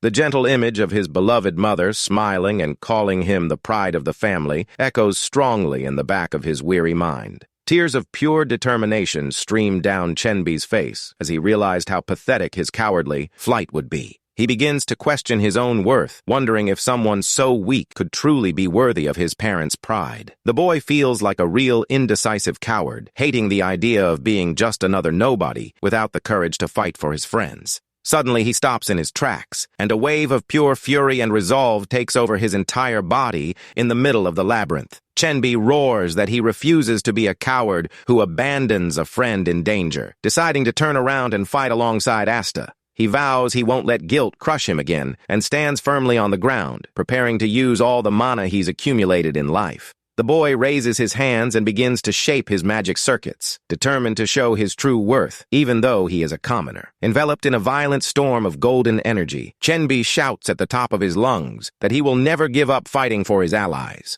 He decides to risk everything and conjures the most powerful and destructive spell he has learned throughout his entire journey as a mage. Chenbi remembers the elderly master who awakened his magical talent in the past and entrusted him with that legendary earth technique. Even with his nose bleeding from the excessive effort of channeling, the boy desperately begs for his spell to work today. A gigantic column of solid stone rises from the ground under the command of his supreme magic, christened by the boy as the Spear of the Earth. The young man displays a proud smile amidst the chaos and mockingly asks if the name of his magic doesn't sound incredibly grandiose. The memory of his old master smiling resurfaces, reminding him that the true power of a technique depends solely on the mage's attitude. The colossal stone spear materializes in the form of an imposing armored knight, ready to pierce any barrier ahead. Chenbi unleashes a devastating attack against the golems and shouts Asta's name with his last breath before losing consciousness. Hearing the colossal roar echoing through the dungeon,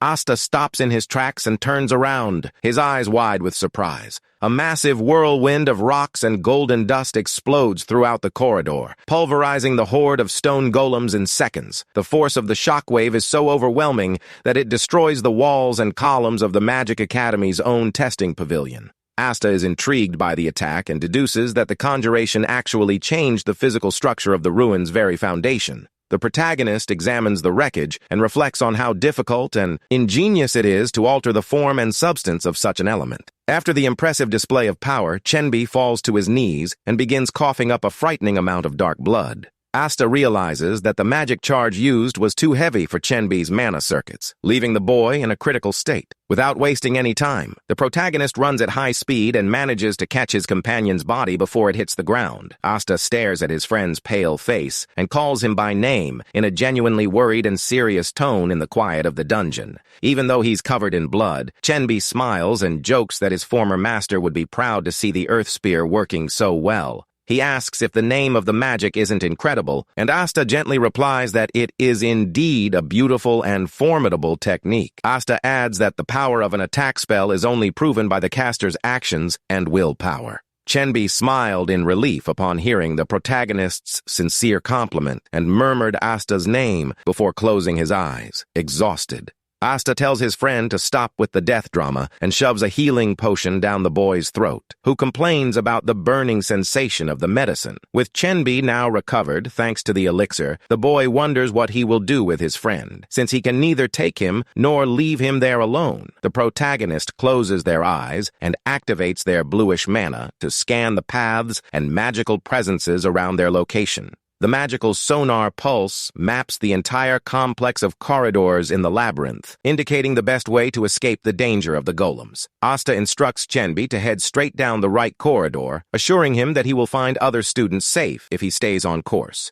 Chenbi asks what Asta intends to do, but the protagonist simply turns his back with an extremely focused and mysterious look. Asta notices that the flow of mana running towards the control center for the practical exam is bizarre and doesn't fit Declan's pattern. He senses a rather familiar energy in the air and concludes with a determination that he will need to investigate the origin of that magical anomaly today. The young ex-soldier dashes off through the stone corridors, leaving Chenbi behind as he heads towards danger. During the race, Asta racks his brain trying to remember where and when he had previously felt that exact mana vibration in his past life. He hides behind a pillar and realizes that the mysterious energy he felt has no connection whatsoever with the Declan's methods. In the next second, Asta peeks around the corner of the wall, and his eyes widen in complete shock as he deciphers today's terrible truth. Looking around the corner of the wall, Asta comes across a terrifying red crack emanating the terrible energy of the demon realm.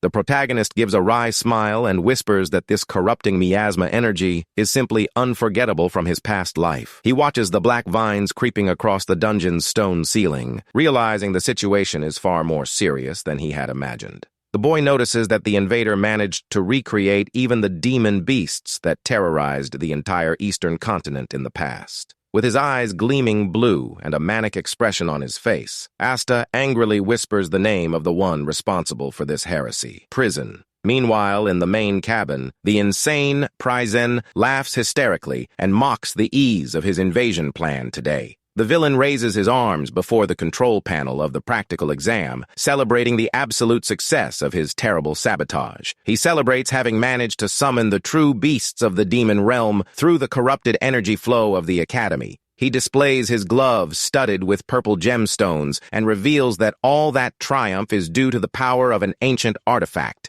The lunatic gestures, saying that the miasma facilitated the takeover of the control center, creating a veritable playground. Suddenly, a hooded figure emerges from the shadows and questions whether the invasion was carried out in a suit and completed without leaving any loose ends. Prison gives a wry smile and retorts that the creation of the miasma already fulfills the contract, assuring them that their target will fall on its own. The hooded figure coldly agrees, claiming that his only interest is to see the complete destruction of the prestigious Xenian Academy. The armored warrior threatens Prison with death and demands that the scientist never again dare to utter the name of his noble Weimar family. Prison grits his teeth, irritated by the humiliation, but decides to tolerate the abuse in exchange for the laboratory promised by the Declan household. The villain smiles again and reflects on how glorious it will be to fulfill the great desire of the Forbidden Magic Society today. This terrifying and dangerous clandestine organization is widely feared by the elites for conducting cruel experiments on humans.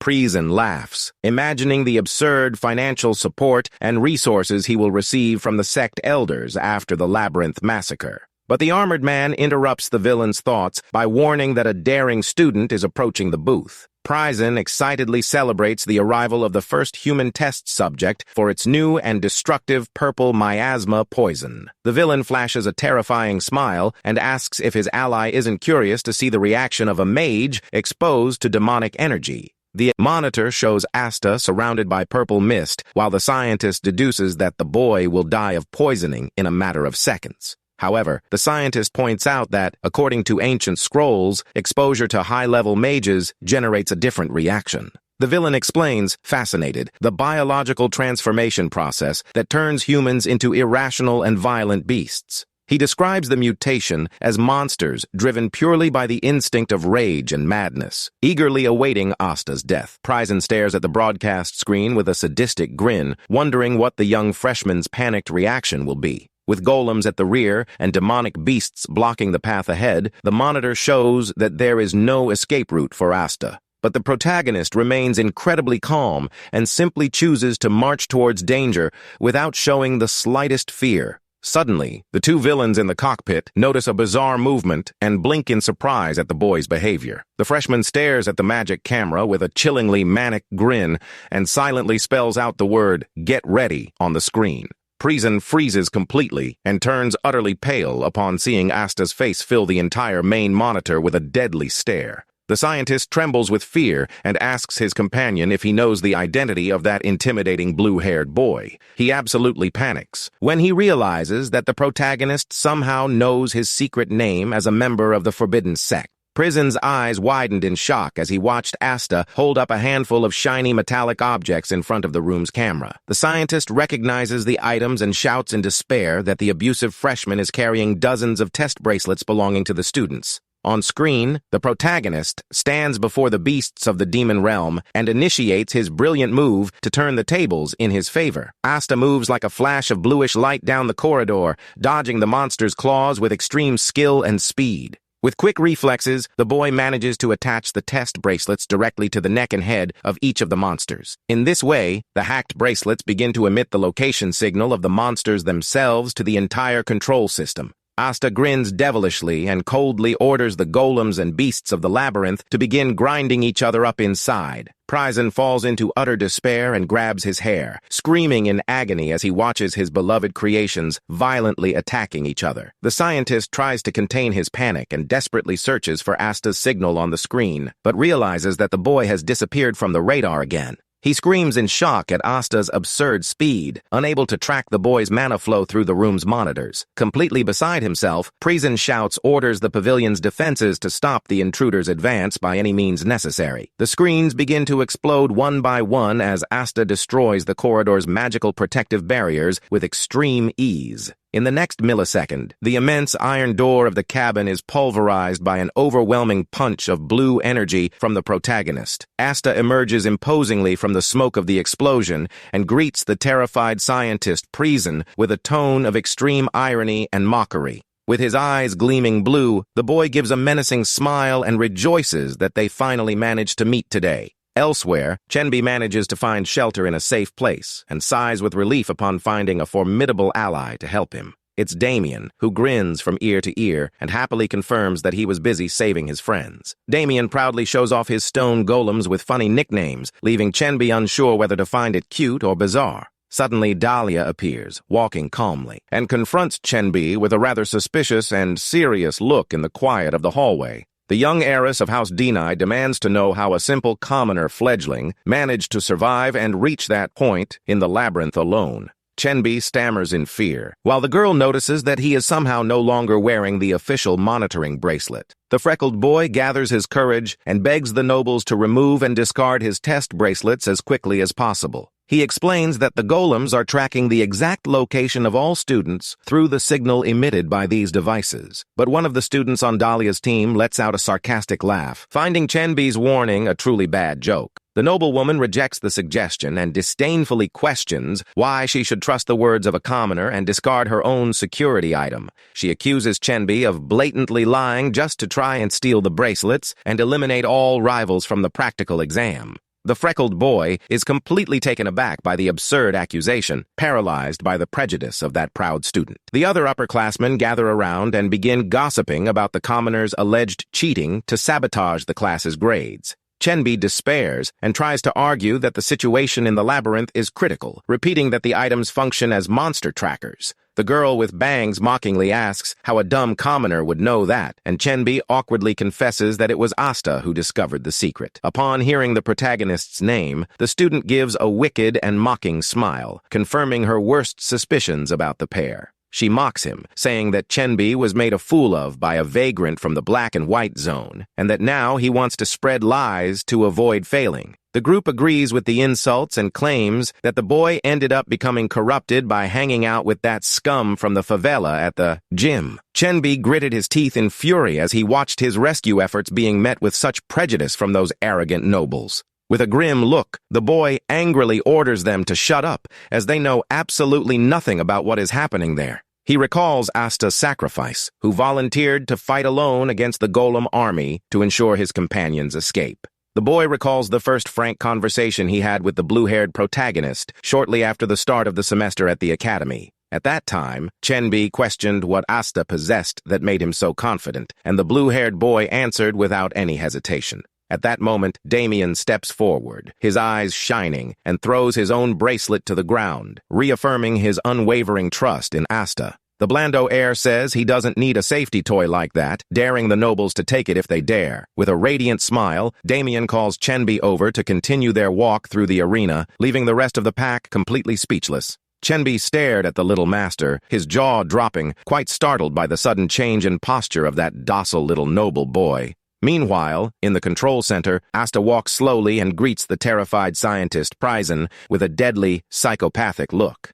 The protagonist reveals that in his past life he even invaded the demon realm to kill him, but confesses that he didn't expect to find him there. Priesen is utterly panicked by the revelation and tearfully begs the masked warrior to protect him from that rookie monster. The armored warrior stares at Priesen with suspicion and questions whether this is truly the first time the two have met. Faced with the hysterical fury of his research contractor, the masked man sighs and agrees to defend the booth. He reveals that because of the contract signed with the noble house, he has no other option but to eliminate the young man with blue hair today. The warrior draws his chained blades and obscurantly vows to assassinate the newcomer without leaving a trace of mana. Asta analyzes his opponent and recognizes his fighting stance, identifying him as one of the warriors from the famous and noble Weimar house. This influential vassal family of the House of Declan is world-renowned for mastering the secret arts of destructive wind magic. The boy quickly deciphers the masked man's true identity, recognizing him as the feared and dangerous renegade hunting dog of the Weimar family. This ruthless professional assassin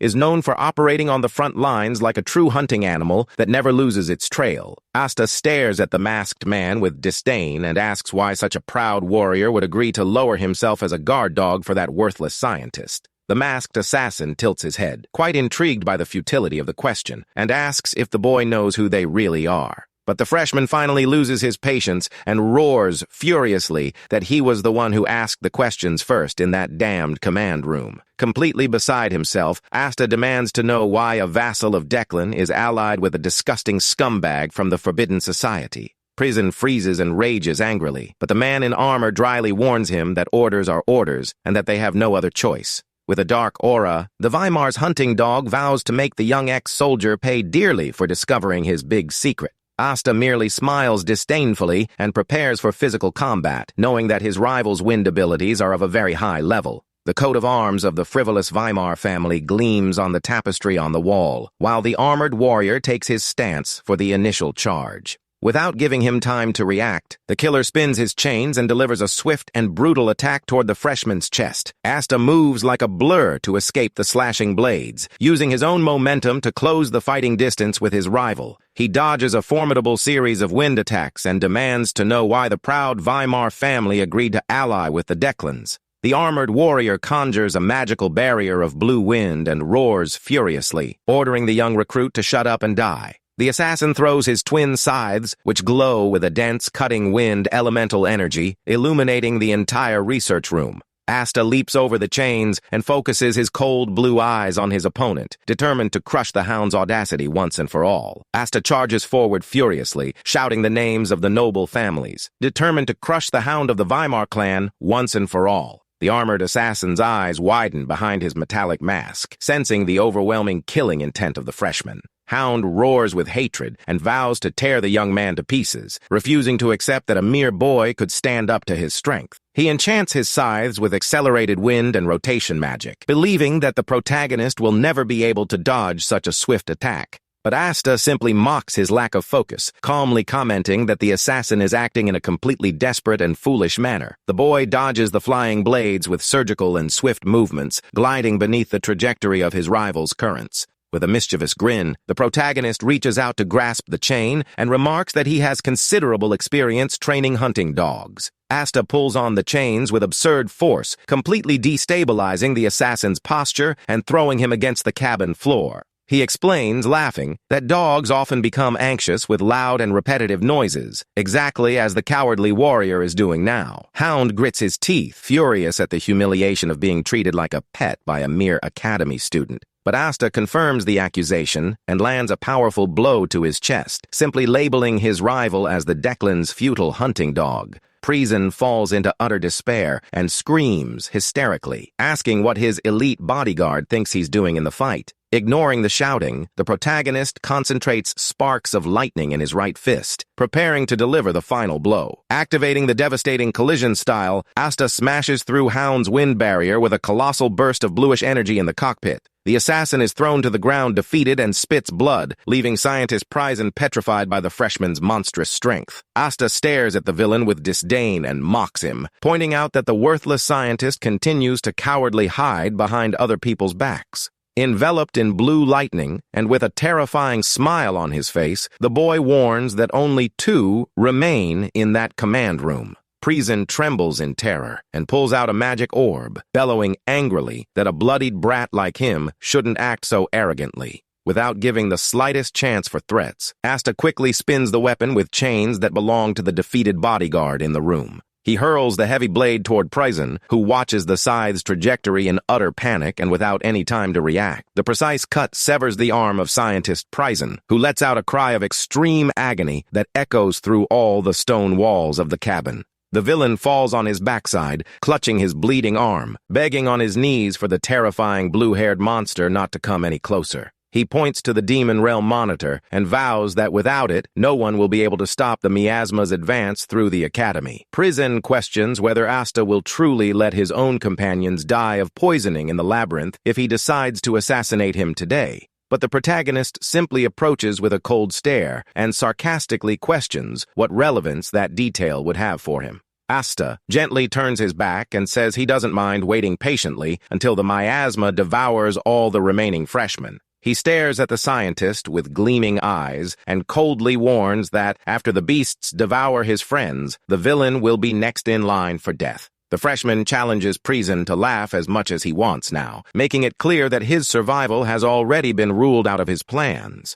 He was gripped by terror as he realized how dark and cruel the young man with blue hair was, who stood before him in the cockpit today. The villain notices that the boy shows no sign of hesitation, even knowing that his precious friends are in real danger of death. He wonders in terror whether that ordinary-looking freshman is actually a real human being or a demon in disguise. Desperate, the scientist insists he can deactivate the portal in seconds, begging for his life in exchange for saving his students. Asta stops in the middle of the road and asks if the villain would like to know the real reason why he doesn't need his help with the system. Without mercy, the boy steps on Prizen's remaining hand and violently rips off the scientist's magical glove studded with ancient artifacts. The villain screams in pain and is completely stunned to realize that the protagonist stole his valuable plumbing item effortlessly. Asta puts on the stolen accessory and mockingly asks if the scientist really believed he was the only one capable of mastering that artifact. The boy rests his hand on the energy orb and softly comments that the system's vibration brings back excellent memories of his past life. An immense torrent of bluish mana envelops the control crystal, perfectly obeying the protagonist's magical commands. Prison stares at the scene, his jaw dropping, unable to comprehend how a mere freshman mastered a secret artifact of the sex so quickly. Asta glances at him out of the corner of his eye and reveals that he would never forget the man who taught forbidden magic to the young master of the house, Declan. He recalls the horrific experiments with forbidden spells that sacrificed dozens of innocent people in his original timeline. The young man explains that the leader Declan covered up the crimes of his heir son and used Prison as a disposable scapegoat in the end. Asta confesses that at the time, he relentlessly hunted the scientist to ensure that the powerful Declan family did not get their hands on his belongings. He admits that the obsessive search for the scientist lasted so long that he himself ended up losing track of the days and his sanity. The boy ironically praises Prizen's cleverness, reminding him that he was the only target on the continent who managed to escape his clutches. He recalls searching from the black and white zone to the dark alleys of the Empire, soiling his own hands with the blood of his accomplices. And after relentless pursuits across the entire map, the scientist chose the dangerous Demon Realm as his hiding place. Asta begins to laugh loudly at his own dark memories of isolation, recalling how close he came to going insane from the miasma. He recounts that upon giving up the search and leaving the portal, one of his former contacts was anxiously waiting to deliver some urgent news. The protagonist grins wickedly and whispers that the informant revealed that Prison had been captured and killed by the Declan family. Kneeling and bloodied, Prison laments his defeat, while Asta recalls the feelings of emptiness and loneliness he experienced in his past life. The villain begs for mercy and stammers that he has never been involved with any young noble master, not understanding the boy's hatred. Asta simply ignores the apologies and pulls a vial of red healing potion from his robes, commenting that the scientist lost a lot of blood. With a terrifyingly maniacal grin, the protagonist pours the elixir into the villain's mouth, warning him that he is not yet allowed to die. Prison swallows the medicine and tries to devise a desperate plan to counterattack the blue-haired boy as soon as he regains his physical strength. Asta continues his bizarre tale, recalling the day he spotted a gigantic winged creature soaring through the skies with complete freedom. He recalls that the sight of that free wyvern made him realize how pathetic his own existence was as the Declan's guard dog. The young man confesses that his quest for revenge had turned into a mere selfish emotional outburst that would do nothing to help his dead friends. Determined to focus solely on his true objective, the protagonist erases the thirst for revenge from his mind and focuses on destroying Prison today. In the next millisecond, Asta appears like a flash and covers the scientist's mouth with his magic glove, interrupting his conjuration attempt. Without any mercy, the boy throws his opponent to the floor with an overwhelming punch of bluish energy, opening a stone crater in the room. He sports a terrifyingly insane grin and roars that he spent the last few years devouring every manuscript the villain left behind in the future. With extreme fury in his blue eyes, Asta lands a powerful knee strike to the scientist's chin, claiming the lives of his former comrades. He recalls in detail the cruel deaths of his team and conjures an immense circle of freezing energy over Prysen's chest. The sound of iron chains echoes through the room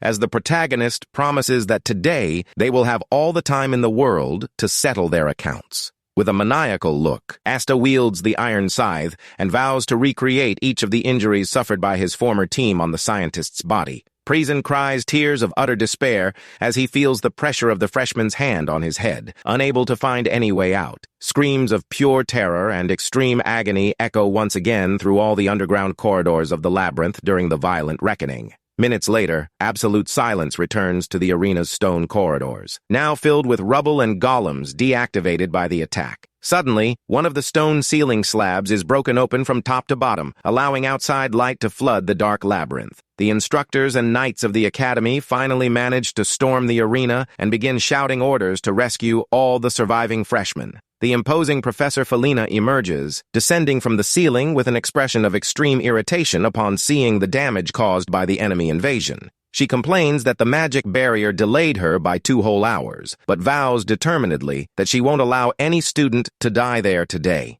The staff rush after Felina to provide support in the search, while the teacher takes the lead in the rescue with firm steps. The tutor confirms through her magic crystal that all of the enemy's concealment spells have been nullified and that the transmission has been restored. She orders that the team's primary focus be on finding injured freshmen, prohibiting any public broadcasts to avoid panic on campus. The knights and instructors spread out in groups through the arena's stone corridors, scouring every corner for survivors of the miasma. The medical team attends to the noble students who fainted due to physical exertion, administering healing potions to stabilize their condition. To everyone's surprise, the instructors find Damien and Chenbi laughing happily alongside the army of stone golems tamed by vines. Back at headquarters, employees begin to gossip excitedly upon realizing that the outcome of that violent invasion was extremely unusual. Professor Felina's expressive purple eyes widen in complete shock as she listens to the initial damage reports brought in by her team.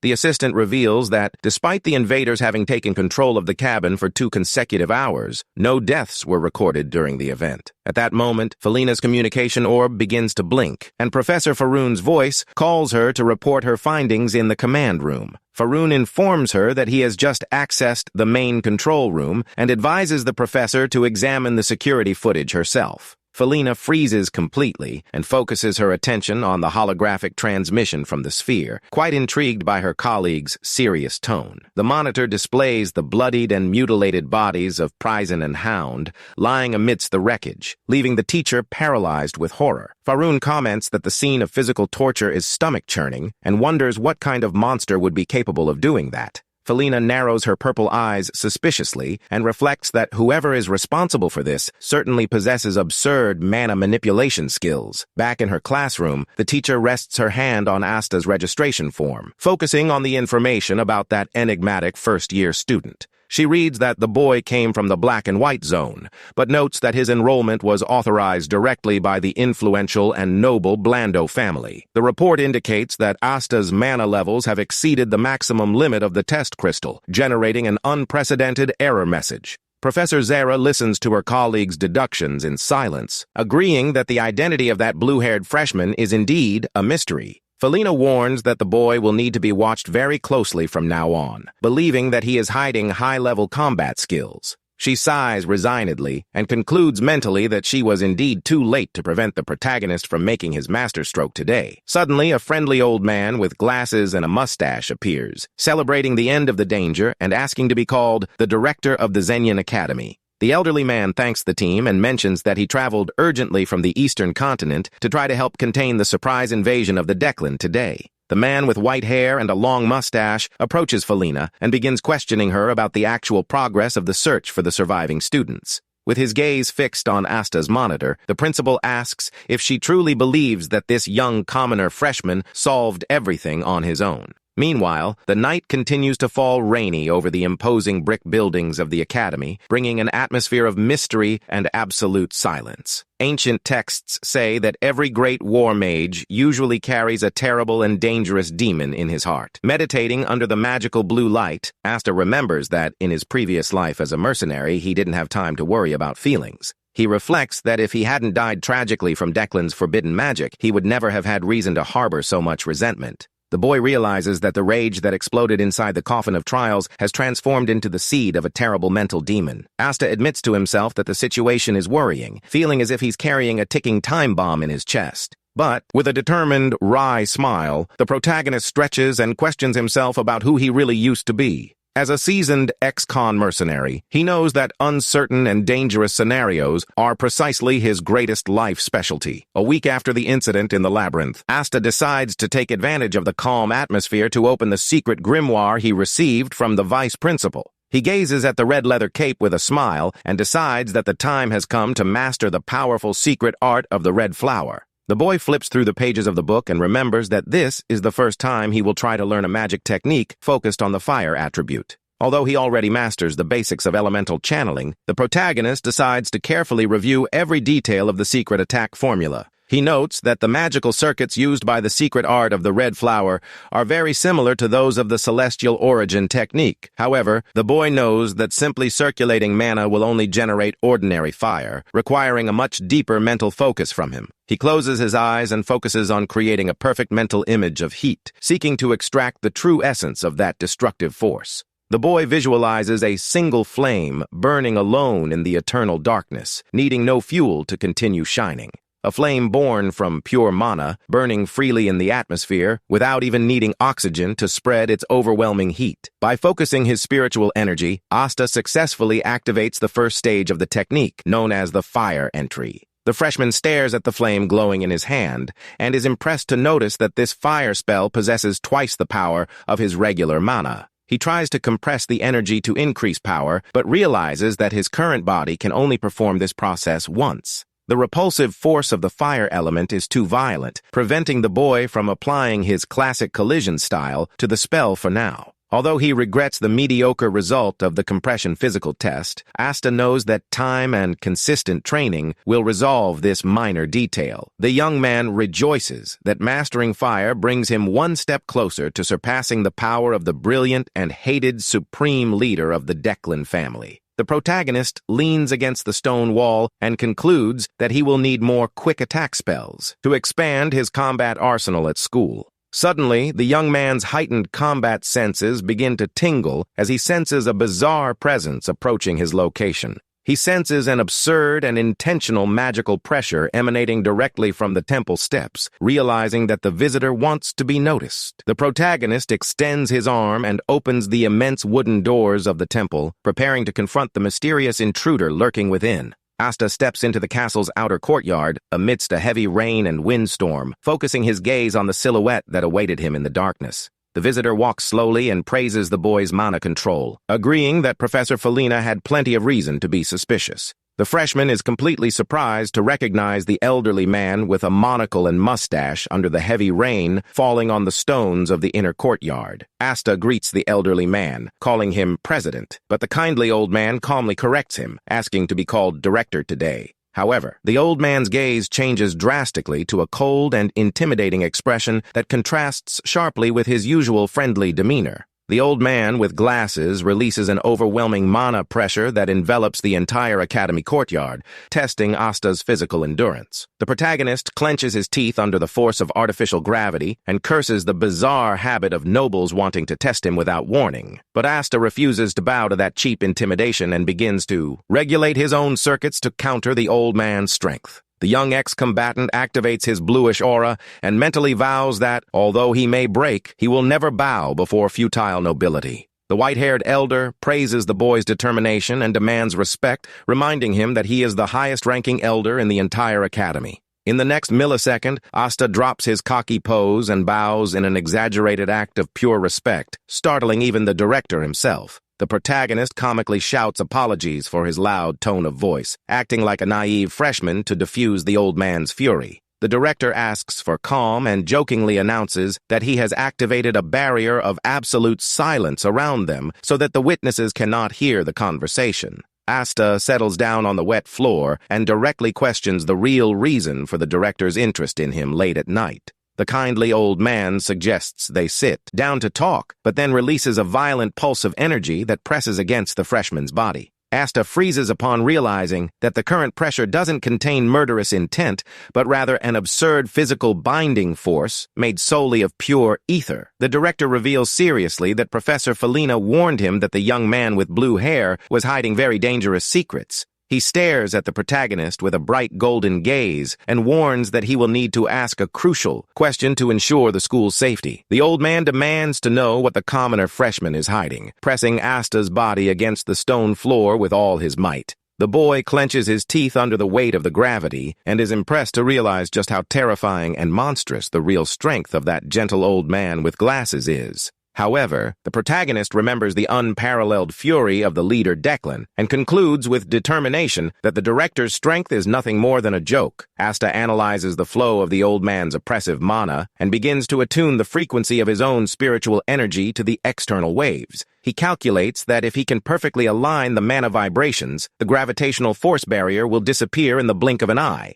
Activating his complex interference formula, the freshman breaks the director's pressure with a swift arm movement amidst the storm. The director is stunned by the breaking of his spell, and Asta disdainfully deduces that the conversation certainly involves the recent coffin of trials. In the pouring rain, Asta calmly admits to the director that he himself was responsible for cleaning the invading rats from the cabin. The old man with the monocle lets out a long sigh and shakes his head, surprised by the straightforward honesty of that young commoner freshman. The director questions why he didn't try to keep the secret, but Asta replies that the information wasn't valuable enough for that. With his blue eyes shining through the storm, the boy asks if the old man has any more important questions he needs to ask him today. The director stares at the protagonist with a somber look, remembering how the leader Declan used to act similarly in the past during the war. The old man starts laughing at himself sitting on the wet floor, and Asta mentally concludes that the director is in fact a rare type of bipolar lunatic. The old man with glasses compliments the young man's gentle and focused gaze, suggesting they make a mutually beneficial agreement for that night. He warns that he will only ask a few basic questions and advises the freshman to answer calmly to avoid getting a good physical beating. The director brusquely orders the freshman to sit down, and the protagonist quickly obeys the command with a forced smile on his lips.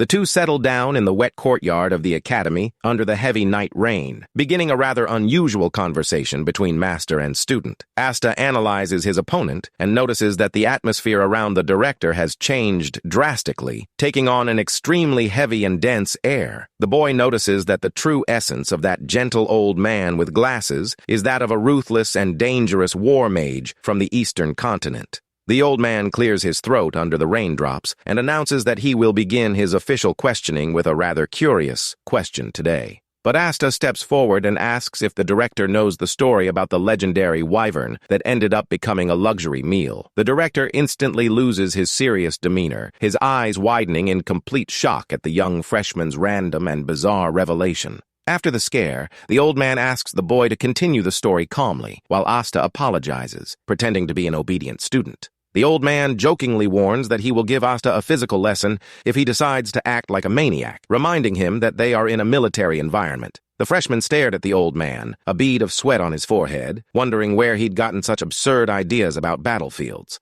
Determined to cooperate, the young man kneels respectfully and accepts the terms, knowing that going against such a powerful war mage would be foolish. Asta focuses on the conversation and prepares to continue recounting the events from the cabin, keeping his heightened combat senses on high alert. The director stares at him with a somber veteran look, quite interested in hearing the rest of the enigmatic boy's explanations. He demands to know what kind of monsters would have the audacity to invade the Eastern Magic Academy and cause such havoc in the testing pavilion. The old man asks them to pick up where they left off, prompting the freshman to reveal the real culprit behind that magical sabotage. He rages furiously in the rain, demanding the names of the thugs who dared to disturb the peaceful routine of his beloved Eastern Magic School. Asta asks what the director intends to do, and the old man replies determinedly that he will use his old companions to crush the guilty parties. The young man mentally concludes that the old man's team of veterans will certainly not be composed of ordinary warriors, thus facilitating his future plans. Without hesitation, the young man reveals that the frivolous Declan family were the masterminds behind today's entire plan to invade the cockpit. The director falls completely silent upon hearing the name of the powerful family of mages, absorbing the gravity of that crucial piece of information from the newcomer. Asta seizes the opportunity to ask if the old man actually knows the wizard who became dragon food, but the director coldly denies the lie. The freshman realizes the old man is masterfully concealing information, lamenting that the plan to pit the director against the Declans has failed. Asta decides to change the subject and mentions the Weimar family name, leaving the old man with glasses quite intrigued by the revelation of the second house. He explains that the two captured invaders belong to the noble Weimar family and the Forbidden Magic Society, led by the scientist Pryzen. The director demands to know how the boy discovered such confidential information, and Asta responds mockingly by asking if he'll have to spoon-feed him the theory. With a tired sigh, the freshman merely shakes his head and refuses to give any more details about his secret source of underworld information today. The old man with white hair listens thoughtfully to the refusal under the storm, aware that the young man will not make things easy for him. The heavy rain continues to fall heavily on the stone tiles of the inner courtyard, obscuring the tension that grips the pair of interlocutors. The director decides to reveal the secret and offers a gentle, knowing smile, accepting that the boy has his own reasons for keeping it a secret. Asta breathes a sigh of relief that he doesn't have to mention the rare grimoires or the valuable items he stole from Callahan and Pryzen in the command room today. He stares at the old man's grim expression and realizes that the director is genuinely furious, but not with the freshman's mediocre answers. The old man asks if Asta knows a wizard who became goblin food, complaining about feeling a great lack of respect coming from the boy. The protagonist tries to disguise the mockery with a cute face and denies everything, but the director orders him to stop smiling with that classic goblin look. Asta closes his eyes, a bead of sweat on the back of his neck, and mentally curses the stubborn old man, hating how easily the bespectacled gentleman reads him.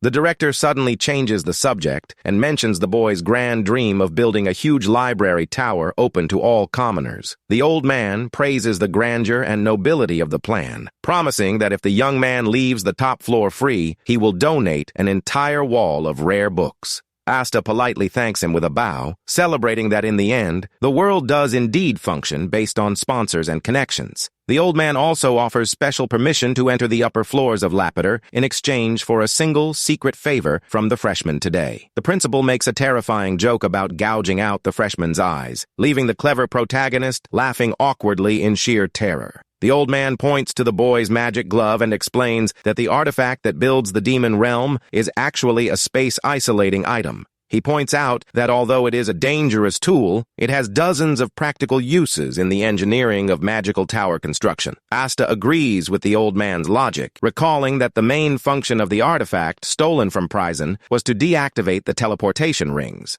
The boy ponders that a concealment spell capable of fooling even the academy professors would be perfect for protecting his future tower of books. However, Asta points out an important detail and gently confesses that, unfortunately, he doesn't master the secrets of magic engineering. The director instructs the boy to seek out Professor Felina to resolve the issue, assuring him that she is someone he can trust completely. The old man warns that although he has decided to reveal the freshman's true identity, convincing the demanding Felina will be a difficult task even for him. With a gentle, yet mysterious smile, the old man with glasses suggests a brilliant alternative to cover up Asta's secret activities. The protagonist listens to the proposal in silence under the rainstorm, carefully assessing the conditions of this new lie from the nobles. The following day dawns clear and sunny over the treetops of the campus, bringing a climate of peace and tranquility after the storm. Asta settles into the school cafeteria to read his textbooks in peace, enjoying the normal routine of a freshman at the academy. Suddenly, a rather familiar and loud voice greets him cheerfully, drawing the attention of the young ex-combatant at the mess hall table. The boy runs into Chenbi and Damien, who appear with their cheeks incredibly puffed up with food, celebrating their reunion with their friend. Asta freezes completely and focuses his cold blue eyes on the gluttonous pair, wondering in shock why they are so fat. Chenbi laughs awkwardly and greets other noble freshmen who invite him to practice practical combat spells later that day. Even Damien is surrounded by noble students who happily thank him for the crucial support he provided in the coffin of trials. Chenbi gestures with a laugh, grateful for the donations of healing elixirs that the parents of the surviving students sent to his humble family. The freckled boy gazes at the protagonist with an extremely gentle look and sincerely thanks Asta for his essential support during the exam. Asta gently clicks his blue book back onto the table, calmly stating that his freckled friend has no reason to thank him.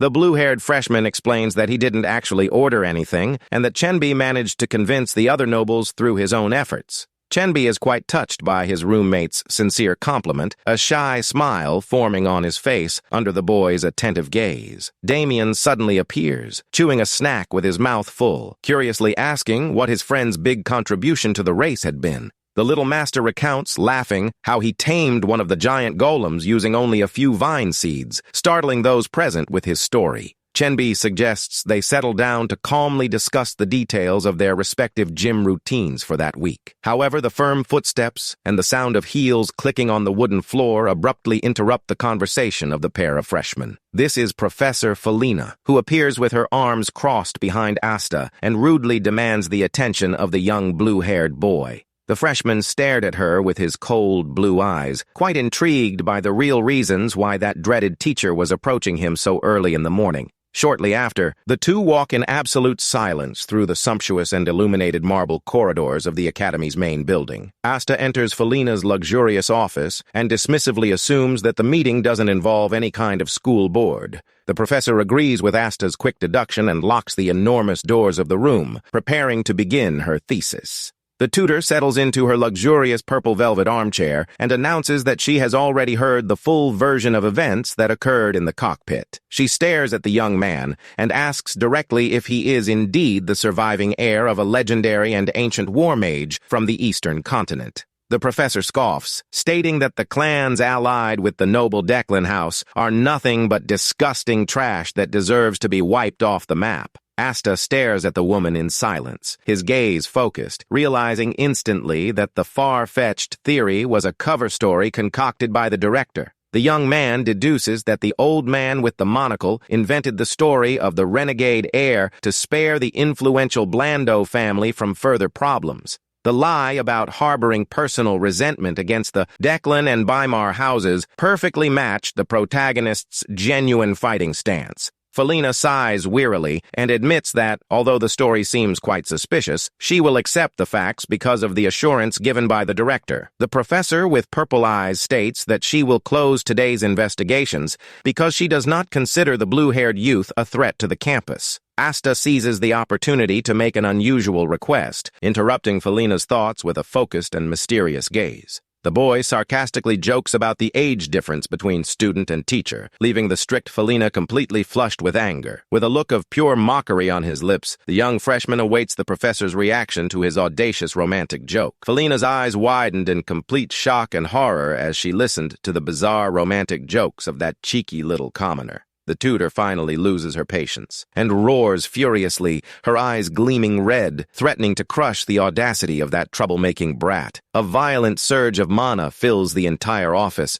making it clear that Asta's joke almost cost him his physical safety today. The teacher clenched her teeth, trying to suppress her explosive temper and regain her serious demeanor in front of that little devil. She lets out a long sigh and complains that acting with military formality and patience really doesn't suit her lifestyle at all. Felina turns her face away, extremely sullen, and reluctantly thanks the blue-haired boy for his rescue efforts during the race. Asta is completely speechless and surprised to hear the sincere words of gratitude coming from his demanding military teacher. She acknowledges that thanks to Asta's quick intervention, they were able to save the lives of all the freshmen in the test maze today. The young man gives a wry smile and prepares to make his real business request to his tutor in the middle of the sumptuous office. Asta reveals that his grand goal is to build a giant community library and gently asks Felina for a donation of rare books. Felina finds the plan brilliant and accepts the proposal, while Asta mentally celebrates securing his third major connection at the academy.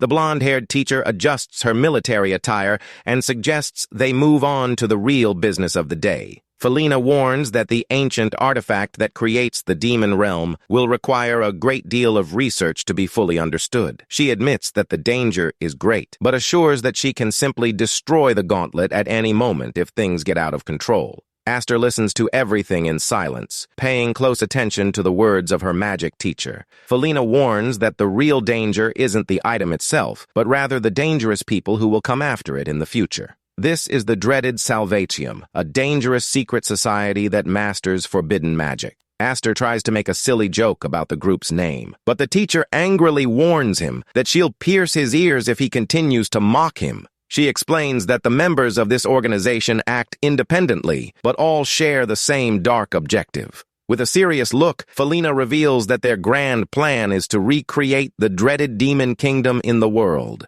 She deduces that the deceased Pryzen had direct connections to this terrible magical society. Since the scientist ended up dead, the professor warns that the group will now come after the young man to recover the artifact. She warns that they are just as persistent as the Declans, and that Aster is in serious danger of death if she becomes their primary target. The protagonist repeats the word death in a mocking tone, without showing the slightest sign of concern about the threat. He gives a confident smile and says that facing these new enemies won't be a big problem for him. Aster states with a psychopathic look that the simplest solution to the problem is just to crush and eliminate them all at once. Felina lets out a sarcastic laugh at the boy's audacity, impressed by the courage of that little freshman. The boy extends his hand and creates a portal of purple energy, gently asking the teacher to research the artifact for him. The tutor smiles and praises the boy's great ambition, agreeing to keep the item to analyze it calmly. Suddenly, a gym employee bursts into the room in a panic, desperately shouting Professor Felina's name.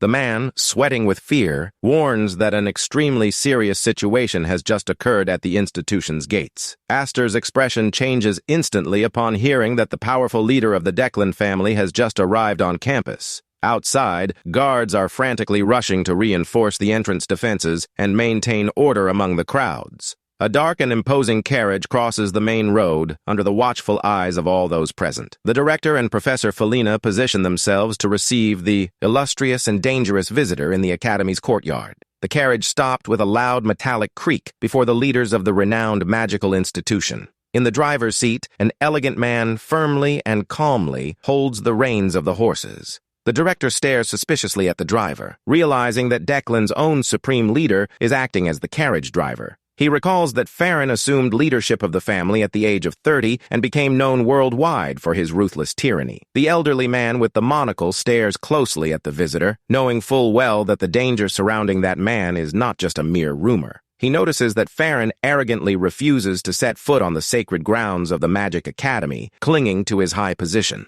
The director concludes that the rival is an extremely cunning individual for humiliating the school's traditions by acting as the coachman himself. Farron rests his hand on his chin and asks with a cynical smile if they still haven't managed to sort out the mess of the labyrinth. The director pretends to ignore the provocation and says calmly that only a few worms tried to sabotage the class's practical exam. He forces a smile and mentally curses his opponent, irritated by the blatant arrogance of Declan's leader. With veins bulging on his forehead, the old man angrily asks if his rival has traveled all this way just to spout nonsense and test his patience. Felina and the other wizard are tense, knowing that the authorship of the attack on the labyrinth has not yet been officially revealed to the public. Farron observes their reaction with disdain from atop the vehicle, maintaining his refined and frighteningly calm demeanor. The powerful wizard gives a sarcastic smile, showing that he doesn't care in the slightest about the rules or secrecy of the institution. He conjures circles of energy and reveals that he has personally come to help contain the chaos, claiming to have captured the invading rats. Suddenly, the back door of his carriage burst open with a metallic clang, revealing what he had kept inside. Farron sadistically displays the severed heads of the entire Weimar family lineage, asking if the gift pleases the director. Hidden high on the rooftop, Aster observes the massacre from afar and realizes that his rival acted exactly as expected of him. The boy recalls that in his past life, Farron was a cruel individual who eliminated even his own blood relatives for the sake of the clan. The young man's mind travels to the past, remembering when Declan's leader extended a hand to him after he murdered his family. But Aster focuses on the present and realizes that the timing of the tyrant's arrival is too coincidental to be mere luck. He wonders if Farron was simply lucky, or if he's a deranged strategist who meticulously planned every step of that invasion. The young man takes a deep breath under the clear sky and concludes that, despite all the overwhelming power he possesses, the villain is still human. Aster gives a wry smile and wonders if Declan's current supreme leader represents an insurmountable obstacle. He raises his hand toward the horizon and concludes that the rival's supposed superiority is only temporary in this new world. The blue-haired boy slowly closes his fingers as if holding the head of the tyrant who remains in the academy courtyard. With his eyes gleaming blue and a wild grin on his face, Aster vows resolutely that in this new life he will manage to rip Farron's head off. A few days pass, and the atmosphere at the Magic Academy becomes extremely lively with the arrival of new people. Farron's shocking display of the Bymar family heads had an immense impact on everyone. However, the powerful family leader Declan decided to take an even bolder step in his plan for influence. He announces the sending of a legitimate heir of Declan as a freshman at the academy, using him as a political hostage of the clan. In response, the imperial family acted swiftly and surprisingly announced the official enrollment of the third princess. But that's a story for the future, and Aster knows it, preferring to focus on the important events of the present. Chenby and Damien burst into the air, jumping for joy and shouting that the Academy's grand festival has finally begun. This is the Pistonique Festival, a traditional victory celebration that serves to lift the spirits of the students. The protagonist walks through the crowd and realizes that the party serves to liven up the gloomy atmosphere after the recent attack from the labyrinth. Due to its focus on martial arts, the magic school's administration even allowed the consumption of alcohol in the courtyard. However, only the mercenaries hired for campus security have the courage to drink so openly. A hulking man bursts into laughter after defeating his opponents and challenges the crowd to a new drinking contest. Suddenly, a hand appears, forcefully slamming a bag overflowing with gold coins right in the center of the table. Damien raises his fist excitedly to accept the challenge, leaving Chenby completely terrified by the boy's madness. At that moment, the sound system announces that the prestigious Military Academy Award ceremony is about to begin in the hall. As the students are summoned to gather in the main temple, a hand firmly grips Damien's collar from behind. Aster comically drags the little master across the floor, while Chenby bursts out laughing at the duo's chaotic situation. The protagonist smiles slightly and thinks to himself that the moment has finally arrived to collect his reward. The director takes the main stage and announces that he will begin announcing the winners of the Maze evaluation. The elderly man instructs the students who excelled in the magic test to go up to the podium as soon as their names are called. Dahlia of Denai is the first to be summoned, adjusting her beautiful platinum hair with her usual noble bearing. Next, Damien von Blando is announced and goes up on stage looking rather grumpy and drooling with sleepiness in front of the whole class. Next on the list is Eveline de Planche, a proud young woman who walks with her head held high towards the head table. Freshman Chenby is called upon, his eyes widening in shock and sweating with nervousness at receiving such attention. And finally, Aster is called up and walks with firm steps and a serene look to join the rest of the group on the podium. The young man notices the redhead girl beside him and remembers that she is the heiress daughter of the most influential merchant guild in the region. Aster finds the situation quite suspicious, remembering that in her past life, Evelyn never stood out as a skilled mage. Ignoring the boy's thoughts, the director approaches carrying the award, and Chenby extends his hands, trembling with emotion. This is a gleaming wooden case containing a valuable, high-quality magical purification elixir. The old man hands over the reward and expresses his deep gratitude for the essential actions Aster performed during the invasion. Upon receiving the certificate of honor, Aster ironically considers returning the piece of paper, which he considers trash. The director guesses the boy's attitude and whispers, threatening to burn him along with the boy if he finds the certificate thrown into the incinerator. The protagonist gives a forced smile and mentally concludes that he will need to burn the paper in secret to avoid getting caught. With the lavish awards ceremony over, the friends resume their walk together around campus to enjoy the festival. They take the opportunity to relax and eat barbecue, forgetting for a moment all the extreme rush they faced up to that point. The sun begins to set on the horizon, bathing the beautiful brick towers of the Magic Academy in a lovely orange light. Night falls over the campus, and a beautiful signal flare soars, tearing through the clouds toward the starry sky. A huge and noisy display of colorful fireworks explodes in the sky, illuminating the entire student property. The freshmen watch the light show, fascinated and amazed by the beauty and grandeur of the celebration. Aster stares at the explosions and thinks ironically about the absurd amount of gold coins being burned there. Although he considers it a tremendous waste of money, the boy admits that the fireworks display is fantastic. Aster focuses his cold blue eyes on the light and begins to visualize his great childhood dream that he carries in his heart. He vows that on the day he builds his tower, he will spend even more gold to hold a whole week of festivities like this. In his daydreams, he imagines himself as the great and respected sage Aster, soaring across the continent riding a royal wyvern. His grandiose thoughts are interrupted by a beautiful white owl that appears, fluttering its wings at the bedroom window. The boy wakes up startled and stares at the animal, sighing as he realizes that the bird has nothing to do with the wyvern he dreamed about. Aster retrieves the note attached to the owl's leg and discovers that his magic teacher has summoned him to their usual spot.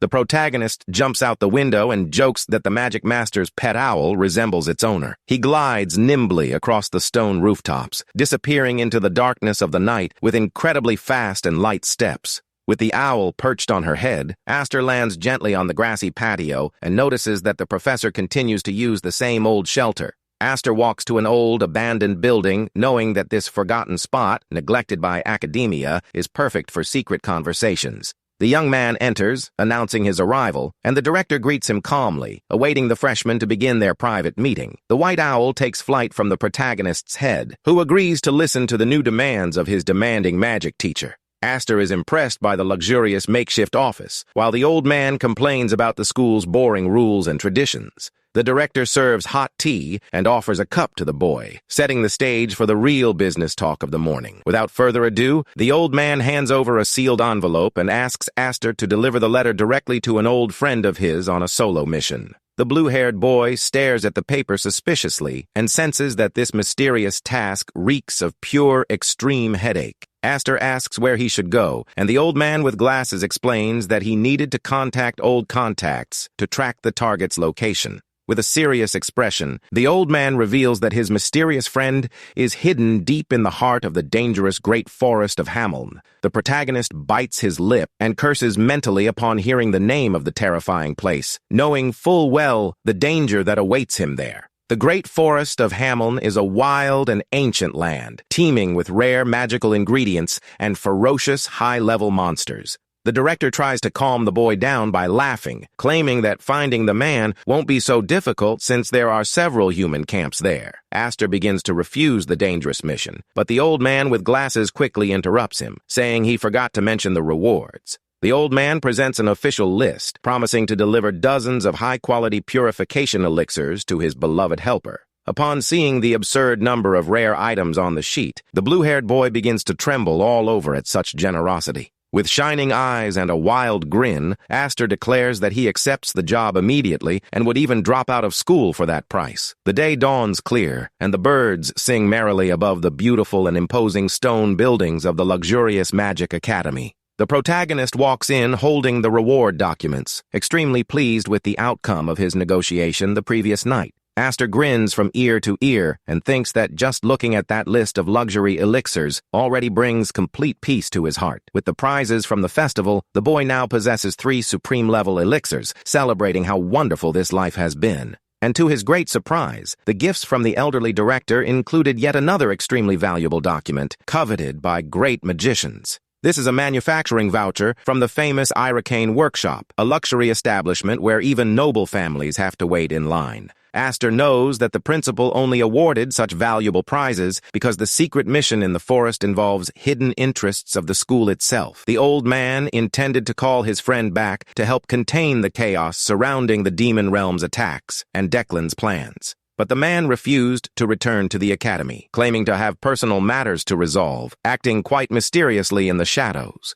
Because of this, the director sent the clever Aster to give his friend a little push and help him finish up these pending matters once and for all. The boy smiles ironically and asks gently if his magic master happens to have any shred of conscience left in his heart. Back on campus, the boy celebrates having squeezed the old man and obtained extra rewards that almost cost him a good physical beating. Aster stares at the horizon with his cold blue eyes, carefully planning the next steps in his great magical evolution. Since he has elixirs to spare, the boy concludes that he no longer needs to worry so much about simply increasing his regular mana capacity. He decides to focus on the legendary magic body technique, an extreme body enhancement method achieved through the ether of the nights. Aster recalls that this technique was the secret to his success in a past life and is excited to begin reshaping his frail current body. The boy plans to transform himself into a wizard with the vigor of an elite knight, relying on dozens of complex combat formulas. With a confident smile, the protagonist vows that in this new life, he will far surpass the peak he reached in the past. The sun shines brightly on the imposing stone courtyard of the academy, creating an atmosphere of silence ideal for the protagonist's training. Hidden away in the ancient temple, Aster sits cross-legged on the stone floor and begins to focus his spiritual energy on training. The boy opens his bright blue eyes and tells himself that the exact moment has arrived to begin the painful process of strengthening. Without hesitation, he opens the wooden case, takes one of the gleaming golden spheres of the supreme elixir, and swallows it quickly in one gulp. In the next second, an immense and violent storm of yellow energy engulfs Aster's entire body in the middle of the abandoned temple. Activating his classic breathing technique, the protagonist begins to direct the mana of the supreme elixir directly into his body. The young man's ultimate plan is to infuse mystical energy into each of his body's joints, muscle fibers, and nerve cells. Suddenly, a violent burst of red lightning strikes the boy, causing him to let out a groan of extreme pain from the energy shock. Aster's eyes widened in agony, and he cursed angrily as he noticed the terrible mark on his chest beginning to react uncontrollably. The freshman's chest glows intensely with the activation of Declan's powerful mark of flames, interfering with the flow of his pure mana.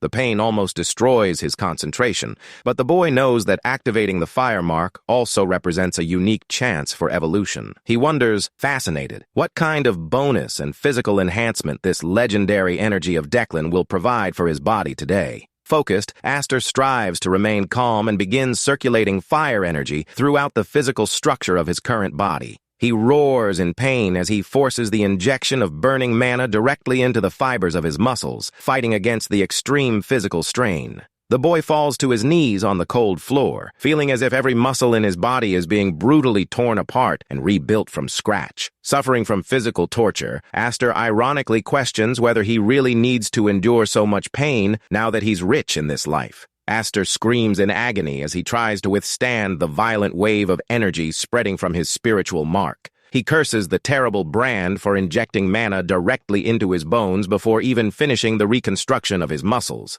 After long hours of pure agony, the boy tries to catch his breath as silence finally returns to the ancient temple. The protagonist rises, trembling, and realizes with satisfaction that the complex magic body technique has been completed with absolute success. Although his circuits can't yet handle maximum power, he knows that his current physical durability is already on par with that of a knight. With a confident smile, he celebrates the fact that becoming a mage focused on brutal physical combat is no longer a distant dream. Aster decides to bite his own finger to test the actual speed of healing and regeneration that his new physical body currently possesses. The boy is startled to see blood spurt violently after applying only light pressure to his own hand. He notices that the cut is deeper than originally planned, estimating that the wound will take a few minutes to heal. But Aster freezes as he watches the cut close instantly, realizing with astonishment that his body has reached a level of regeneration worthy of trolls. With the regeneration bonus, he calculates that he will become an immortal monster if he also masters the secrets of the Blando family's healing light.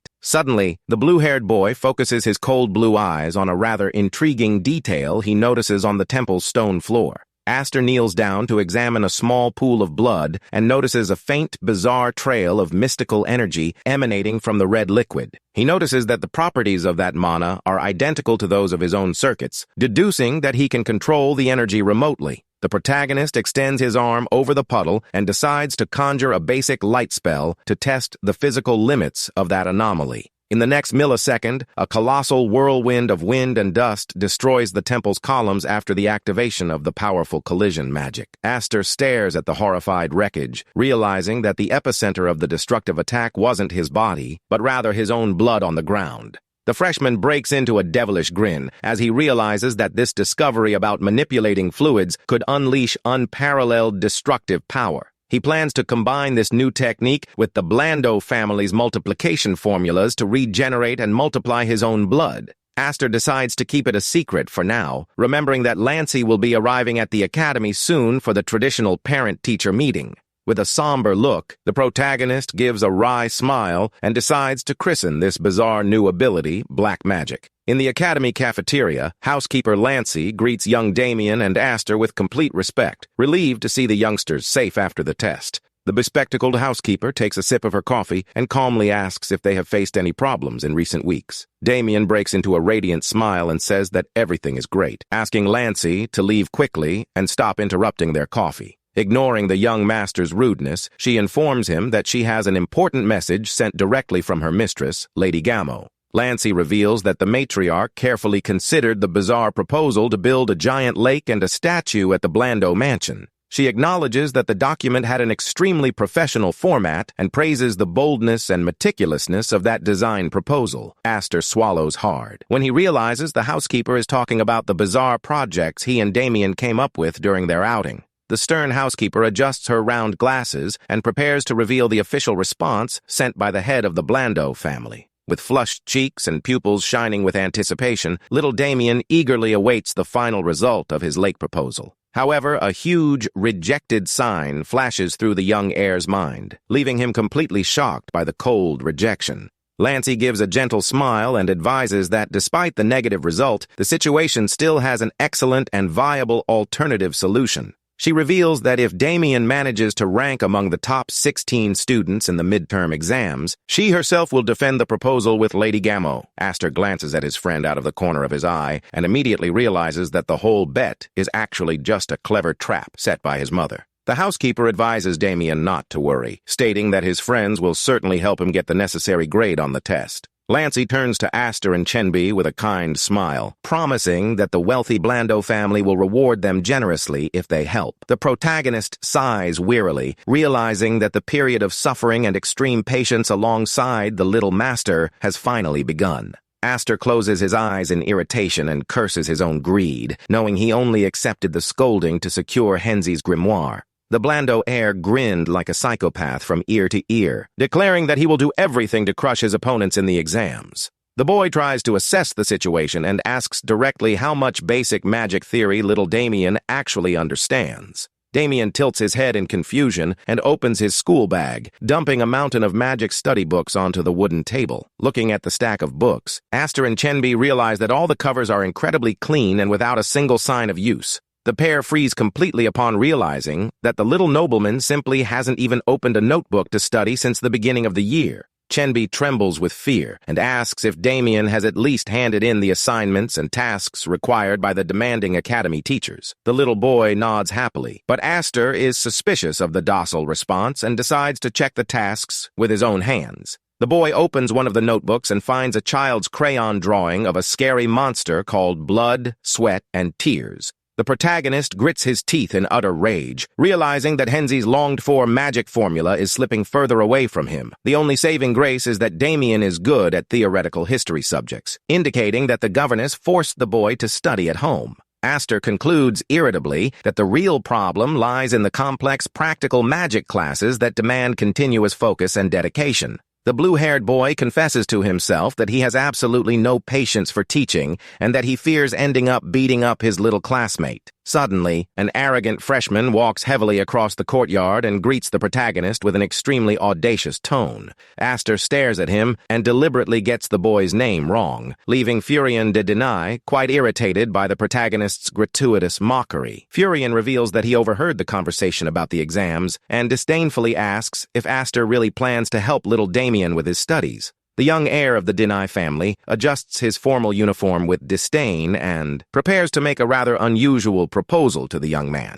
With flushed cheeks, Damien becomes extremely excited at the possibility of receiving extra help to pass his exams. Aster stares at him suspiciously, and Furion warns that, although he hadn't planned to show that, the gravity of the situation demands drastic measures.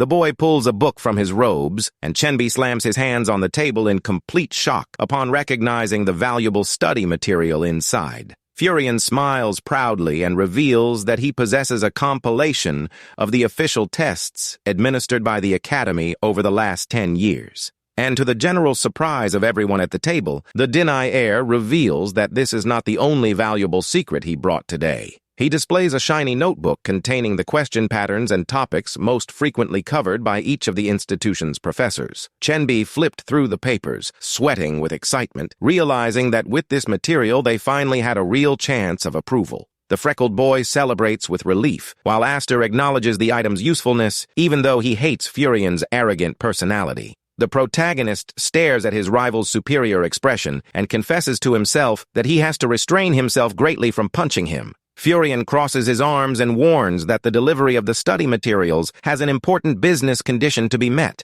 The nobleman demands that Aster assist him in his individual physical combat training immediately after the completion of the partial evaluations. Aster reacts with an extremely dark and focused look, finding the audacity of that proud air quite interesting. The boy clenches his fists and challenges him to a fight right there, but Furion gets scared and warns that the training is actually for someone else. The protagonist is quite intrigued by the unexpected revelation, wondering who the real target of that plea for help might be. The deny heir confirms curtly and asks the young man to accompany him immediately to the agreed-upon spot in the shadows. The pair cross the walls of the Eastern Magic Academy and walk towards the bustling and sumptuous neighboring city called Hazen. Aster asks if the final destination of the hike is still far away, and Furion replies without looking back that they are almost there. The freshman becomes alert when he notices his rival leading him into dark, abandoned alleyways in the heart of the city. Furion advances in absolute silence, fighting the strong urge to punch that cocky slum kid in the face. The nobleman finally stops in front of an immense stone structure and announces that they have finally reached their destiny.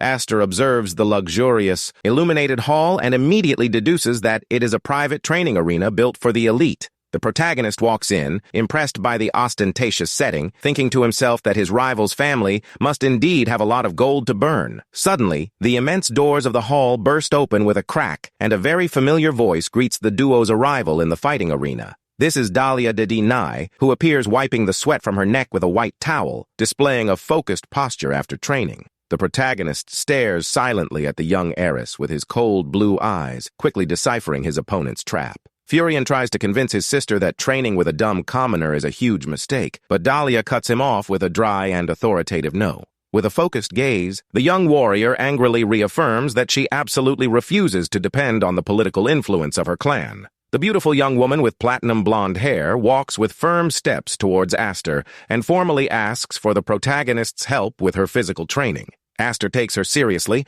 and decides to make a bold counterproposal before agreeing to close the combat training deal with her. The boy demands to use Dahlia as Damien's tutor during the exams, promising to return her in perfect physical condition after the tests. Furion freezes in horror at the boy's audacity and desperately begs his sister not to fall for that ridiculous street proposition. The nobleman rages that he has already paid the price demanded, but Aster interrupts him, reminding him that the debt from his other crime is still outstanding. The protagonist warns that his rival still has to pay for the false accusation he fabricated against Chenbi during the Coffin of Trials. Faced with Aster's irrefutable argument, Dahlia agrees to the terms without hesitation, leaving her brother completely terrified by the response. The nobleman is in despair and roars furiously across the arena, outraged that his sister decided his fate in such a humiliating way. Furion roars that he possesses the proud blood of House Deny and that his willpower will never be broken by the orders of an abusive commoner.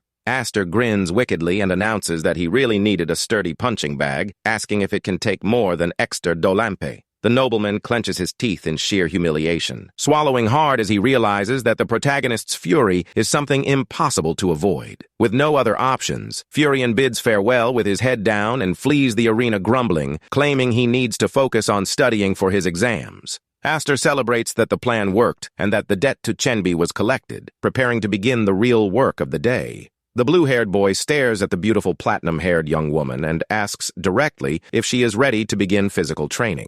Dahlia nods determinedly, accepting the official start of that new and exhausting routine of individual combat in the arena. The sun shines brightly on the horizon over the wooden buildings of Hazen City, bringing a peaceful and quiet atmosphere to the afternoon. In a luxurious restaurant, a nobleman cuts a beautiful steak and desperately pleads for a new business opportunity. The main course is served under tense gazes, while absolute silence reigns over the luxurious dining table of the local tavern. Evelyn de Planche listens to the man's despair with utter disdain, calmly and coldly savoring her meal at the table. Evelyn savors her meal and comments mockingly that she fears her young ally is overexerting himself in class. The noble Dive swallowed hard and froze upon hearing his name pronounced so softly yet menacingly by that dangerous young woman. She complains about customer complaints following the labyrinth fiasco, since Dive couldn't even get a single bracelet. Evelyn reveals she heard a rumor that the questions for the Magic Academy's midterm exams will be finalized early next week. Dive froze in terror, wondering in horror if her intention was to make him steal the answer keys for the official exams.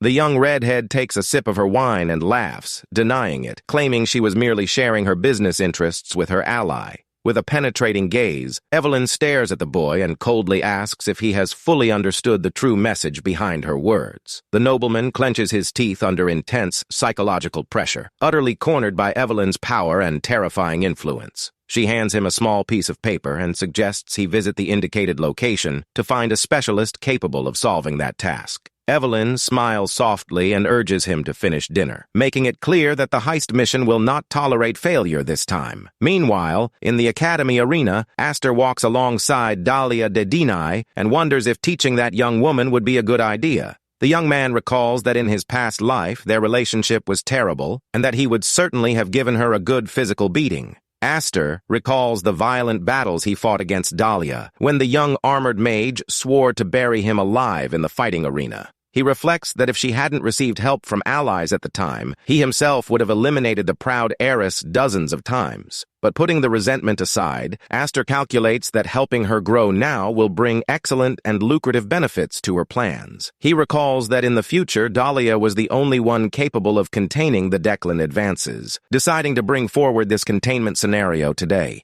With a devilish grin, the boy admits that he also wants to take advantage of the unique opportunity to legally beat up the young woman during training. Aster interrupts her wicked thoughts, calmly accepting the official start of her individual combat lessons with her. The boy asks what would be the most critical and essential factor for a true war mage to win a one-on-one fight today. Dahlia confesses that she doesn't know the exact answer and asks to learn the same moves that the boy used to defeat Exter Dolanpe. Aster uses a hypothetical example and asks who would win a direct magical contest between an 8th-class mage and a 9th-class mage. The young Denai heiress replies that the 8th-class mage would win, but the protagonist raises his finger, laughing, and warns her that she's wrong. The blue-haired freshman points to his own head and reveals that the winner is simply whoever crushes their rival's head first. Dahlia stares at the boy, her jaw dropping, completely paralyzed and confused by the professor's frighteningly simple and brutal answer. Aster concentrates sparks of blue energy in his fingers and prepares to practically demonstrate the theory he has just taught the young woman. The boy fires a swift burst of fire and warns that the #1 rule of survival is simply to attack first to neutralize the enemy. The sun begins to set on the horizon, bathing the beautiful stone towers of the Academy's fighting arena in a lovely golden light. Aster stretches and yawns after the end of the exhausting combat training, celebrating the good progress of his activities today. The boy walks back and thinks that if he continues to beat Dahlia correctly in training, she will grow strong much faster. He wonders what mischief Damien must be up to in the room, until he notices a familiar face passing by in the courtyard. Aster spots Dive walking stealthily in the setting sun, acting rather suspiciously through the school hallways. The protagonist gives a wicked smirk and instantly remembers the 300 gold coins the nobleman still owes him. Oblivious to the danger, Dive advances, cursing Evelyn's orders and lamenting that he cannot escape the clutches of that dangerous young woman. He reminds her that Evelyn's business clan possesses resources and power to spare, enough to crush his life should he choose to fail at work. But the nobleman shifts the focus of his thoughts and decides to see that dangerous task as a golden opportunity to rise in social standing.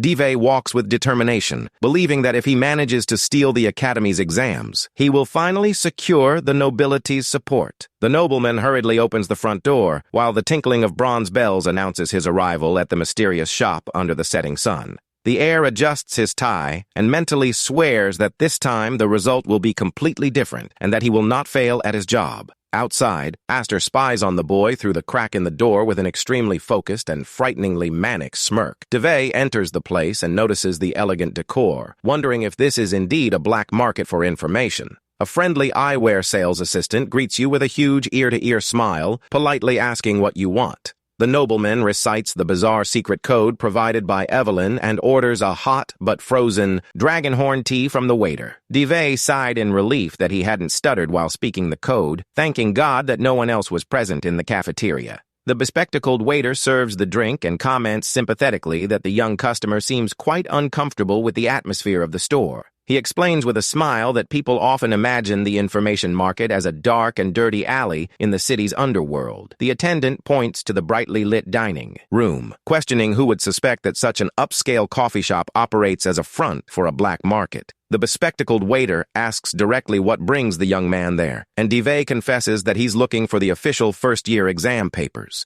The shopkeeper adjusts his glasses upon learning that the young man is looking for templates for the magic division technique, confirming that he has an interested seller. With an enigmatic smile, the clerk reveals that he has scheduled a meeting with the salesman and invites the nobleman to accompany him in the transaction. Divey froze completely at the unexpected invitation, staring at the shopkeeper in utter shock and sweating profusely from sheer nervousness at the table. The young nobleman freezes and realizes with suspicion that the black market trader is trying to memorize every detail of his face. Divey tries to maintain his composure and says that evaluating the merchandise and the seller is the minimum expected of a true business merchant. The eyeglasses salesman flashes an enigmatic smile, accepting the young customer's argument with extreme and suspicious ease. He approaches and says he will provide the date and location details of the transaction, ordering the young man to keep the absolute secret in his mind. Outside, Astor follows the entire conversation through the glass and focuses his attention on discovering the exact location of the meeting. The blue-haired freshman stares at the scene with disdain, labeling the whole bizarre charade between the two as a complete farce. Astor walks back in the sunlight and finds the situation very suspicious, intrigued by the convenient appearance of a salesman. The boy opens a subspace portal and decides to use his warrior attire from Declan to investigate the case on his own today. Wearing a red hood and a black mask, the protagonist plans to begin his espionage by picking the pockets of whoever has the most gold there. Back in the empty cafeteria, the bespectacled waiter listens to the tinkling of the bronze bells at the entrance, signaling the arrival of a visitor. The merchant savors his herbal tea and complains of boredom, planning to disappear from Hazen soon after the lucrative business closes. He considers that remaining in the city after stealing the official templates from the Eastern Magic School is too dangerous an action for him. Suddenly, a cold and frightening voice from the shadows of the reception area interrupts the attendant's thoughts, taking him by surprise. The shopkeeper freezes completely and jumps in terror upon realizing that the masked intruder managed to enter without making the slightest physical noise. Upon noticing the red uniform, the attendant panics and deduces that he is facing one of the feared elite warriors of the Declan. Astor tells the boy to cut the corny theatrics and silly tea party codes, demanding that he get straight to the point and answer his questions. Focusing his cold blue eyes on the clerk, the young man reveals that he is searching for a valuable magical subspace bag. The merchant sweats with terror upon realizing that the intruder is after the lost bag of the deceased Callahan, the dreaded fire demon. The clerk swears he's never seen such an item, and Astor changes the subject, disdainfully questioning the content of his conversation with the young man earlier. The bespectacled boy tries to force a friendly smile while racking his brain trying to think of a way to lie to the feared warrior. Leaving no room for deception, Astor appears like a bolt of lightning and immobilizes the merchant's neck with her powerful magic wind glove. The protagonist tightens his grip and warns grimly that the noise of the lies swirling in his opponent's head is getting too loud. Overwhelmed by the pressure, the bespectacled attendant realizes with terror that his opponent possesses abilities far beyond those of an ordinary mage. The merchant begs for mercy and vows to reveal the whole truth behind the young academy nobleman's thieving dealings. Astor agrees to hear the story and coldly orders the bespectacled attendant to guide him directly to the secret warehouse of items. The boy obeys, trembling with fear, distraught at having to reveal the store's warehouse secrets to his rival in such a humiliating way. The freshman stares at him with a deadly look from behind the cloth mask, demanding to know if he has any more hidden secrets inside. The attendant cursed mentally in despair, unable to foresee the true and dangerous intentions of that masked warrior. As they descend the stone steps, the man questions whether this is necessary, and Astor swears by Declan's name that she will spare him if he is innocent. With a grim smile, the freshman assures that he will keep the secret as long as the revelation of the robbery does not involve the interests of the Declan family. The merchant swallows hard at the terrible threat, realizing that his survival depends solely on his complete honesty with the executioner. The clerk confesses that the theft of the templates was ordered by Evelyn, the influential heiress daughter of the powerful Goldrin Guild. He reveals that the young redhead plans to set up a lucrative black market for notes and templates within the dormitories of the Magic Academy. The young man recalls that Evelyn always maintained a reputation for being one of the freshmen with the most exemplary and correct conduct of her entire generation. She is described in reports as a brilliant and docile student, possessing harmonious relationships with all the nobles on the school campus. Aster becomes thoughtful when he notices that a model freshman hides such a cunning and greedy personality behind her sweet face. The protagonist grits his teeth with comical envy, upset that he has to give free lessons while his rival easily fills her pockets. The merchant opens a huge, solid wooden door and announces to the masked man that they have finally arrived at the local warehouse. The attendant makes room, and Aster steps firmly onto the spot, focused on assessing the magnitude of the treasures hidden by the Redheads Trading Guild. The young man is impressed to see the mountain of jewels, gold coins, and rare scrolls gleaming brightly under the light of the vault. Aster examines a thesis and cynically states that the Declan clan will need to confiscate the property's belongings to conduct a security inspection. He abruptly orders the clerk to prepare 2 subspace bags to collect all merchandise deemed suspicious. The merchant trembles with pure fury and curses Aster mentally, realizing that Declan's warrior is actually nothing more than a mere street thief. The day dawns clear over the courtyards of the East Academy of Magic, and the bells of the main tower begin to ring, announcing the start of classes. In the room, Damien von Blando focuses his energy and activates a circle of blue magic, displaying his abilities with complete pride. Chenbi clutches his head in utter comical despair, unable to comprehend how the little master keeps the spell active without the control formula. Damien bursts into laughter, celebrating the spell's success, while Furion of Denai watches the pair shouting with a look of profound boredom and weariness. Young Denai concludes that Damien is in fact an absurd genius who defies all logic of physics and the mathematical rules of common magic. But a terrible doubt plagues Furion's mind, wondering if living with the dangerous Aster will end up corrupting Dahlia as well. The young man's thoughts are interrupted by firm footsteps, and the beautiful Dahlia appears in the room with her customary posture of focused nobility. Dahlia de Denai enters the room with her face covered in bandages, leaving Furion completely shocked to see his sister's injured state. Furion finally loses his temper and roars furiously, vowing to crush the audacity of that Aster delinquent who dared to hurt his sister in training. And so, a whole week of intense studying passes quickly as the young freshmen review the magic formulas for the exams. Damien struggles to keep up with the lessons and answers under the strict and exhaustive supervision of Dahlia and Furion at the desk in his room.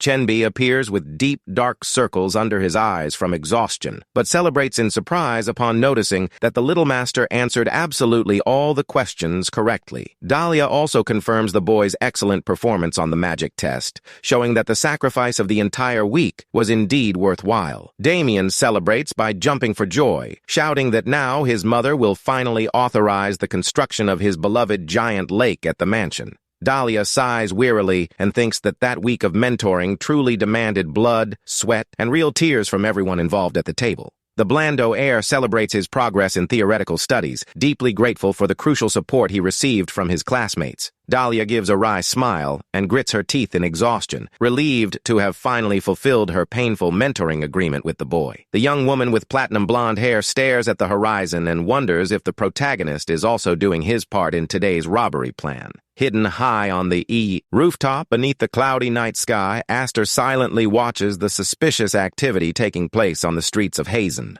Wearing Declan's mask, the boy senses someone talking badly about him behind his back, laughing as he comments that his ears are burning there. The protagonist focuses his attention on the lower courtyard of the cafeteria and spots Dive approaching in an extremely stealthy and tense manner from the shadows. Aster notices that the nobleman is trembling with pure terror and is amused by the scene, admitting that he would very much like to give him a good physical beating. However, the young man decides to contain his fury for now, knowing that intervening in the transaction prematurely would ruin his master plan. Dive finally meets with the black market dealer, preparing to finalize the secret jig transaction. Aster activates his magic recording orb and flashes a devilish grin, whispering excitedly from behind his mask that it's finally showtime. At the mansion, Divey hands the redhead the documents containing the questions for the 4 core subjects and the elective courses of the magic division. Evelyn accepts the papers and examines them under the magic light, confirming with satisfaction that the quality of the seal is indeed the official one from the Academy. The young heiress of the Goldrin Guild promises to maintain financial support and provide excellent opportunities for Divey's family. Divey grins from ear to ear and celebrates that with this triumph, his proud family will finally stop despising his actions. Evelyn informs that the young man will also be responsible for organizing the distribution of exams to prospective clients interested in attending the school.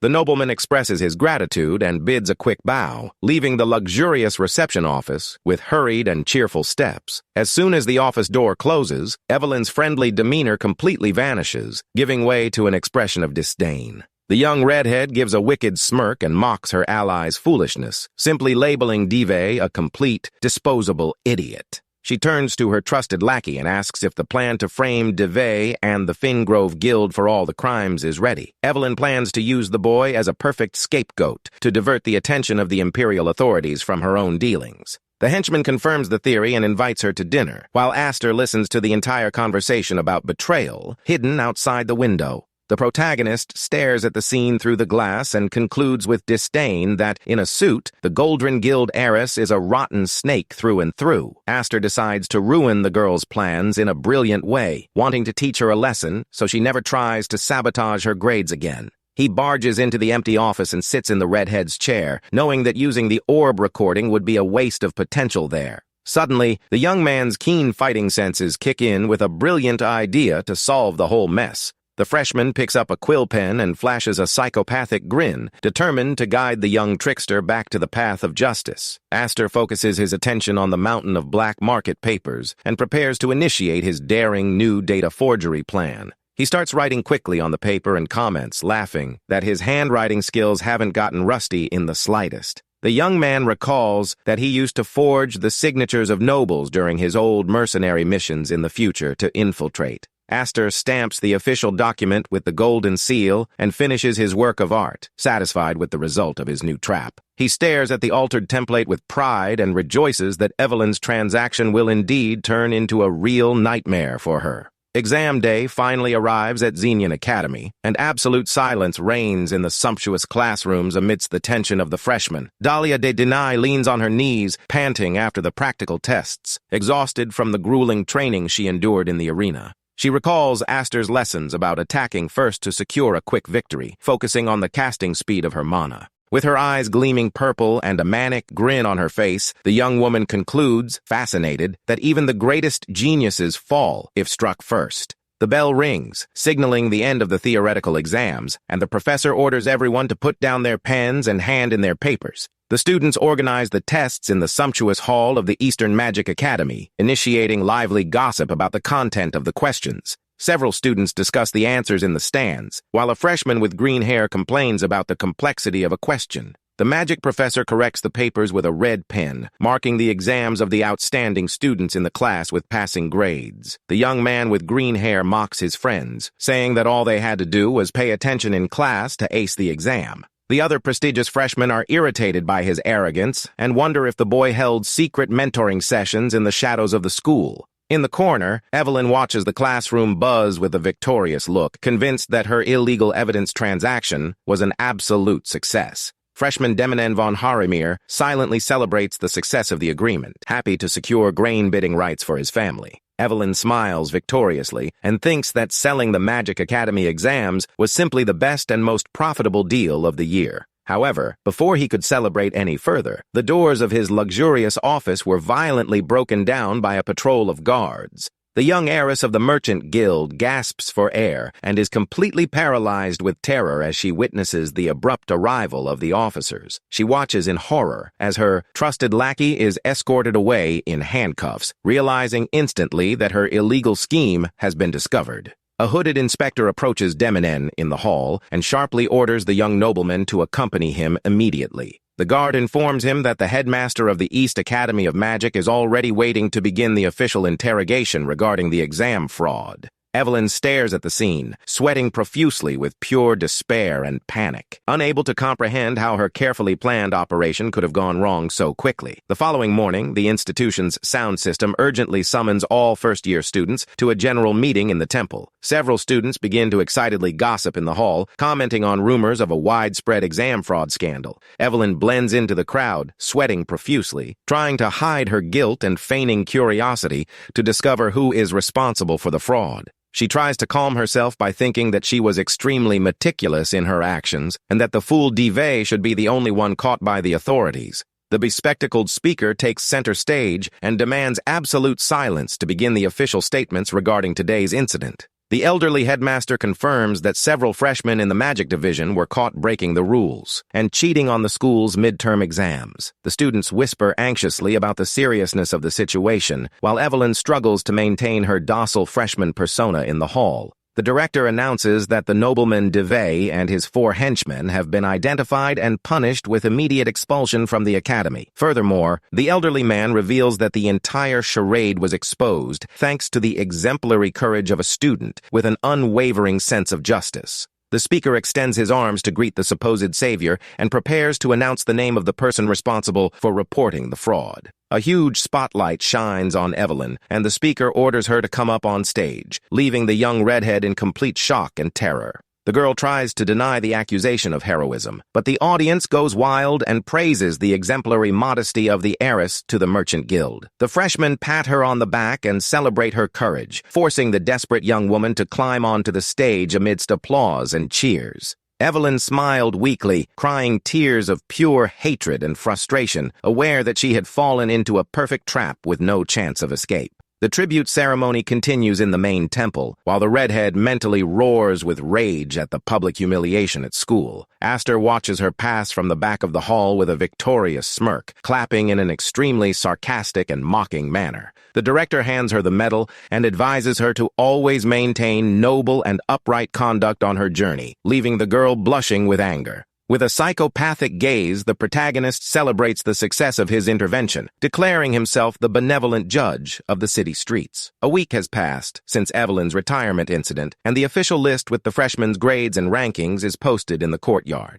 The doors of the main tower open under the morning sun, bringing an atmosphere of agitation and haste to the students in the stone courtyard. Damien and Chenbi run desperately through the corridors towards the notice board, anxious to check their grades. They arrive breathless before the large wooden panel and begin to sift through the immense sheet of notes in search of their registered names. Chenbi focuses his attention on the paper, sweating profusely from sheer nervousness, praying that the sacrifice of mentoring has yielded results for the group. To the duo's utter despair, the list shows Damien von Blando in the terrible, distant 18th place in the ratings. Aster approaches calmly with his hands in his pockets and gently instructs the 2 freshmen to look at the panel more closely. He points out that the current list actually contained the names of the HEIR military division, and that is why the result was incorrect for them. The teaching assistant comes running up and apologizes for the technical error, removing the wrong panel under the watchful eyes of the freshmen. Damien and Chenbi join hands in a comical prayer of hope, imploring the heavens to grant them the necessary score for the lake bet.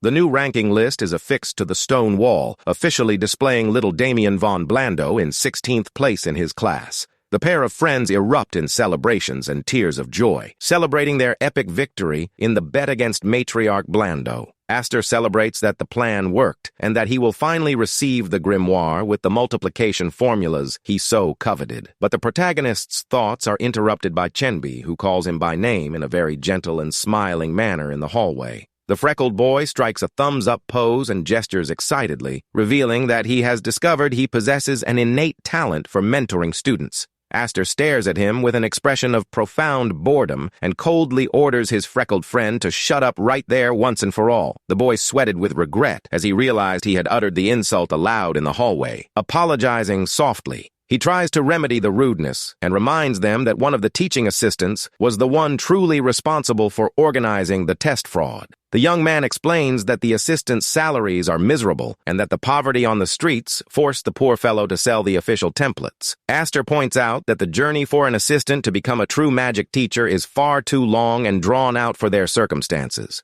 Chenbi acknowledges the difficulties of the position and cites Professor Faroon as an example of determination and intelligence at the Magic Academy. The freckled freshman gazes thoughtfully at the horizon, admitting that teaching and guiding other minds does indeed bring a unique satisfaction to life. Damien jumps up next to Aster in an extremely cute way, excitedly shouting about his third lake of blood, sweat, and tears. The protagonist gives a sly, knowing smile and informs his companion that there is indeed an alternative for him to fulfill his dream of teaching. Aster advises Chenbi to focus on becoming a powerful archmage, someone whose abilities no one in noble society would dare question. In this way, the freckled boy will be able to teach his future students with the same rigor and focus that he applied to mentoring Damien last week. Chenbi gazes thoughtfully at the horizon and begins to imagine the imposing figure of a true and respected war archmage from the east. The protagonist emphasizes that his friend should aim for the top, arguing that acting as a mere assistant would be a tremendous waste of potential. With a gentle half-smile, the young man jokes that reaching the top will allow his roommate to repay his lifelong debt with interest.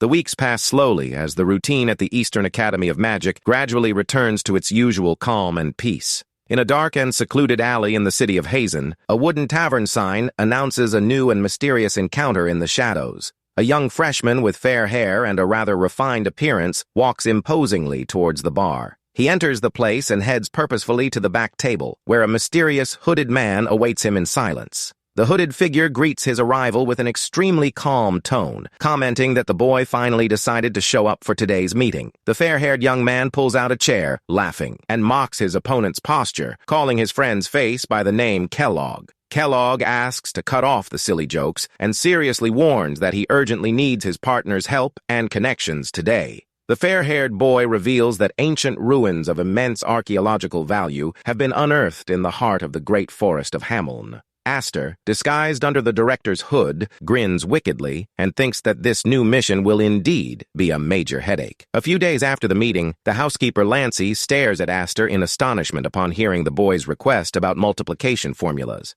She assures that providing the diagram will not be a problem, promising to deliver one of the most prestigious matrices from her noble family. Aster gives a victorious, wry smile, extremely pleased to see how generous the Blando family leaders have decided to be with him. The stern, bespectacled housekeeper turns to Chenbi and gently informs her that she has taken the liberty of investigating her family's entire history. The freckled boy freezes and confirms with fear, aware that his relative's financial difficulties are well known in Hazen's underworld. Lancy smiles kindly and reveals that the influential Blando family possesses ample resources and power to cancel all these debts once and for all. Furthermore, the governess promises to provide a home and excellent job opportunities for all the relatives of the young commoner freshman. However, to everyone's surprise, Chenbi nervously clasps his hands together and thanks them for the favor, but politely declines the generous offer. Lancy tries to argue that he shouldn't see the sponsorship as a moral obligation, but the young man insists on maintaining his firm stance. The freckled boy explains with utter sweetness that he prefers to remain a sincere friend to Damien, freely and without political ulterior motives. Beside him at the table, little Damien savors his fruit juice, completely oblivious to the business conversation dominating the room. The stern governess stares at the young commoner freshman, her jaw dropping, quite impressed by the integrity and good heart of Damien's friend. Aster observes the entire exchange of sincere pleasantries with a bead of sweat, feeling like the only self-serving and unscrupulous person at the table. Chenbi takes advantage of the friendly atmosphere and asks if he could ask for something else in return, and Lancy readily agrees with a nod. He reveals his great desire to study the complex magic of the Blando clan in the future, leaving the governess wondering if that alone is enough. The freckled boy breaks into a radiant smile of pure happiness, focused solely on expanding his intellectual horizons at the academy. The housekeeper agrees to the request, while back at the Blando mansion, the matriarch listens to the report detailing the outcome of the conversation in the courtyard. Lady Gamo stares at her subordinate curiously, questioning whether Damien's young friend had indeed refused the clan's financial sponsorship. She smiles with relief, witnessing Chenbi's nobility and selflessness, happy to know that her beloved son has found such loyal companions. The matriarch signs a decree officially declaring the influential Blando family as Chenbi's primary sponsor and protector. Upon receiving the news the following day, the freckled freshman is completely taken aback by the size of the official sponsorship document. The young man cries tears of pure gratitude and emotion in his room, relieved to finally have secured the salvation and livelihood of his parents. With the end of the hectic period of midterm exams, most of the freshmen at the Eastern Academy of Magic are happily celebrating their grades. Aster examines his new grimoire with a victorious smirk, pleased to have secured the Blando family's multiplication formulas. However, the calm is short-lived, and the imposing red-haired teacher takes center stage with firm, serious steps. Zira demands the attention of all the freshmen in the sumptuous hall, announcing the immediate start of a rigorous military emergency protocol. The red-haired teacher announces that all regular theoretical classes for the basic grade are officially suspended as of today. The tutor explains that the entire curriculum will now focus exclusively on practical, individual combat training in the arena. A young freshman raises her hand in alarm and questions whether attendance at these new military lessons will remain mandatory for the class. The imposing Zara surprises everyone by revealing that participation in practical individual combat training will be strictly voluntary. The freshmen begin to gossip in a tense and agitated manner in the common room, confused about whether they will be allowed to return to their respective properties. Aster stares silently at the stage with his cold blue eyes, quite intrigued by the arrival of new elite mages from the Empire on campus. The protagonist immediately deduces that the administration of the Eastern Magic School is hiding an imminent danger of extreme gravity from everyone there. Night falls over the campus, and the headmaster's faithful white owl takes flight beneath the dark clouds of the starry sky above the Magic Academy. Aster holds the note he received and notices the meeting time, 8 o'clock in the evening, at the school's old study temple. With a focused expression, the young ex-combatant prepares for the secret meeting, determined to discover the truth about what happened today. Aster returns after a few days and is impressed to see how completely the place has changed. He realizes that the director has erected a concealment barrier, transforming that abandoned warehouse into a veritable sanctuary. Finding the ideal space, the boy prepares to test once and for all the mana multiplication matrix he has acquired. The young ex-combatant makes a quick movement with his finger, firing a small, bright red bead into the air.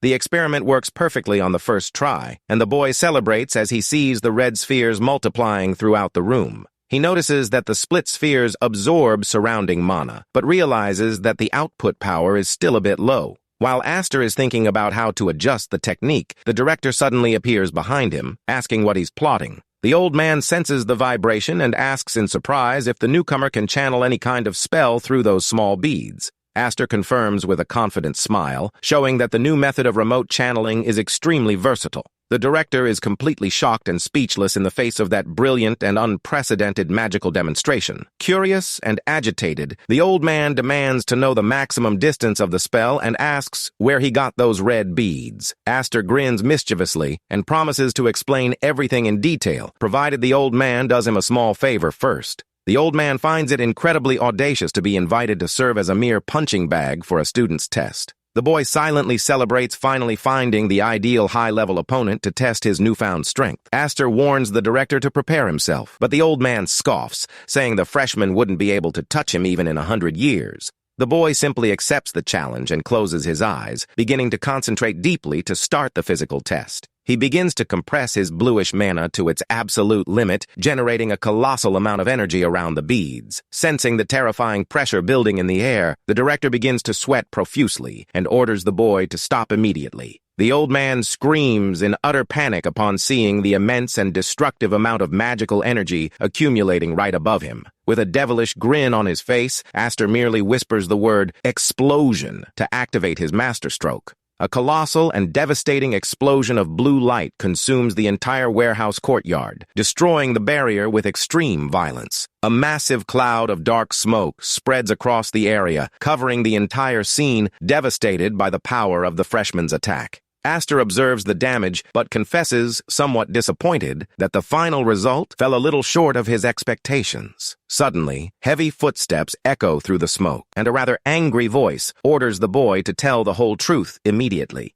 The director appears disheveled and demands to know Aster's true origins, outraged by that absurd level of refinement. The elderly man asserts that this power surpasses any definition of ordinary talent, claiming that the situation simply doesn't make sense. The boy jokes that he's just an ordinary student, but the old man warns that the boy's definition of ordinary is completely distorted. The old man gives up trying to understand the bizarre logic of the spell and asks where the small red mana beads went. Aster breaks into a radiant smile and shows the tip of his index finger, revealing that the beads have returned to his own blood. The night continues silently and starry over the immense and mysterious property of the prestigious Xenian Academy. Back in the office, the director's faithful white owl comically lands on the old man's head to begin the meeting. The protagonist asks what the urgency is, and the director reveals that the matter involves the recent incident in the Great Forest. The old man places a bright blue crystal sphere on the wooden table, asking the young man to examine the item very carefully. Aster observes the magical projection emanating from the crystal and focuses his cold blue eyes on the image, becoming quite intrigued by what he sees. The blue-haired boy's eyes widen in complete shock as he deciphers the terrible truth revealed by the magic recording today. The image reveals the Great Forest of Hameln, an ancient and untouched jungle teeming with gigantic beasts and top-level monsters. The director explains that only the most skilled and experienced mercenaries on the continent can survive and operate in that region. However, the recording shows that even these legendary elite warriors are trembling with fear in the face of a new threat. Aster begins to sweat profusely and realizes that the mercenaries' panic is entirely justified upon identifying the nature of those monsters. These are terrifying undead creatures, but the boy notices that those creatures are actually not just ordinary zombies from the continent. The director takes a sip of tea and remarks that if ordinary undead move only because of remnants of physical memories, Aster concludes his reasoning in a somber tone, realizing that they are dealing with creatures that move through the power of their own souls. Those monsters are naturally occurring undead, an extremely rare and dangerous magical anomaly that terrorizes the world. Aster questions whether the appearance of the beasts indicates the existence of ancient, violated ruins where the monsters used to be sealed away. The director assumes an extremely somber expression and pronounces the terrible and legendary name of Deathros in a heavy voice. He explains that this abomination represents the most impure being of all, releasing terrifying specters as soon as the seal of the ruins is broken. The old man clenches his fists and warns that the situation is urgent, demanding that they leave for the forest within a maximum of 2 full days. He asks what the freshman will do, guaranteeing the delivery of the promised prize, even if he decides to refuse the dangerous military mission today. Aster glances at him out of the corner of his eye and deduces, laughing, that in the end the old man has no more extra physical rewards to offer him. The director asks him to think calmly since his life is in real danger, but the fearless Aster accepts the challenge and orders them to leave. The director is quite surprised by the freshman's quick and fearless response, staring at him with intrigue. Aster explains that he's not the type of person who would negotiate with other people's lives, demonstrating his concern for the safety of his friends. The old man is deeply moved by the protagonist's honorable attitude, letting out a murmur of sincere approval. With a wry smile, the boy confesses that he feels a strong obligation to participate in the mission in the forest, no matter what. He recalls that the gear in his chest indicates that the answers he so desperately seeks are located precisely in that wild place. The young man sighs resignedly and admits, laughing to himself, that it is now simply impossible for him to refuse that journey. Night falls silently as the large concealment barrier glows softly under the moonlight on the school campus. The old man holds out a shiny teleportation ticket, explaining that the item will guarantee immediate passage through the city's portal. Next, he hands over a black robe infused with powerful defensive magic, asking the freshman to use it for protection. Aster asks if the elderly man will run out of resources, but the director angrily warns that preparing after the danger begins is already too late. The old man reveals he has one last essential safety item to deliver, leaving the protagonist quite intrigued by the mystery. The director displays a gray metallic mask and reveals that the item represents the legendary new moon symbol for the mission. Aster makes a silly joke about the translation of the artifact's name, and the old man threatens to pierce the freshman's ears if he continues with the mockery. The director warns that his friend in the forest will kill anyone who tries to approach while hiding their face under spells or masks. The old man promises to arrange for the exam grades to be put under his name and questions what the freshman will do about the leaders of the Blando family. With a sly, knowing smile, the young ex-combatant calmly replies that he himself will take care of resolving this family matter. The following day, a note left on the table informs that the boy has left for isolated training and asks that no one look for him. Freshman Chenbi is completely shocked and speechless upon reading his roommate's sudden departure message at the academy. Damien gets super excited about the news and happily shouts that he also wants to go traveling and training somewhere far away. The scene shifts to the bustling Green City, a neighboring village that serves as the official gateway to the dangerous Great Forest of Hamon. Residents are rushing to work, carrying boxes, and cursing the terrifying wave of monsters that threatens to hit the region today. A merchant spits angrily and complains that the Imperial forces only collect high taxes but do nothing to protect the people there. The store manager interrupts the complaint and rudely orders his assistant, Hans, to focus on his work and carry more merchandise. Inside a dark and empty tavern, a young nobleman with fair hair sits alone, his head resting in his hands, sighing with weariness. The young man stares thoughtfully at the table, desperately wondering what he must do to escape that terrible situation in the city. He remembers his former master's promise that an old ally would send a support team to help him get through safely. The fair-haired boy tries to convince himself that the rescue team will actually arrive, but is interrupted by a presence at the table. This is a gigantic and intimidating armored warrior, demanding a final answer regarding today's transport negotiations. The hulking figure named Oberon freezes and begs, crying for his life, claiming that returning to that dangerous forest is tantamount to death. The merchant Rayleigh tries to argue about the signed contract, reminding him that he paid bonus fees for the warrior to guide him. Rayleigh understands the difficulties of the route, but despairs at the thought of how he will find a new, experienced guide for the forest. The mercenary apologizes and stomps firmly on the tavern floor, stating firmly that his only priority is to ensure his own survival. The fair-haired young man is devastated and looks sad, knowing that the terrible wave of monsters could reach the village at any moment. On the other side, the mercenary gives an arrogant smirk and mentally celebrates that he is very close to achieving what he planned. The warrior concludes that Rayleigh is the perfect bait for a safe escape route, planning to rob the young nobleman during their journey. Oberon plans to flee with the gold stolen from the young wizard to buy land and live a life of luxury as a landowner in the kingdom's interior. However, their conversation is unexpectedly interrupted when a hand wearing dark gloves appears, gliding smoothly across the wooden table. The pair turned around, startled, noticing a masked and mysterious intruder sitting calmly on the bench located right between them. Young Rayleigh turns extremely pale and frightened by the sudden presence, demanding to know who the audacious and silent visitor could be. The young man with fair hair confirms, trembling with nervousness, that his master is indeed the wizard Leheim, after the masked figure mentions the important connection. The big guy exclaims that the support team has finally arrived, gleefully celebrating the arrival of that supposed masked ally of the guild. The warrior attempts to negotiate the delivery of a valuable map of the forest in exchange for Rayleigh performing some magic to ensure their escape. He places the parchment on the wooden table, dramatically claiming that the delivery of that guidebook is worth as much as his life.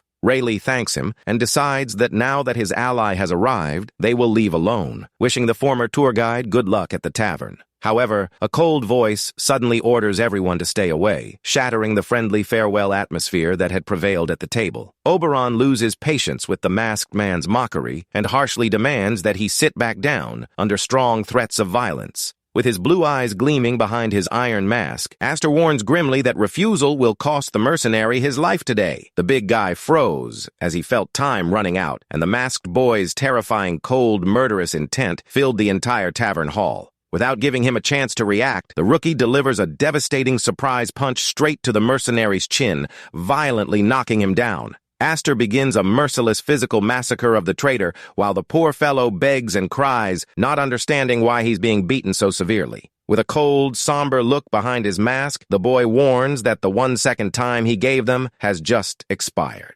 Rayleigh watches the scene from afar, completely perplexed, while the sound of the brutal blows against the traitor echoes through the tavern. The fair-haired youth swallows hard and mentally calls out to his master, frightened by the level of violence of that masked ally. While beating up the mercenary, the rookie mentally wonders if they will actually be able to defeat the fearsome Death Rose. Far away, amidst ancient and majestic stone ruins, a crouching silhouette works silently, breaking the ground. A young man with gray hair and purple eyes appears in the ruins and sarcastically calls his companion by the nickname Mole. The smartly dressed man in the suit adjusts his collar and complains of the unbearable heat, relieved by the arrival of his young teammate. When questioned about the progress of the work, the companion suggests that the boy with black eyes examine the situation with his own eyes. The young man focuses his gaze on a gigantic, bright pink crystal, wondering if the magic to release the ancient seal has indeed failed.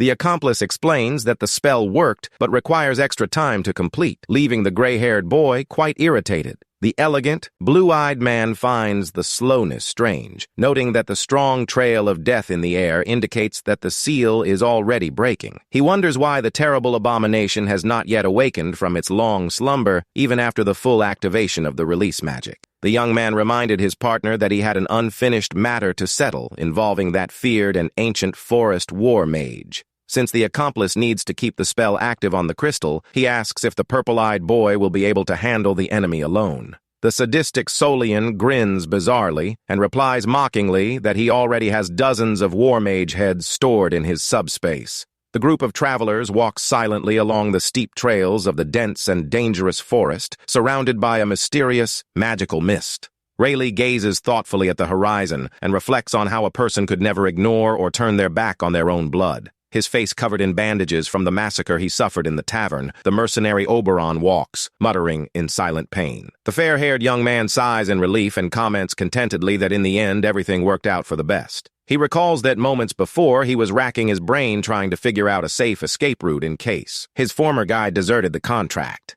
Rayleigh studies the masked man's features out of the corner of his eye, impressed by how easily the young genius had managed to subdue the traitor. Astor approaches mockingly and asks if the guide wouldn't like to store that heavy luggage inside his handy subspace bag. Young Rayleigh politely declines the invitation with a bead of sweat, stating that he prefers to keep emergency supplies within easy reach. The guide realizes the freshman is just looking for a silly excuse to steal his things, keeping his guard up in the dark forest. Suddenly, a heavy rain begins to fall under the cloudy sky, and the foliage starts to sway with unusual force in the forest. Rayleigh halted in his startled steps and pointed to the bushes ahead, desperately shouting for the mages to be on full alert. The sound of breaking branches grows even louder, and the boy shouts a warning that a terrible threat is running towards the group. It was a ferocious horde of orcs riding giant wolves, leaving the fair-haired youth completely paralyzed with terror. Rayleigh is distraught to find the group of monsters far from their usual hunting grounds, and he doesn't understand how they got there.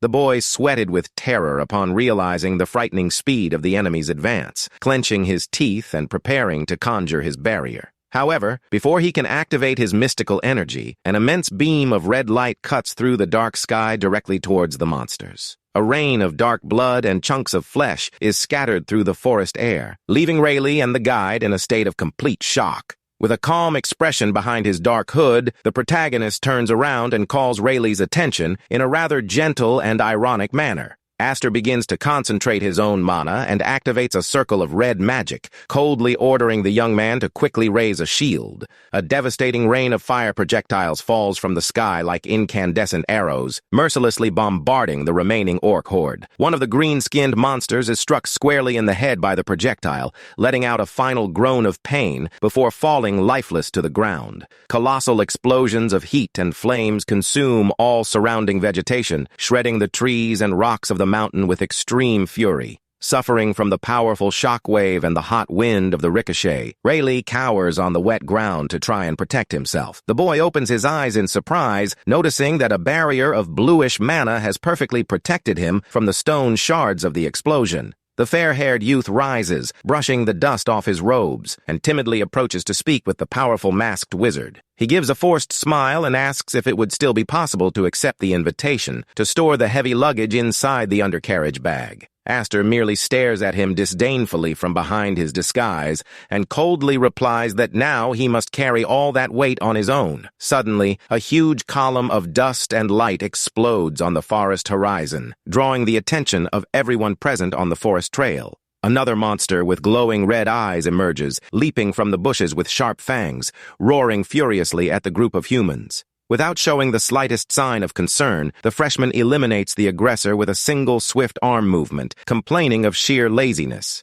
Upon seeing the creature's enormous size, the boy wonders if that bizarre mutation of physical strength is the result of Deathrose's influence. Rayleigh asks permission to examine the corpse closely for clues, and the protagonist simply nods in approval. The fair-haired young man kneels on the damp grass to examine the giant monster's body, murmuring that his worst suspicions have been confirmed. He explains that this species of giant goblin usually inhabits only the deep areas located very close to the second military camp. The boy grimly concludes that the monsters are desperately fleeing some much greater threat that has just awakened in the forest. Rayleigh points to the beast's sharp claws on the ground, noting that they are completely covered in dirt and tree bark. He also notices that the soles of the monster's feet are torn, confirming that the creature was desperately fleeing. Therefore, the guide suggests they change course immediately, as these monsters usually hunt in very organized packs in the forest. Rayleigh gazes thoughtfully at the horizon, knowing that the danger that managed to frighten and drive away such powerful predators must be colossal. He stammers, apologizing, and clarifies that he doesn't doubt the power of the mages, claiming he simply prefers to avoid unnecessary risks along the way. Aster agrees with the guide's caution, and the other dark-haired freshman also nods affirmatively about the detour. Behind his gray mask, the protagonist mentally admits that Rayleigh's precision in finding his way is formidable. Aster scans the area with his senses and realizes that, although the forest is full of hidden dangers, the guide avoids them all perfectly. The blue-haired boy concludes that Rayleigh is far more competent than he had imagined, deciding to fully trust his leadership today. Night falls and Rayleigh lights a bright torch in the darkness, announcing with relief that the group is finally almost at their destination. He explains that after crossing that dark swamp, they will reach the safe camp, suggesting that the mages rest while he makes a patrol. The two freshmen from the academy light a bonfire in the middle of the clearing, taking advantage of the pause to relax after the exhaustion of the walk. Behind his mask, Aster reflects on his guide's haste and perfectly understands the immense anxiety consuming Rayleigh today. The dark-haired teammate laments under his hood, grumbling that the detour has delayed the trip by a whole day. The boy expresses concern, warning that they simply don't have time to lose before the inevitable start of the terrible wave of monsters.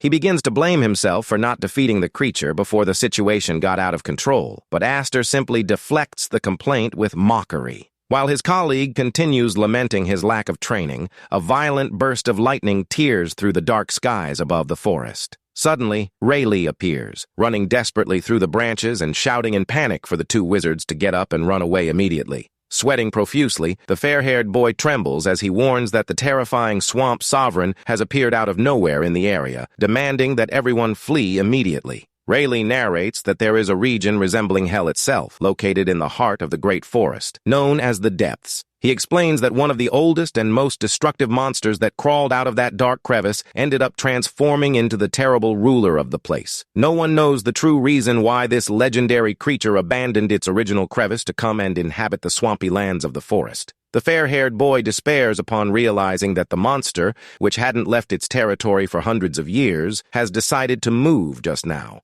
Behind his gray disguise, Aster gently suggests that they simply skirt the swamp's edge with great care and silence. Rayleigh warns that a quiet escape is impossible, as the monster will detect the scent of the water upon touching it and hunt them to the ends of the earth. The freshman in the black hoodie asks about the impact on the trip, and the guide replies that a complete detour along the riverbank would require an absurdly long route. Rayleigh displays the route map and warns that going around that entire flooded region will add at least 10 days or even a month of extra travel time. He explains that a delay of this magnitude will force the group to ignore the first aid stations, leaving the dark-haired freshman exasperated. The hooded boy walks with his head down, while Aster follows him silently, her gentle and focused gaze hidden behind her gray mask. Rayleigh sighs, resigned to the delay, and meekly offers to begin recalculating routes on the forest map. However, the blue-haired boy raises his head and announces firmly and decisively that they will march in a straight line through the middle of the swamp today.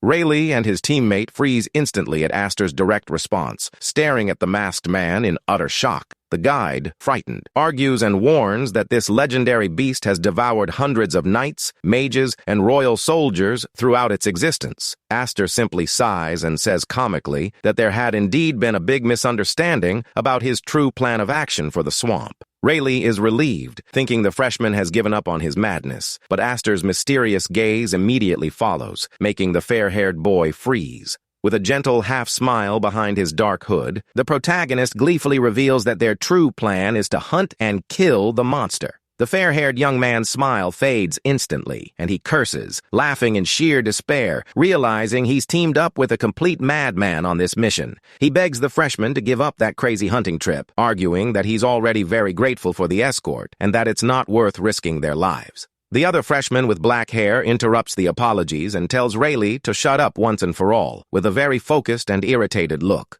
The hooded boy warns that urgent tasks must be carried out without foolish hesitation, questioning whether the guide will act with such cowardice in the future. Aster provocatively asks what he would do if he had to eliminate his own master in the middle of a fight, leaving the young man completely cornered. The blue-haired protagonist lets out a long, tired sigh behind his gray mask, finally ending that silly route discussion. Without further ado, the young man states bluntly that the decision to go on a direct hunt is sealed, and that there will be no more changes of course. He coldly warns that tomorrow morning the group will hunt the so-called Sovereign of the Swamp, and that after that they will continue their trek towards the camp. Rayleigh gritted his teeth and settled down by the campfire in the dead of night, locking his fingers and silently repeating the advice given by the freshman. The rookie in the black hoodie meekly offers to help with the hunt, and Aster playfully retorts, questioning if his colleague planned to run away from the fight. He assures that although his potential for spiritual strength has not yet fully awakened, his abilities will certainly be of great use. The hooded boy formally introduces himself as a marked one and reveals that he possesses the legendary and coveted spiritual ability known as overclock. He explains that this powerful acceleration technique is capable of temporarily raising the latent potential of a target directly to its absolute limit. Aster's eyes widen behind his disguise as he discovers his companion's rare ability, a devilish grin spreading across his face, brimming with new ambitions today. With his gaze fixed on the dark horizon, Aster gently asks his companion to tell him more details about that technique. The next day, the birds sing joyfully, announcing the dawn under the cool breeze of the immense and ancient wild forest. The young man in the black hoodie takes advantage of the early morning hours to train and refine the flow of his pure mana in the clearing. He focuses his spiritual energy and activates a beautiful, radiant aura of golden ether, demonstrating his complete dedication to his training. Aster emerges, walking slowly through the trees of the forest, and comments with a smile that his companion woke up quite early to train.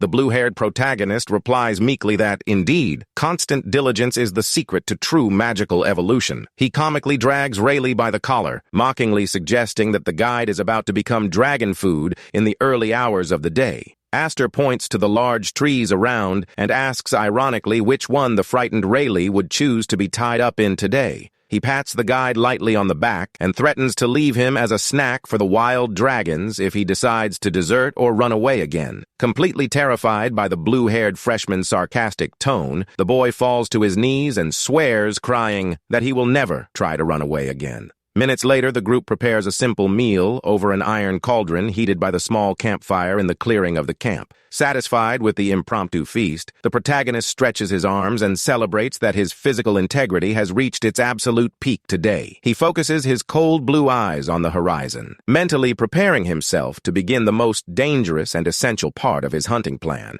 The boy turns to his young teammate and gently asks if he feels ready to begin the fight. The rookie in the black hoodie swallows hard and nods determinedly, confirming that he is indeed fully ready to fight. However, right behind him, Rayleigh appears trembling with terror in a rather comical way, silently confessing that he doesn't feel prepared at all. Aster orders Rayleigh and the hulking Oberon to stay back, ensuring their physical safety during the start of the fight. With his gaze focused behind his gray metallic mask, the blue-haired protagonist officially declares the start of the hunting plan. He throws a small stone into the swamp water, watching the ripples gently spread beneath the dense vegetation of the wilderness. Aster steps firmly into the shallow swamp water and remembers the warning that the legendary local creature hunts any intruder with surgical precision. He lets a single drop of his own blood fall and mix with the lake, using his life fluid as the perfect bait to lure the beast. Enveloped in sparks of golden energy and wielding his sharp dagger, the freshman patiently awaits the inevitable emergence of danger. Spiritual electricity begins to crackle around his body, preparing the physical barrier of his new magical body for the onslaught. The swamp water begins to bubble and churn violently, indicating that the approach of the terrible swamp sovereign has begun. Rayleigh and the mercenary Oberon watch the scene, completely horrified, sweating profusely under the oppressive magical pressure of the beast. With his blue eyes gleaming in the darkness behind his disguise, Aster mockingly invites the dangerous monster to greet his visitors. In the next millisecond, a colossal torrent of water and mud erupts from the bottom of the lake, revealing the terrifying magnitude of the creature. Aster challenges the gigantic masked monster, which has a huge, bright green central eye and terrifying horns on its head. With a quick nod from the protagonist, the young man in the black hoodie focuses his mana and prepares to activate his spiritual ability. Enveloped in a powerful and destructive storm of golden lightning, Aster senses the activation of his legendary overclock acceleration technique today.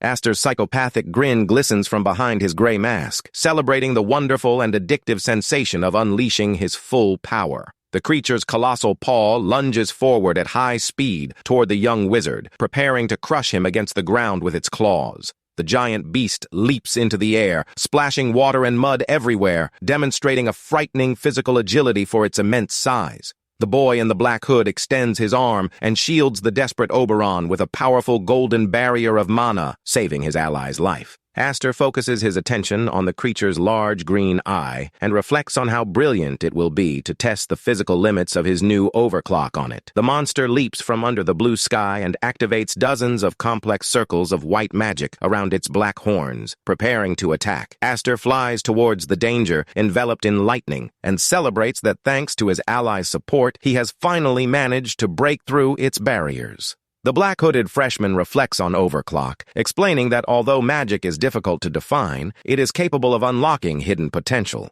The young magician confesses that the logic behind his spiritual mark is too mysterious and complex for him to decipher on his own. At the campsite the previous night, the young man with black hair asked Aster to listen very carefully to the safety instructions given by the technician. He warned that the overclocking effect lasts a maximum of 5 minutes, and that exceeding this physical limit will create a real danger of death. Back in practical combat, Aster stares at the beast, her blue eyes gleaming beneath the golden sparks of her powerful mana compression magic. The blue-haired boy ponders the time limit and gives a wicked smirk, deciding to savor every second of that electrifying fight. Activating the second stage of his fire spell, the protagonist conjures a colossal storm of red flames that engulfs the entire swamp. Rayleigh watches the scene in shock and wonders in horror what kind of absurd fire magic could possibly burn even in the middle of a damp swamp. The fair-haired youth swallowed hard and froze, wondering if the masked freshman really planned to annihilate that giant beast all by himself.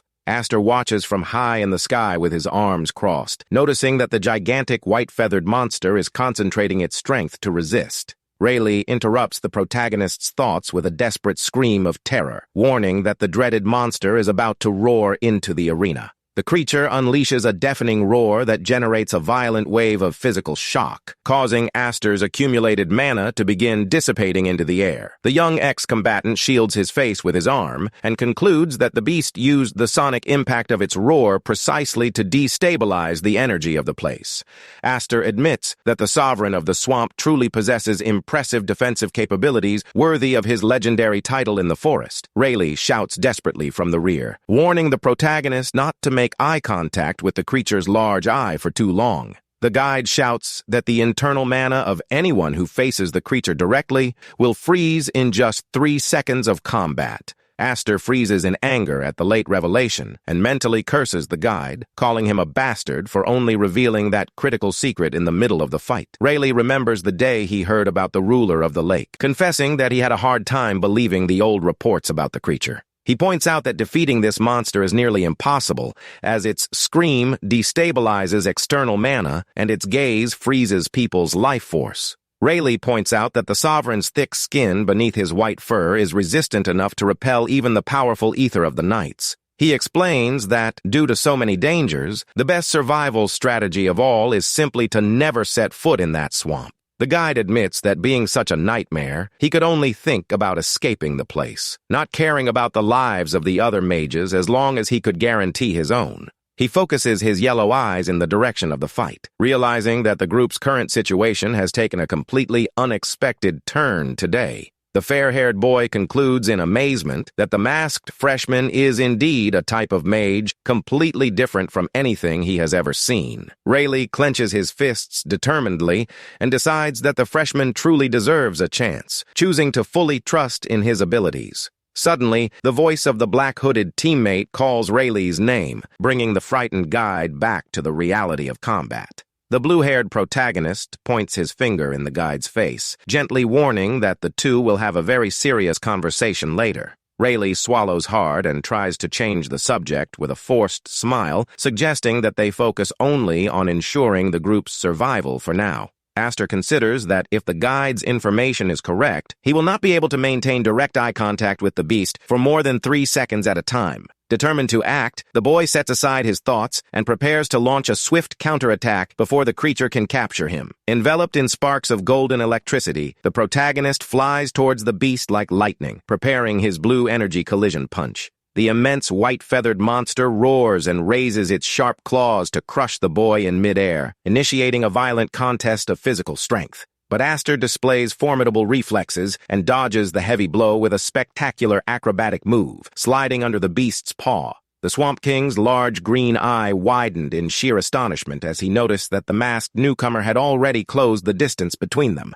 The blue-haired boy strikes his opponent with a devastating blast of bluish energy, sending the gigantic monster's head flying backward. The creature lets out a deafening roar of pure agony and brings its claws to its wounded face, splattering blood and water across the swamp arena. The monster roars in pain as its precious green eye is wounded by the rookie's precise attack, completely losing focus and physical balance. In the air, Aster continues spinning at high speed, enveloped in golden lightning, concentrating an immense amount of mana in the palm of his right hand. Activating the devastating collision protocol, the boy unleashes his full destructive attack directly against the head of the swamp sovereign. Aster observes the wreckage, floating calmly with his arms crossed, commenting mockingly that the beast is indeed quite resilient today. The monster, covered in dark blood, tries to rise with its last strength, staring at the masked freshman with a look of pure fury and madness. In the next millisecond, a colossal beam of destructive energy is fired from above, splitting the swamp into a chasm of dust and light. The creature is unable to react and is brutally disintegrated by the attack, letting out a final, desperate howl of agony before vanishing from the map. With the swamp sovereign's demise, the blue-haired freshman simply announces in a dry and gentle manner that the time has come to end their work there.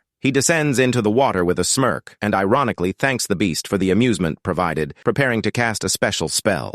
The protagonist locks his fingers and compresses the manosphere with all his might, intensifying the energy rotation to the limit of his circuits. With his blue eyes gleaming behind his hood, the blue-haired boy whispers darkly for his allies to observe his great strength. He plunges the mana compression spell directly into the chest of the white-feathered monster, releasing the overwhelming charge all at once. A devastating explosion of white light and heat consumes the remains of the beast as its powerful and destructive magical annihilation technique is activated. The swamp sovereign's body begins to swell bizarrely under the pressure of internal mana, its skin puffing out before disintegrating entirely. A blinding white flash engulfs the entire swamp scene, illuminating the dark clearing with the unparalleled force of the freshman's final attack. The dust finally settles under the clear forest sky, while the boy sighs to himself, murmuring discontentedly that power is still not enough. He steps firmly into the clear swamp water and thoughtfully concludes that confronting a simple local monster doesn't really serve as an ideal test of his strength. Aster focuses his thoughts on the supreme leader of the rival family and whispers in the darkness the name of his worst enemy from the future, Farron.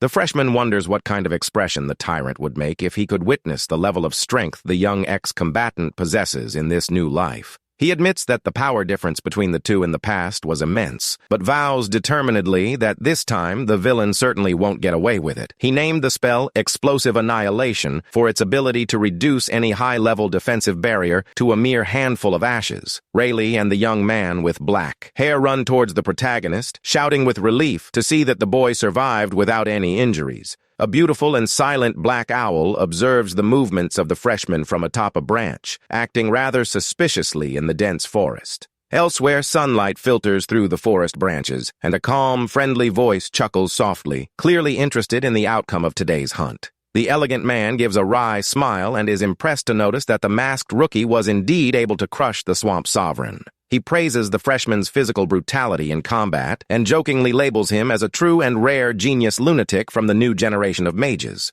He analyzes Aster's stance and considers that, despite using martial arts strikes, the young man's fighting style does not fit into the common rules. The elegant man admits he could defeat the monster alone, but confesses to himself that he was quite impressed with the newcomer. With an insane look and shrouded in red shadows, he laughs with pure emotion upon realizing that he once feared Aster's destructive power. The sadistic hunter roars that the freshman is the perfect target, angrily declaring that he wants to hunt him down and destroy him at any cost today. He interrupts his wicked thoughts, realizing that the thrill of that physical contest goes far beyond a simple hunt. The hunter focuses on the trail of the blue-haired protagonist and concludes that he has found an opponent worthy of his fighting instincts. He labels Aster as a wild predator identical to himself, someone who perfectly understands the true and addictive thrill of the hunt. Licking his lips greedily, he wonders which of the two will be crowned the true and supreme predator of that great forest. With eyes gleaming blue and a manic grin, the hunter promises to prepare a very warm and special welcome for the freshman.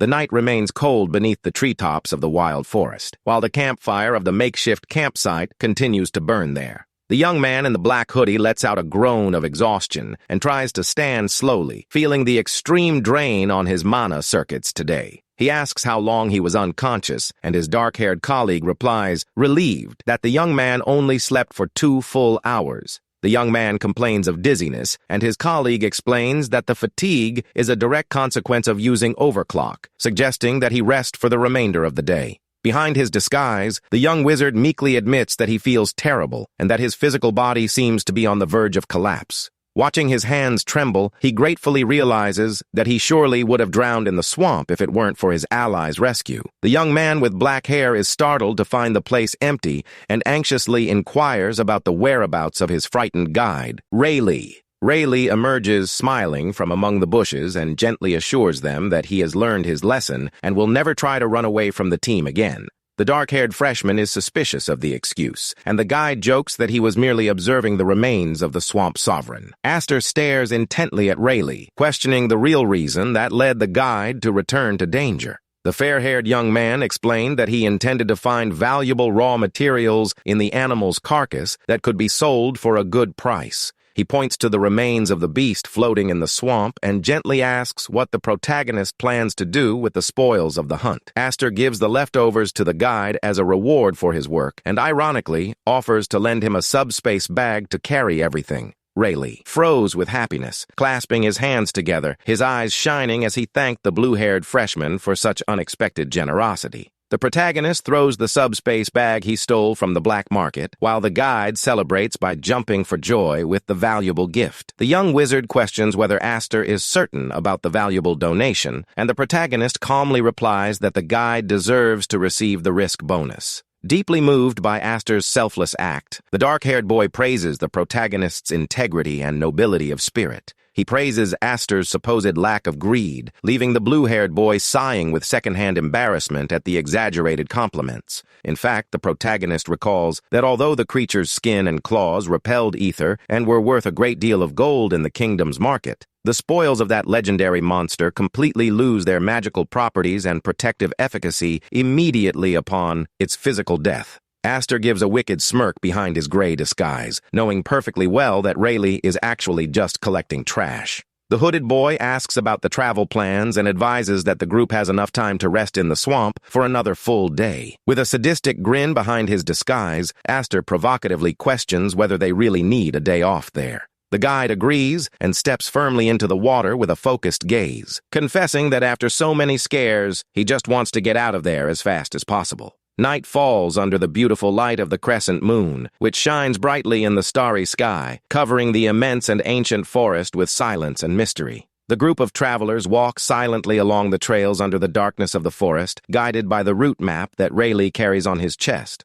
Rayleigh pauses in relief and points to the horizon, announcing that they have finally reached the safe point. Upon spotting the first encampment, the hooded freshman finds it bizarre that all the torches in the wooden fortress are extinguished so early in the morning. Rayleigh suggests they look for the shelter manager to arrange their accommodations, leaving the young man quite curious about the term. He explains that the place is controlled by a mercenary company that charges high fees for the monsters hunted, acting greedily there. Aster repeats the term extortionists aloud with a wicked grin, finding the local group's criminal behavior quite amusing. Suddenly, heavy footsteps echo through the camp gates, and a muscular warrior in silver armor appears, blocking the group's path. This is the dreaded commander of the fort, a hulking figure with an eye patch, whose mere mention of his name in the dead of night sends a chill down Rayleigh's spine. Rayleigh whispers that the one-eyed warrior is Fiction, leader of the famous Aviat clan mercenary guild. The commander stomps firmly on the damp ground, making the earth tremble, focusing his penetrating gaze directly on the masked rookie standing there. Fiction assumes an elegant posture and extends his hand in a friendly manner to greet the young man, preparing to assess his visitor's strength. He asks sharply if the freshman doesn't know how to greet a true warrior, prompting the blue-haired protagonist to act.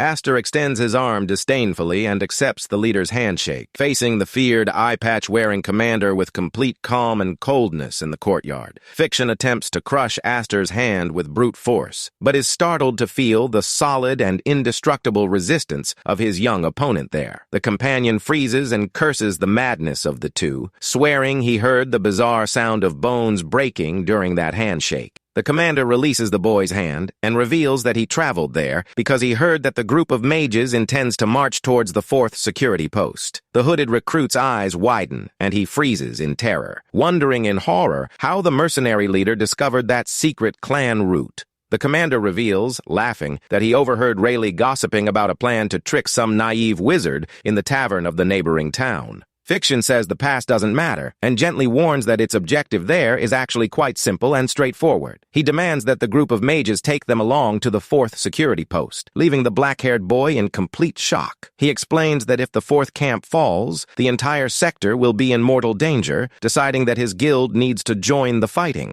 Aster silently glances at the leader out of the corner of his eye and considers that having strong allies for physical support is indeed not a bad idea for the hunt. While the protagonist accepts the proposal, the young man in the black hoodie abruptly interrupts him and categorically refuses to join forces. Fiction becomes enraged by the audacity of the refusal and shouts, questioning what that little freshman in the black hoodie thinks he's doing there today. The young black-haired mage maintains his firm posture and repeats authoritatively that the clan's group of mercenaries will not be able to accompany them. The fort commander disdainfully questions the reason for the impediment, and the freshman calmly confirms that their presence there today is out of the question. He warns that the territory around the 4th shelter has turned into a death trap and that the real situation is worse than they imagine. Fiction thoughtfully absorbs the gravity of the warning, attempting to gauge the true magnitude of the danger plaguing the forest ruins. He asks if he should consider those words as a safety warning so that his gang doesn't dig their own graves in the forest. The rookie in the black hoodie simply confirms in a calm and direct manner,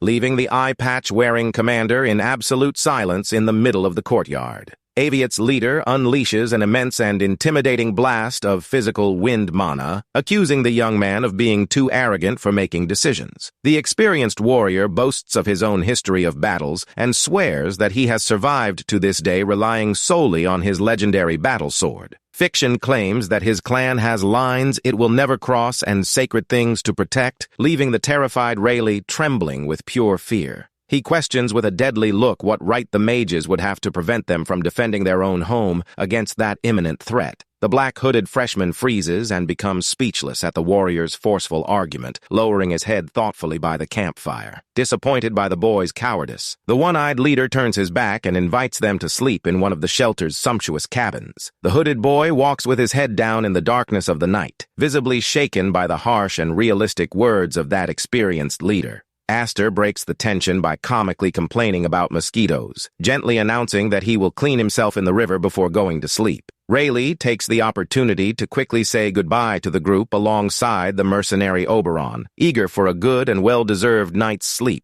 Watching his teammate walk away in silence, Aster clicks his tongue impatiently and mentally labels the boy a fool. The blue-haired protagonist walks extremely stealthily through the silent courtyards of the camp and enters one of the empty cabins. He analyzes his reflexes and rejoices that the physical barrier of his recently completed magic body has indeed made his movements more agile. The boy peers through the gap in the canvas of the neighboring cabin and watches Rayleigh and the mercenary Oberon sleeping soundly after the intense scares of the day. Convinced that the witnesses are unconscious, the young ex-combatant decides to begin yet another of his dangerous secret operations. Aster walks silently by the light of the lamps and approaches the largest and most brightly lit hut in the mercenary camp. He pushes aside the entrance tarp and comes face to face with the eye-patch-wearing commander himself, who is startled to notice the presence of the masked rookie. Fiction focuses its sharp gaze on the visitor and directly questions what matter of extreme urgency would bring the freshman there in the dead of night.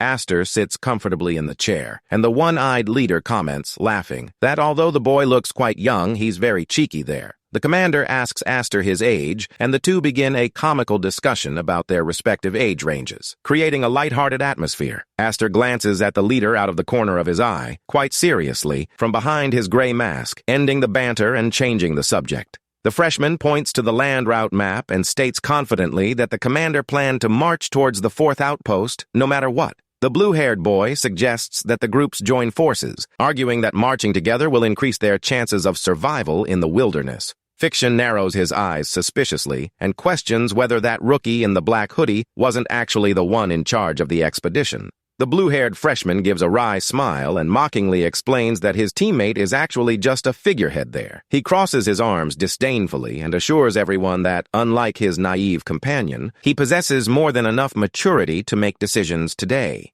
The one-eyed leader recalls Aster's wind ether and mentally admits that finding a warrior of such formidable caliber is extremely rare these days. Fiction accuses the boy of planning to use his mercenaries as meat shields for the monsters, and Aster mockingly replies that he's not wrong. The commander admits that refusing strong reinforcements at a critical moment in the war would be incredibly foolish of him, sighing slightly. The leader asks if he can view the Union as a commission-based job, and Aster complains, laughing, that the one-eyed commander is too greedy. With a predator's focused gaze behind his disguise, the blue-haired protagonist demands only the guarantee of a safe escape route through the forest. He mentions the imminent hunt for the swamp sovereign and reiterates that the two groups must cooperate to ensure the safety of the younger people there. Fiction agrees to the terms and explains that only older and more experienced mercenaries will march, aiming to remove the young rookies from the area. Aster praises the protective attitude, and the one-eyed commander confesses that his actions are actually motivated purely by utter desperation.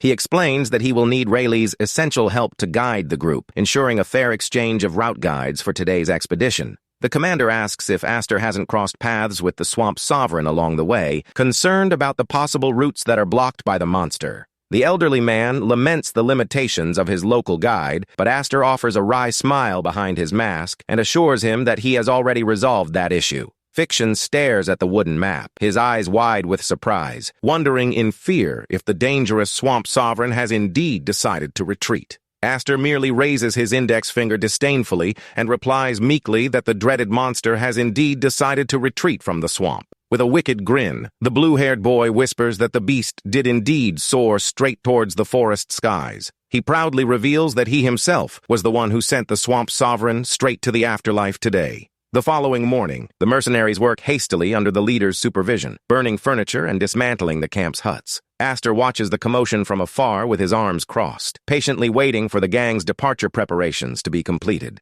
The commander approaches and confirms, with shock, that the carcass examined does indeed belong to the legendary and feared sovereign of the swamp in the forest. Intrigued, Fiction demands to know the boy's real identity, but the freshman only jokes, saying he's his new employer there. Aster asks if the decision to travel has been finalized, and the leader confirms that he will march as long as the younger participants are completely safe. The one-eyed commander stares at the boy curiously, wondering what the young recruit's true desire is that he hides in his heart. Aster simply takes firm steps on the grass and repeats, laughing, his mocking remark that he only needed good meat shields for the fights. The young man explains that the guild will only escort them to the 4th checkpoint and assures them that after that, everyone will be free of their obligations. Fiction silently agrees to the proposed terms, but Aster interrupts him, warning that he has one last condition to close the deal. He suggests that they both abandon silly formalities of address, jokingly pointing out that they are both old enough to converse as equals. The seasoned warrior gritted his teeth at such audacity, indignant at the unbelievable arrogance of that small, masked rookie. Fiction watches him walk and mentally questions the boy's lie, since Aster appears to be much younger than he is today. The commander deduces that the boy must actually be a legendary elderly archmage who used some supreme elixir to regain his youth. One of the fort's scouts arrives with the patrol reports and informs the commander that the entire security team has completed the preparations. The one-eyed commander stares at the horizon in absolute silence for a few seconds, then opens his eyes and observes the actions of his gang. The scout is quite confused by his superior's sudden silence, anxiously questioning whether there had actually been a problem on patrol. To everyone's surprise, Fiction orders the escape preparations to be suspended and commands his aide to immediately gather all the clan's warriors. With a serious and determined expression, the leader warns that they can no longer leave their important masked contractor waiting in the courtyard. He takes center stage on the makeshift platform and officially announces to his entire guild of warriors that the time has come for them to leave. Fiction suggests that half the gang will march into the depths of the dense wild forest to begin the perilous escort mission. Meanwhile, the other half of the warriors will receive the crucial task of evacuating the wounded and guiding the civilians safely out of there. The commander swears imposingly that they will protect the honor and prestigious name of the Aviate clan against any threat that crosses their path today. One of the rookie warriors grits his teeth, quite moved by his leader's speech of determination, letting out a murmur of respect. Several mercenaries raise their fists and swords, volunteering for battle, refusing to take the easy escape route through the forest today. Even the oldest veterans insist on fighting alongside their commander, leaving Fiction sighing with second-hand embarrassment at their stubbornness. Aviate's leader abruptly interrupts the commotion and authoritatively orders everyone to shut up once and for all in the courtyard. He complains about the lack of military discipline in his group and warns that he will not accept any questioning of the group divisions. He threatens to personally beat anyone who decides to disobey direct orders, leaving the novice warriors sweating with rage. Without allowing any more delay, the commander shouts orders all groups to immediately begin moving to their positions. In the corner, the boy in the black hoodie focuses his attention on the blue-haired protagonist and whispers Aster's name with a rather mysterious look. Aster froze out of the corner of his eye and cursed his own luck, annoyed to realize that his new moon disguise had been unmasked so quickly. Rayleigh asks if the clan's mercenary group will indeed accompany them, and the hooded rookie ironically confirms that they will. The fair-haired guide smiles in relief and opines that having strong warriors for physical support will actually be a great help to them. He explains that Aviate's guild is indeed special, being composed of hunters who have guarded that forest for almost 200 years. Aster finds the information quite interesting and considers that dealing with experienced monster hunters will indeed facilitate his hunting plan. Rayleigh praises the wizard's power, but questions whether the young man will need to gather his equipment and belongings before they begin their journey. The guide breaks into a huge, bright smile and jokes that he's already organized everything, commenting that the undead really don't need suitcases. The hooded freshman freezes in terror at the guide's macabre joke and comically tells him to shut up, fearing that this nonsense will bring bad luck today. Aster scoffs, saying that traveling light makes it easier to escape danger, but Rayleigh vows resolutely that he will not attempt to desert under any circumstances. The fair-haired boy offers to work as Aster's subordinate after the mission is over, assuring him that he has more than enough talent for the tasks.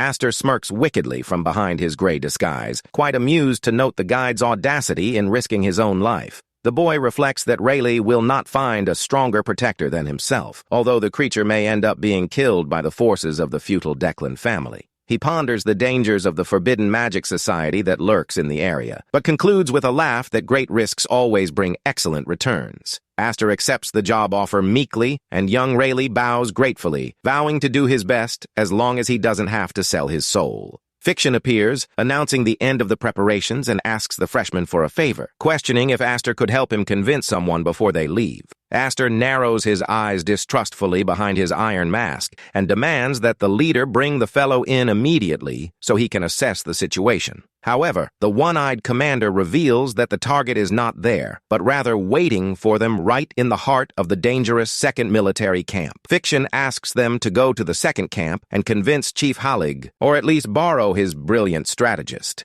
Meanwhile, deep in the forest under the moonlight, a mysterious warrior gazes thoughtfully at the horizon from atop a bridge. The hooded youth is interrupted by firm footsteps and turns around when he notices that his leader has just arrived to speak with him. The newcomer is Chief Halig, who focuses his serious gaze on his ally and asks directly about the current state of affairs. The young man announces that they are ready to leave for the fourth camp, but Halig orders them to ignore the facilities, claiming they can retrieve them later. The boy with purple hair grits his teeth worriedly and murmurs that this would only be possible if they actually managed to get out of there alive. He looks at the leader melancholically and questions whether all that war effort doesn't seem somewhat pointless for the group. Halig sighs and confesses that he used to believe he had absolutely everything when he finally achieved the position of their boss. The experienced leader looks back mockingly and points out that the young man still doesn't understand this because he's never been at the top of a guild. Halig jokes that he needs to die soon so the young man can take over the job, but the young man angrily tells him to stop with those morbid jokes. The boss leans on the wooden railing and stares at the silent night, laughing wearily at how he's acting out of character. Halig comments that perhaps he just wants to grieve a little because he feels his time to die has come, leaving the vice captain in a panic. He asks if his ally intends to join the Aviate clan, and the young man replies that in fact everyone seems to be heading towards the same destiny. The boy calls him crazy and rages that the terrible monster Deathros is already altering the forest even before fully awakening. Irritated, the young man with purple hair shouts that he is just an ordinary mercenary focused on getting a good payment to survive. Halig countered by warning that great war mages from across the continent were also marching toward the center of that immense forest. The vice captain gestures furiously and argues that, apart from the elites, the rest of the gang is nothing more than a bunch of useless and frightened people. He points out that most warriors would desert at the slightest sign of danger and desperately pleads with Halig to reconsider the journey. Halig smiles, noticing that the young strategist is also afraid of dying, and the hooded boy confirms that he does indeed value his life. The experienced leader looks at him with a mysterious gaze and surprisingly suggests that the young man take over as head of the group from now on. Halig advises the young man to sit in the command chair at least once and tells him to manage the guild however he sees fit. Suddenly, a violent crack cuts through the air, and a mysterious voice from the shadows mocks their emotional farewell atmosphere. The hooded assassin appears out of nowhere and impales Halig in the chest from behind, sadistically declaring that the young man is now the new leader of the gang. The villain mocks the fallen mercenaries and warns that the young man with purple hair will need to decide quickly what he will do with the clan's name. Halig's eyes widen in sheer astonishment as he feels the blade pierce his body, while the assassin ironically laments his demise.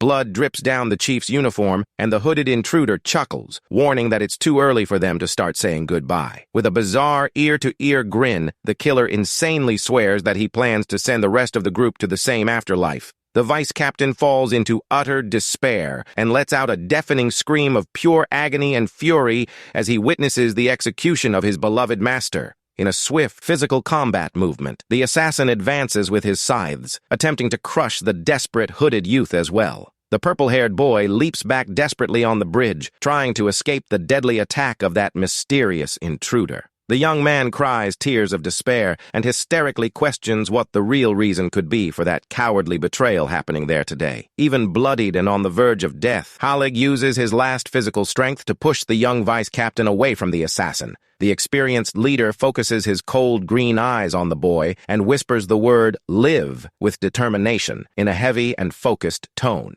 With a huge smile and his mouth full of blood, Halig bids farewell, repeating with utter pride that the young man is now their true boss. The vice captain is thrown from the bridge and plummets at high speed towards the dark waters of the deep forest swamp. An immense roar of blue magic and dust consumes the spot where the boy fell, signaling the end of that violent clash on the bridge. From above, the masked assassin cleans his blade with utter disdain, clicking his tongue in displeasure at the outcome of the hunt. The villain with bright blue eyes adjusts his hood and grumbles irritably about the number of nosy rats roaming that area. The scene changes, and a gigantic ogre with yellow eyes roars furiously in the forest, drawing the attention of the entire band of mercenaries. Commander Fiction orders everyone to regroup quickly, commanding the division of Chains to advance fearlessly against the giant monster. Hidden beneath his gray, new moon mask, Aster observes the scene and notes with surprise that ogres and trolls have become the norm in the forest. He considers that the appearance of these beasts indicates that they are indeed rapidly approaching the dangerous areas of the fourth shelter today. Aviat's mercenaries demonstrate quick reflexes and hurl colossal iron chains in an attempt to immobilize the ogre's legs. The beast roars in surprise as it is cornered by the tethers, while the leader orders the team to immediately approach and eliminate the pack. The hunters aim with precision and unleash a devastating sequence of iron spears and tridents straight into the chest of the captive beast. Aster watches the work from afar and praises the gang's excellent team coordination, recognizing them as true war veterans. Fiction approaches, laughing, and apologizes if his men's acting seems a little awkward because they've been out of shape for a while. The commander explains that the veteran hunters handle the chains, while the finishing touches are left to the younger warriors. He assures that the band's strength is excellent and that the expedition will not suffer any delays in reaching the fourth security post today. Aster stares at the chains and praises the material, impressed by the level of synchronization and physical strength that Aviat's guild demonstrated there. In the courtyard, Commander Fiction stares at the young recruit with a serious look, waiting for the boy to finish explaining himself. The young hooded warrior assumes a rather regretful posture, sweating with sheer nervousness before his experienced commander. He stares at the floor, head down, fighting the shame of having made a silly mistake the previous night during surveillance. The recruit gathers his courage and sincerely apologizes to his commander for the inappropriate behavior he displayed last night. Fiction simply sighs and surprises the boy by apologizing as well, maintaining his classic and friendly leadership posture. The commander places his hand on the boy's shoulder and advises him not to dwell on the mistake, reminding him that the important thing is to learn from slip-ups. The young man smiles slightly, relieved, and thanks his master for his understanding, happy to have regained the pack's trust today. Fiction sends him to help the others, mocking the veterans' bodies for saying they can no longer handle as much physical exertion as they used to. Suddenly, a mercenary comes running up and shouts desperately for the commander to come and examine a bizarre discovery in the forest. Fiction and Aster stumble upon the bloodied body of a young man under the leaves, and the leader immediately recognizes the boy's face. Aster asks if the commander knows him, and Fiction confirms, startled, that it is Plen, the vice captain of the second camp. Plen groans in pain as he begins to regain consciousness, making it clear that a terrible tragedy has befallen his security post. Fiction views the wounded young man with extreme concern, realizing that the danger lurking in the forest ruins is imminent and real. The gang deduces that the spies from the frivolous Declan family must have already invaded and completely destroyed the structure of the second safe house. Fiction orders the immediate departure of the rescue expedition, deciding to take the lead on the route to speed up the flock's progress today. Aster adjusts her new moon mask and steps firmly onto the grass, coldly ordering the warriors to maintain their brisk marching pace. Along the way, a gigantic, wide-eyed troll emerges roaring from the bushes, attempting to block the group of humans' path. But Aster reacts instantly and decapitates the beast with a single movement of his windsword, leaving his allies speechless. Immediately afterwards, a swarm of wild dragons appears, covering the skies and spreading panic among the guild's novice warriors. Without showing the slightest effort, the rookie eliminates the monsters and orders the gang to continue advancing through the dark forest trails. Upon noticing an area full of poisonous herbs, Rayleigh suggests taking a detour, but Aster burns all the vegetation with his fire to clear the path. Rayleigh stares at the masked man's brutality, a bead of sweat forming on his face, and wonders if the young man isn't acting too rashly. Commander Fiction orders the guide to shut up and watch the route, and Rayleigh obeys, grumbling about the group's explosive temper. And so, several days of grueling trekking pass quickly as the expedition ventures deeper into the ancient forest. Rayleigh checks the map and announces with relief that the group has finally managed to get closer to the second military camp.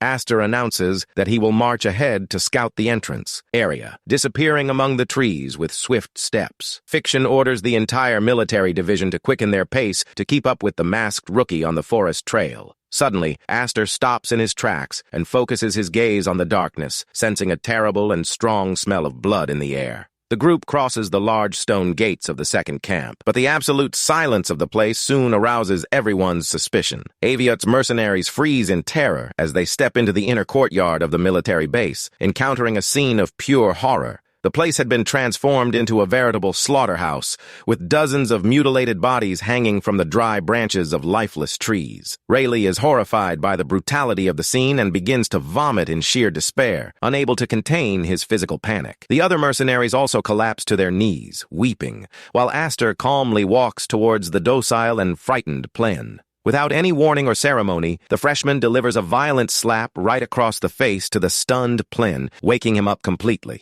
The young recruit yells in fright, complaining that the blue-haired protagonist didn't need to hit the poor guy so hard. Plen wakes up startled and stammers, unsure of where he is, but Aster holds his chin and coldly informs him that he has some questions. With his blue eyes gleaming beneath his tunic, the blue-haired boy demands to know exactly what happened at the second camp. The vice captain freezes as he surveys the ruins and focuses his gaze around in panic, realizing that he has indeed returned to the site of the massacre. Plen falls into utter despair as he recalls the execution of his clanmates, letting out a scream of extreme agony that echoes images of the invasion and the flames consuming the tents flash through his mind, reliving all the pain and helplessness of that attack. Commander Fiction approaches Aster in the ruins and comments seriously that the young man has managed to find the ideal vantage point for his watch. Aviot's leader notices Plen's despair by the bonfire and points out that the blue-haired protagonist can be quite cruel. Fiction questions whether it was really necessary to wake the young vice captain right in the middle of the massacre of his former team today.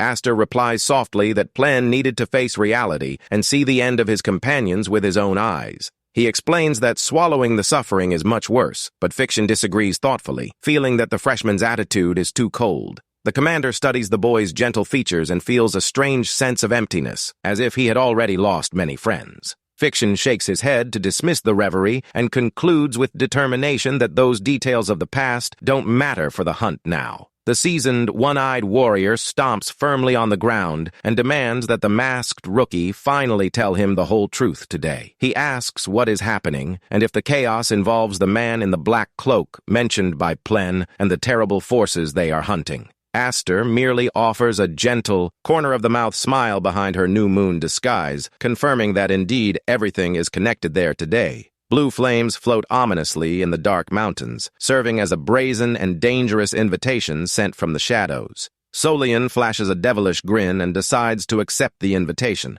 vowing to annihilate the hunter who dared to defy the Forbidden Society today. Back at the camp, Commander Fiction gazes thoughtfully at the horizon from atop the fort, preoccupied with the terrible anomalies of the forest. A strong storm wind blows under the darkness of the night, while the experienced leader tries to calm his thoughts in the face of imminent danger. Aster adjusts his tunic and warns the commander to march without him early tomorrow morning if the boy does not return to the fort by dawn. The commander watches the young man walk away in absolute silence, intrigued by the confident fighting stance of that mysterious hooded boy. As lightning rips through the dark clouds of the sky, Fiction thoughtfully concludes that the masked freshman is indeed an indecipherable mystery. During the race through the trees, Aster recalls his past life and remembers that he has an old and violent history with the Salvatium sect. He recalls that they were the ones who provided prison with the dangerous artifact, finding it audacious to receive an invitation from them now in this life. The protagonist dodges rocks while running and deduces that the persistence of these villains is relentless due to the long time they have been operating in the shadows. Behind the disguise, the freshman displays a psychopathic smile and maliciously wonders if he shouldn't teach them a good lesson today.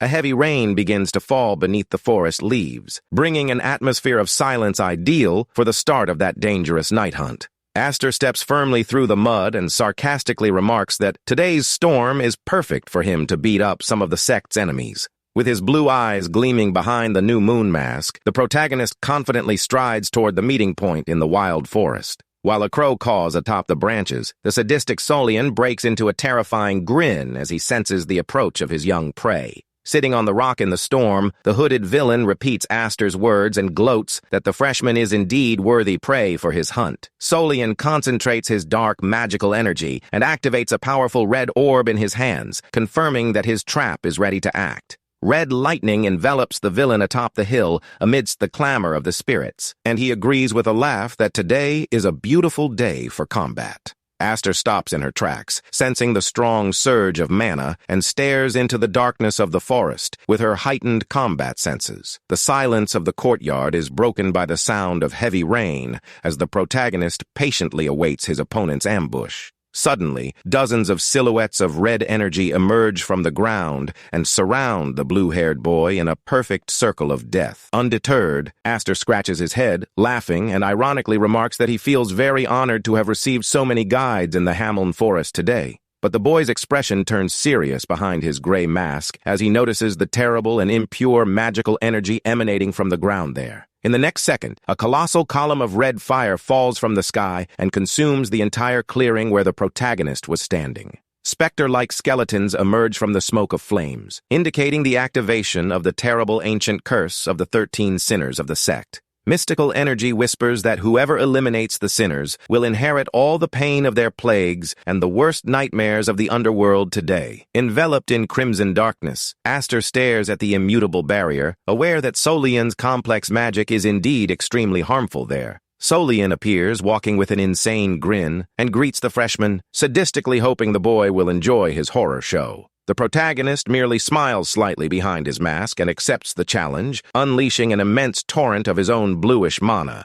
With swift, acrobatic movements, Aster moves like a flash of blue light and begins to mercilessly slice through the energy spectra there. He expertly dodges the attacks, retaliating with brutal collision punches that dissipate the red silhouettes in the blink of an eye. The boy advances, unleashing a devastating, oblique slash of wind, destroying the defenses and splitting yet another of the villain's spirits in two. Aster leaps between tree trunks and clears the combat area in seconds, demonstrating reflexes worthy of an elite fighter. The villain's ally stares at the scene, jaw dropping, completely shocked to see his mystical creations so easily obliterated today. Solian's smug smile fades, and he stares at his opponent, quite intrigued by the unusual and destructive technique the rookie is using. The necromancer stares at Aster's weapon and praises the complexity of the boy's magic, preparing to intensify his curse attack. With a look of pure fury and resentment, he vows that the masked freshman will pay dearly for daring to challenge his sovereignty right there today. A violent storm of poisonous green energy explodes from his staff, unleashing cries of agony from the spirits in the middle of the forest. Activating the full wrath of the 13 sinners, Solian unleashes a colossal eruption of corrupted mana that cracks the stones of the damp ground. The sadistic villain laughs loudly amidst the chaos of green light and comically announces that he has prepared yet another special surprise for the freshman there. He clasps his hands together and conjures an intricate red seal, shouting orders for his most loyal and feared servant to rise from the ashes. A gigantic death knight, engulfed in flames, emerges wielding a colossal black sword, exuding a formidable destructive aura. The armored monster awaits its master's orders, and the sadistic Solian coldly commands the elimination of his young masked opponent. However, the necromancer corrects the directive and demands that the Death Knight bring the blue-haired freshman back to the cabin alive. The giant creature raises its immense sword, which gleams with a violent, fiery energy, preparing to crush the boy's barrier. The Knight of Death unleashes a downward blow that shatters the stone ground with extreme violence, raising smoke. Solian becomes enraged upon seeing the extent of the destruction and curses the creature, indignant that it ignored his command to capture the boy alive. The villain with bright blue eyes screams desperately for the monster to stop the immediate physical attacks in the middle of the forest courtyard. The suit-clad ally also panics upon noticing that the force of the blow nearly hit him, yelling in fright for them to restrain the monster today. But at the last millisecond, Aster emerges enveloped in his brilliant blue aura and blocks the giant sword with a collision-style punch. The sex magician watches the clash of energies, completely perplexed, unable to understand how the boy withstood the attack. He freezes as he remembers activating the powerful curse known as the Wrath of the 13, a supreme, ether-distorting spell. The villain reasons that Aster should have been reduced to ashes and destroyed, instead of remaining standing without a single physical scratch. Solian panics when he realizes that his legendary Death Knight, created from an elite warrior, is being dominated. He recalls that this armored abomination was his greatest masterpiece of necromancy, possessing unparalleled physical strength. But the masked freshman continues to fight on equal terms against the giant monster, clashing their swords in a formidable fashion. The clash of swords generates blue shockwaves, demonstrating that Aster's strength perfectly matches that of the legendary monster. Solian grits his teeth, furious at the imminent destruction of his servant, and decides to intervene directly in the physical contest in the arena. The sadistic villain conjures spiritual chains of slowness around the boy, determined to paralyze and break his opponent's posture. In the next millisecond, the Death Knight's red flaming sword pierces Aster's chest, much to the boy's astonishment. The protagonist bites his lip as he feels the energy blade pierce through him, while the monster's dark mana burns through his circuits. Solian grins sadistically from ear to ear and celebrates the success of the critical blow, believing he has finally sealed his victory. The villain mocks the young man's audacity, accusing him of focusing too much on the Death Knight and forgetting to watch his own back in the arena. But Aster drops his disguise, laughing under the storm of blue lightning, warning that magic will also be part of his collection of techniques. A monumental explosion of electricity and blue wind consumes the entire clearing, obliterating the villain's mystical creations in seconds. The flash of lightning illuminated the dark forest sky under the heavy rain, ending the necromancer's dominion once and for all. Solian falls, bloodied and breathless, onto the mud, trembling with terror as he faces the cold blue eyes of the approaching protagonist.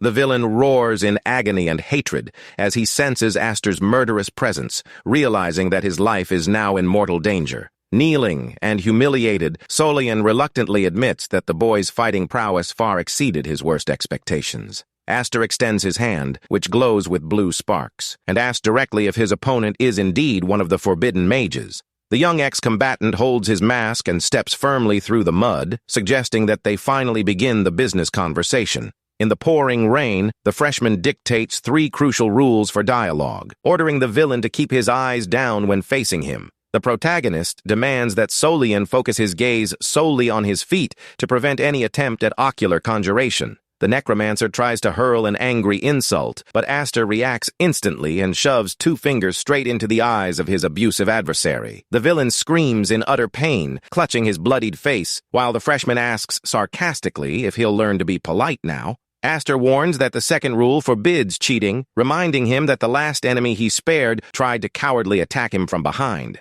The freshman demands to know if the cult's target was Deathros, and kicks his opponent again to force him to spit out the information he's hiding. Determined to continue with the questions, the blue-haired boy pulls up the collar of his shirt to expose his chest under the heavy rain. Aster displays the golden gear mark and questions whether the necromancer, by mastering forbidden arts, knows the secret of that stigma. Shielded by grief, Solian stammers that he can't see the mark, and Aster complains, laughing, that he forgot he blinded the poor guy. The protagonist decides to change his interrogation tactics, knowing that it is crucial to conceal his own secrets from those dangerous mages. He focuses his gaze on his opponent and demands that Solian reveal the true, hidden objective of the dreaded Forbidden Society. But before he can answer, the villain begins coughing up dark blood violently, suffering from the activation of an internal magical barrier. Aster realizes that Solian's mind has a lock that restricts secrecy, and is pleased to have asked the key questions beforehand. The necromancer collapses lifeless onto the mud under the watchful gaze of the boy, who stares at the pool of dark blood spreading across the courtyard floor. Aster wipes the raindrops from his face and lets out a tired sigh, grumbling that dealing with these forbidden mages is always exhausting. The young man reflects on the villain's last words and questions the true nature of the so-called curse of the 13 deadly sins today. He rejoices that the gear in his chest reacted in time to dispel the spell, admitting that he actually almost died trying to hunt the rat. Setting aside his resentment, the protagonist walks towards the ruins of the forest to decide what he will do with what remains there. Aster stares at the gigantic, inactive armor of the Death Knight and wonders what the best use for that formidable relic would be. Without any ceremony, the boy rummages through the deceased Solian's clothes and grins slightly upon finding the monster's control ring. Aster dons the accessory and commands the Death Knight to approach, and the abomination in red armor responds, awaiting instructions. The boy stares at the servant with boredom and sighs wearily, quite intrigued by the enormous size of that armored necromantic warrior.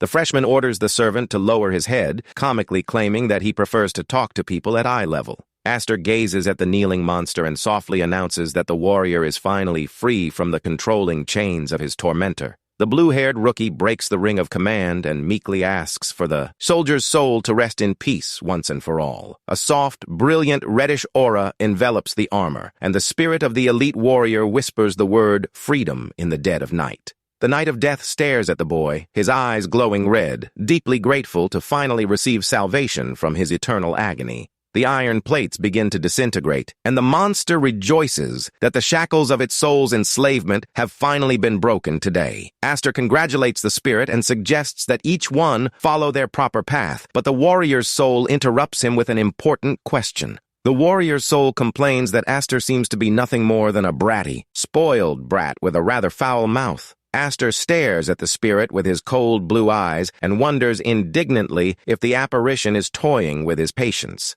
The freshman informs the old man that he is now free from his shackles and angrily asks why he doesn't just depart for the afterlife. The Knight of Death questions whether he truly has the right to choose, claiming that he prefers to continue wandering that world. Aster shrugs and decides to leave, but the giant dryly informs him that he has decided to accompany the newcomer on his journey through the woods. Aster freezes when he sees the monster following him and curses his luck, annoyed at having added another problem to his expedition. The boy yells that he's seen dozens of crazy things in his life, but the spirit retorts, saying that it has lived many more years than the young freshman. The warrior's soul remarks that death doesn't care about people's age and mocks him, claiming to be a true veteran of the afterlife. Aster stares at him silently, his gaze focused, trying to decipher the secrets and the true identity of that stubborn warrior soul. Under the beautiful light of the full moon, the freshman merely sighs in defeat and mentally curses the whims of that apparition. The young man decides that the best course of action is for them to present themselves in a civilized manner, suggesting a ceasefire to begin negotiations.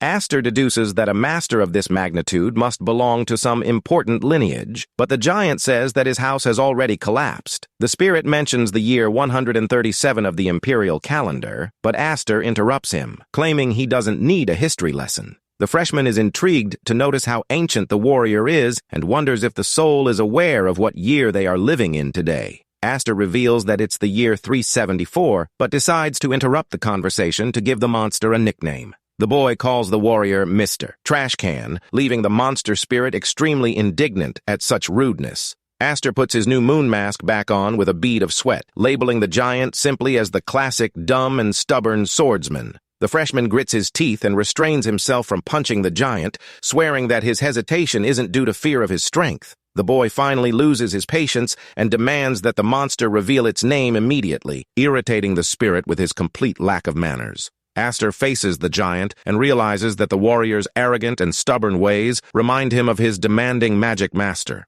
The soldier's spirit accepts the request and prepares to reveal his true identity, questioning whether his clan is still remembered. With his arm across his chest and an imposing posture, the monster's soul formally introduces himself today under the name Shine von Lehmans. Aster is completely speechless upon hearing the revelation that he is standing before a legendary warrior master of House Lehmans. The boy stares at him and asks in surprise if the giant is indeed the famous lunatic from the story, leaving the warrior's soul confused. Aster's jaw dropped, unable to believe that the greatest and most dangerous maniac in all of history was actually standing there. He recalls that the warrior became known worldwide in texts under the terrifying and feared title of the Kingslayer. The protagonist smirks wickedly behind his new moon mask and prepares to make a bold business move. The boy drops his disguise and suggests with a psychopathic look that the two join forces to work together in the forest today. Aster recalls the legendary reputation of Shine von Lehmans, a ruthless warrior who assassinated the king himself in the past.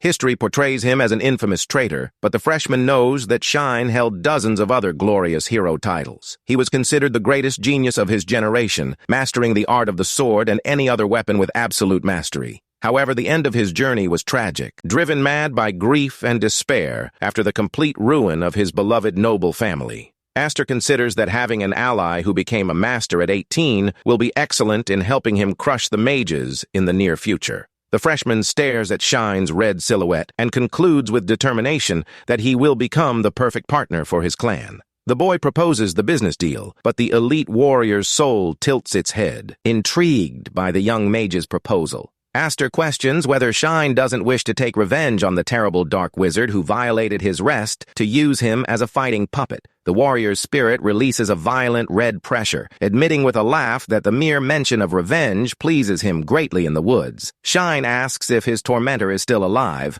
and Aster explains that his previous opponent was just a disposable henchman. The boy taunts the giant, saying that the necromancer saw him only as a weak and useless tool, stirring the apparition's fury. The spirit roars furiously at the humiliation, and Aster mockingly warns that finding the real culprit will not be an easy task from there. Shine stares at him, and the freshman confesses that he has his own business dealings with the cult, but refuses to give away any clues for free today. Aster flashes a devilish grin and proposes a straightforward exchange of favors, extending his hand to seal their hunting partnership in the woods. The giant accepts the terms, even though he feels he's being made a fool of, determined to hunt down the forbidden mages during the group's journey. They seal the partnership with a handshake, and Aster invites him to immediately join his other companions at the fort. The scene changes, and the sun's rays illuminate the wooden walls and towers of the 2nd Military Security Camp today. Commander Fiction watches the boy approaching the clearing and comments with relief that the freshman returned right on time for departure. However, the leader of Aviat's speech is interrupted by a chill, and he stares at the darkness behind the boy with extreme distrust.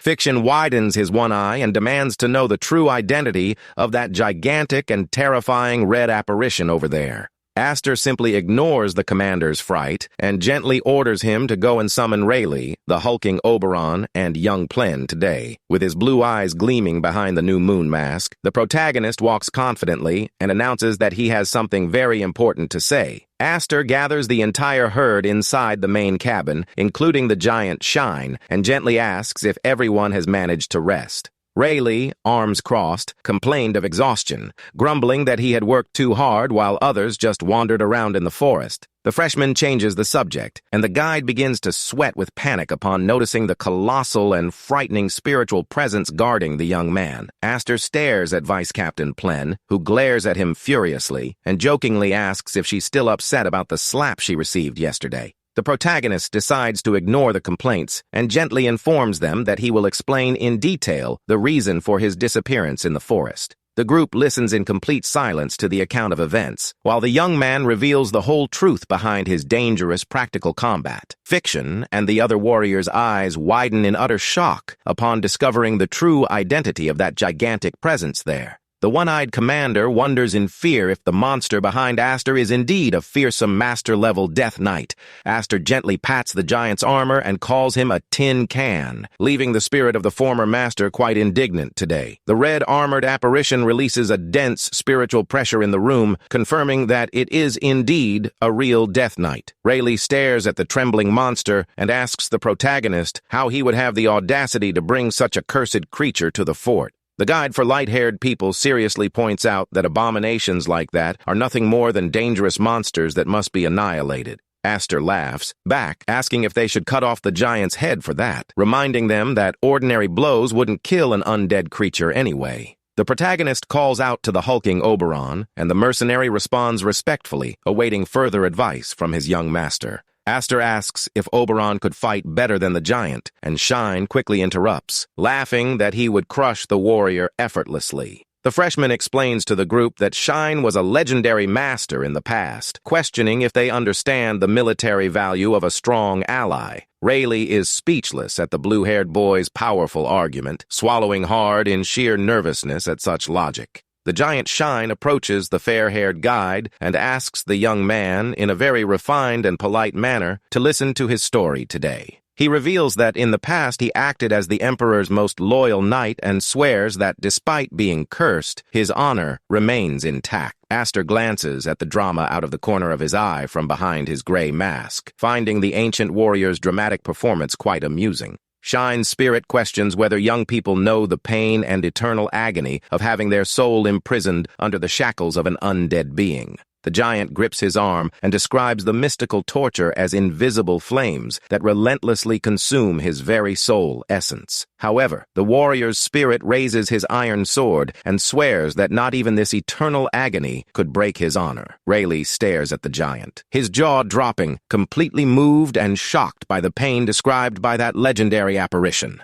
With an imposing and majestic posture, Shine proudly declares that it will always be enshrined as the sacred sword of the Emperor. He rages that the forbidden mage has insulted his loyalty and questions whether the warriors understand the fury of having their hearts desecrated. Fiction and Vice Captain Plen listen intently, while Shine vows that his revenge is the only reason he stays alive. The giant raises his colossal sword and solemnly warns that, should the band still refuse to trust his intentions today, Shine extends his sword toward Rayleigh and challenges him to deliver the final blow to bury his tormented soul once and for all. He swears on the honor of his clan that he will accept death at the hands of the fair-haired youth without offering any resistance. Rayleigh breaks down in regretful tears and begs for forgiveness, blaming himself for judging Shine's suffering in such a selfish and foolish way. The guide cries and laments the knight's pain, while Shine gives Aster a slight wink, showing that her act worked. Aster watches the drama unfold and finds it amusing to see Rayleigh so easily deceived, knowing that Shine was the one who actually beheaded the Emperor.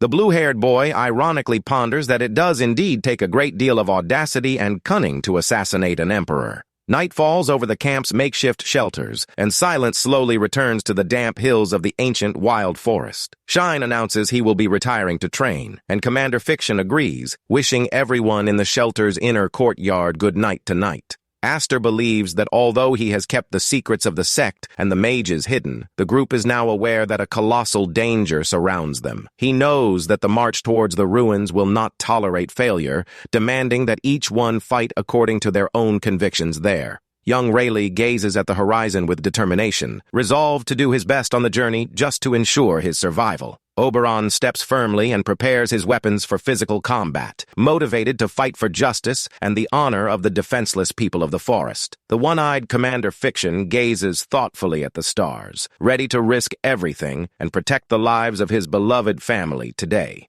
And finally, the young Vice Captain Plen clenches her fists in utter fury, driven by a burning desire for revenge against the forbidden sect. With a focused and mysterious gaze behind his new moon mask, the blue-haired freshman questions his own path. Aster pushes the giant Shine that was blocking his path and complains mockingly, telling the old tin can to get out of the way. The young man drops his disguise and reveals a psychopathic grin beneath the clouds, determined to crush anyone who dares cross his path.